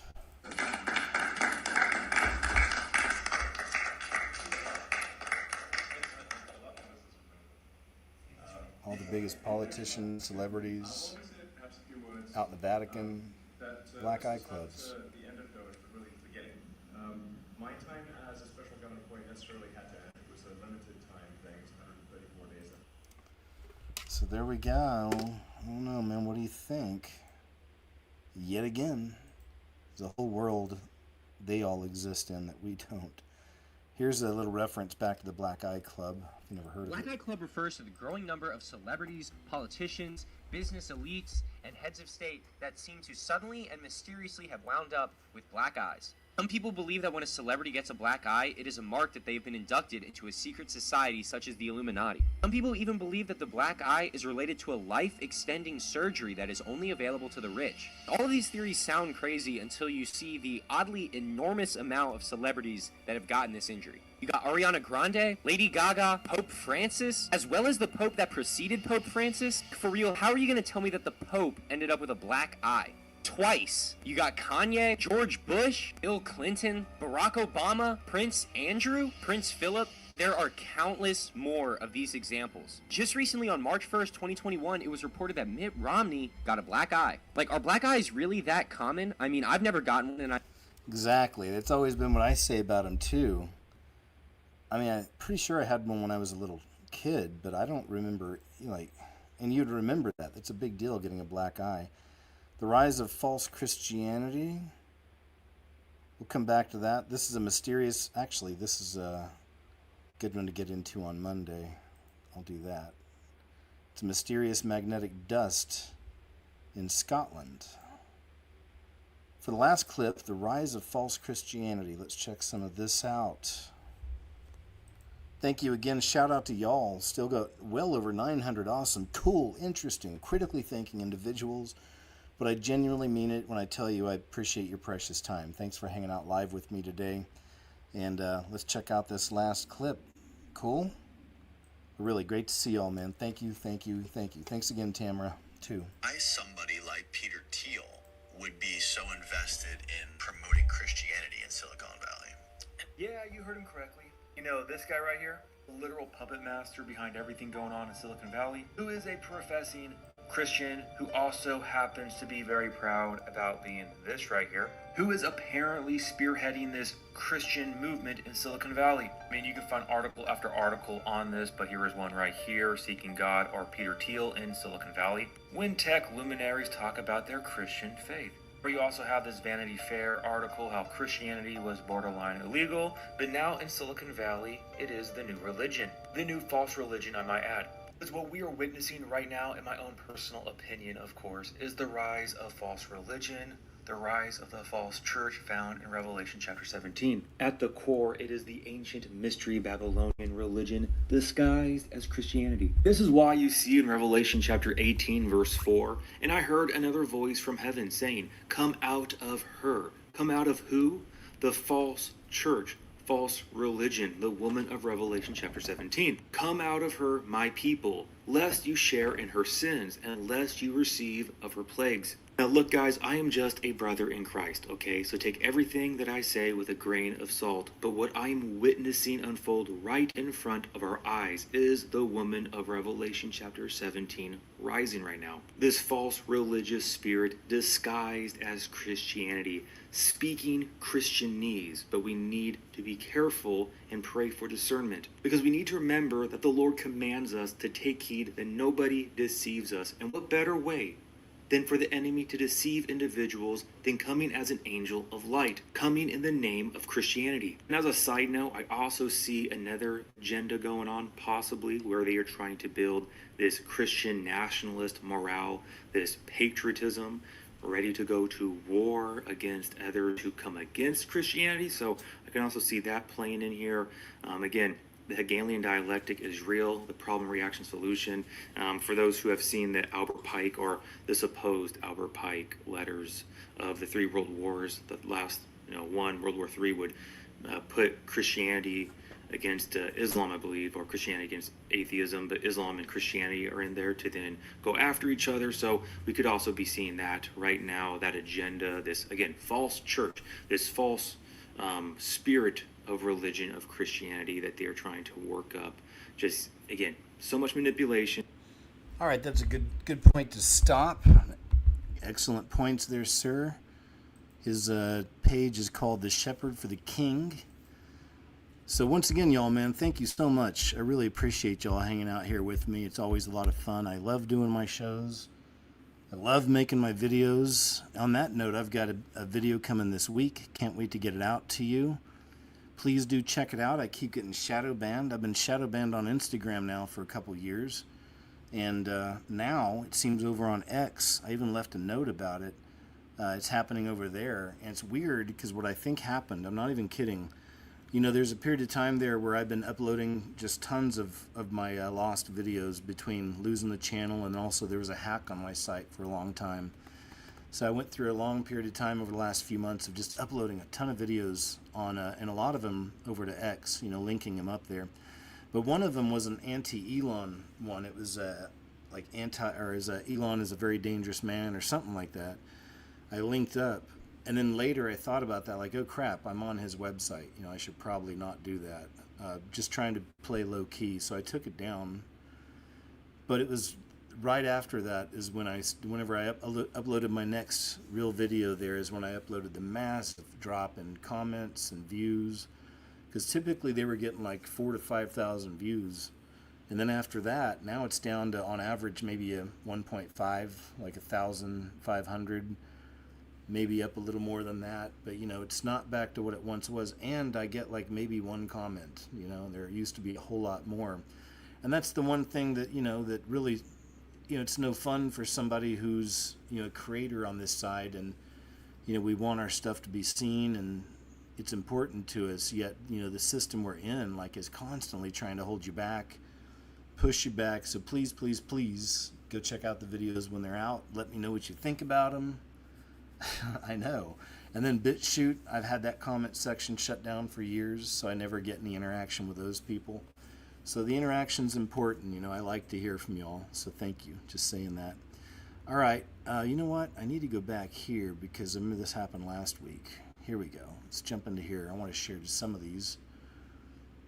Isaiah 12:2. Behold, God is my salvation. I will trust and will not be afraid, for the Lord God is my strength and my song, and he has become my salvation. Yes.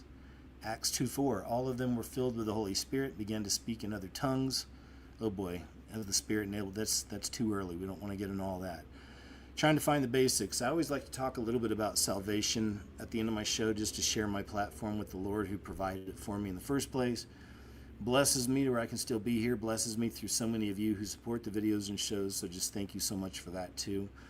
But I just hope you'll accept that free gift of salvation, man. Just confess with your mouth you're a sinner. We all are. The Bible says it's a sin covering, if you will.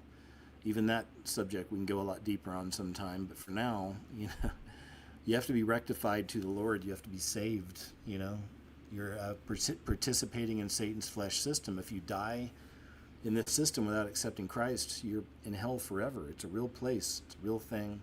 Eternal separation from the Lord, all that's good, loving, wholesome, healthy, happy, no more.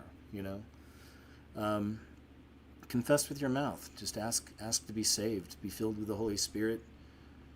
Very important to believe in your heart. Know that he came here, lived, died, buried. 3 days later was resurrected, ascended to heaven, and he's coming back for his bride, as the Bible tells us. And you'll be it. You're one of them. All right? We're right on the verge of the worst, scariest parts of the Bible playing out in real life. We're already seeing signs of it all around us. I show you, other people show you. You see it too if you're saved. A lot of you already see it. Holy Spirit's been guiding you. Just please do. His precious blood that he sacrificed for us covers your sins, past, present, and future, which is awesome. And he seals your soul till your day of redemption. So please, please, please Start a relationship with your true creator, the creator of you and everything else ever. He loves you. He wants to walk with you and be with you for the rest of your eternity. So please do, okay? All right. Let me say a prayer too. Heavenly Father, I always have to say thank you so very much for such a wonderful family group we have here around the live shows. It's a real blessing. Thanks for the fact we have places to do these shows. I pray you continue to protect them. So thanks for these platforms. And always just have to ask you to be with us in these days. So many people are struggling and having troubles, and there's financial issues and health issues and all kinds of things. I just pray you're with each and every one and lift them up and help them. Let them know you're listening. And for all those shows or all those people that listen to my show, maybe hear it in the background or whatever, any way they're taking it in, Lord, if they're on the fence and haven't chosen you yet, I always hope and pray you make a move in their life. Let them know how real you are, that you're real, that you love them, and you want them to make the right choice. So thank you, Lord, for that. And just thanks for everything you provide for us. Forgive us for maybe not being as grateful as we should be, but just thanks for everything, because all good things come from you. So thank you, Lord. And on that note, we love you, and in Jesus' name I pray, amen. All right, thanks, guys. Let me jump over here to the chat with y'all for a second. Let's get a little background up here. Here we go. A little fire going. Good to see you all. Thanks again. Man, I really appreciate you guys being here. Knocked out a 4-hour-long show. That's great. I'm trying to keep them around 4 hours, but I told y'all my uncensored shows are getting a lot bigger, and I wasn't kidding, because last Monday's show was a 5-hour show. I haven't done a 5-hour-long show in a long time. So, I find a lot of things week to week I want to share, but I don't think it's safe to share here, so they'll be going over to the uncensored. And the core of the uncensored show is always going to be, at the center of it's always going to be about the potion, the hex, the curse, all that stuff. But it's growing, because there's also other important things I want to show, and that may not directly be in line with Agenda 2030 and all that, but you'll see what I mean. Hey, Teresa Doyle, good to see you, and thank you so much, my friend. Brother KJ, first time supporting you, and Chubbs. Oh, wait. Oh, Tessie, that's you. Sorry, I fell way back. I already said hi to you, but thanks again for that. Henderson, thanks, man. Good to see you, Henderson. Trim Reaper, not sure.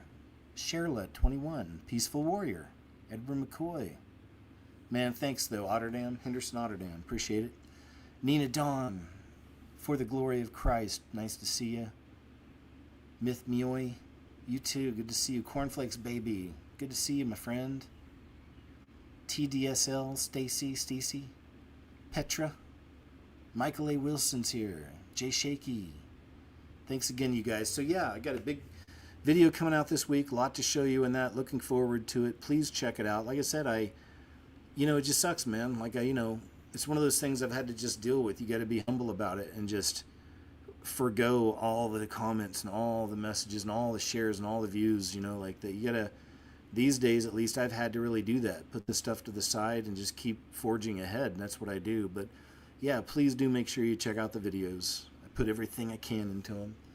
And let me know. And I appreciate those of you who do. Thank you so very much.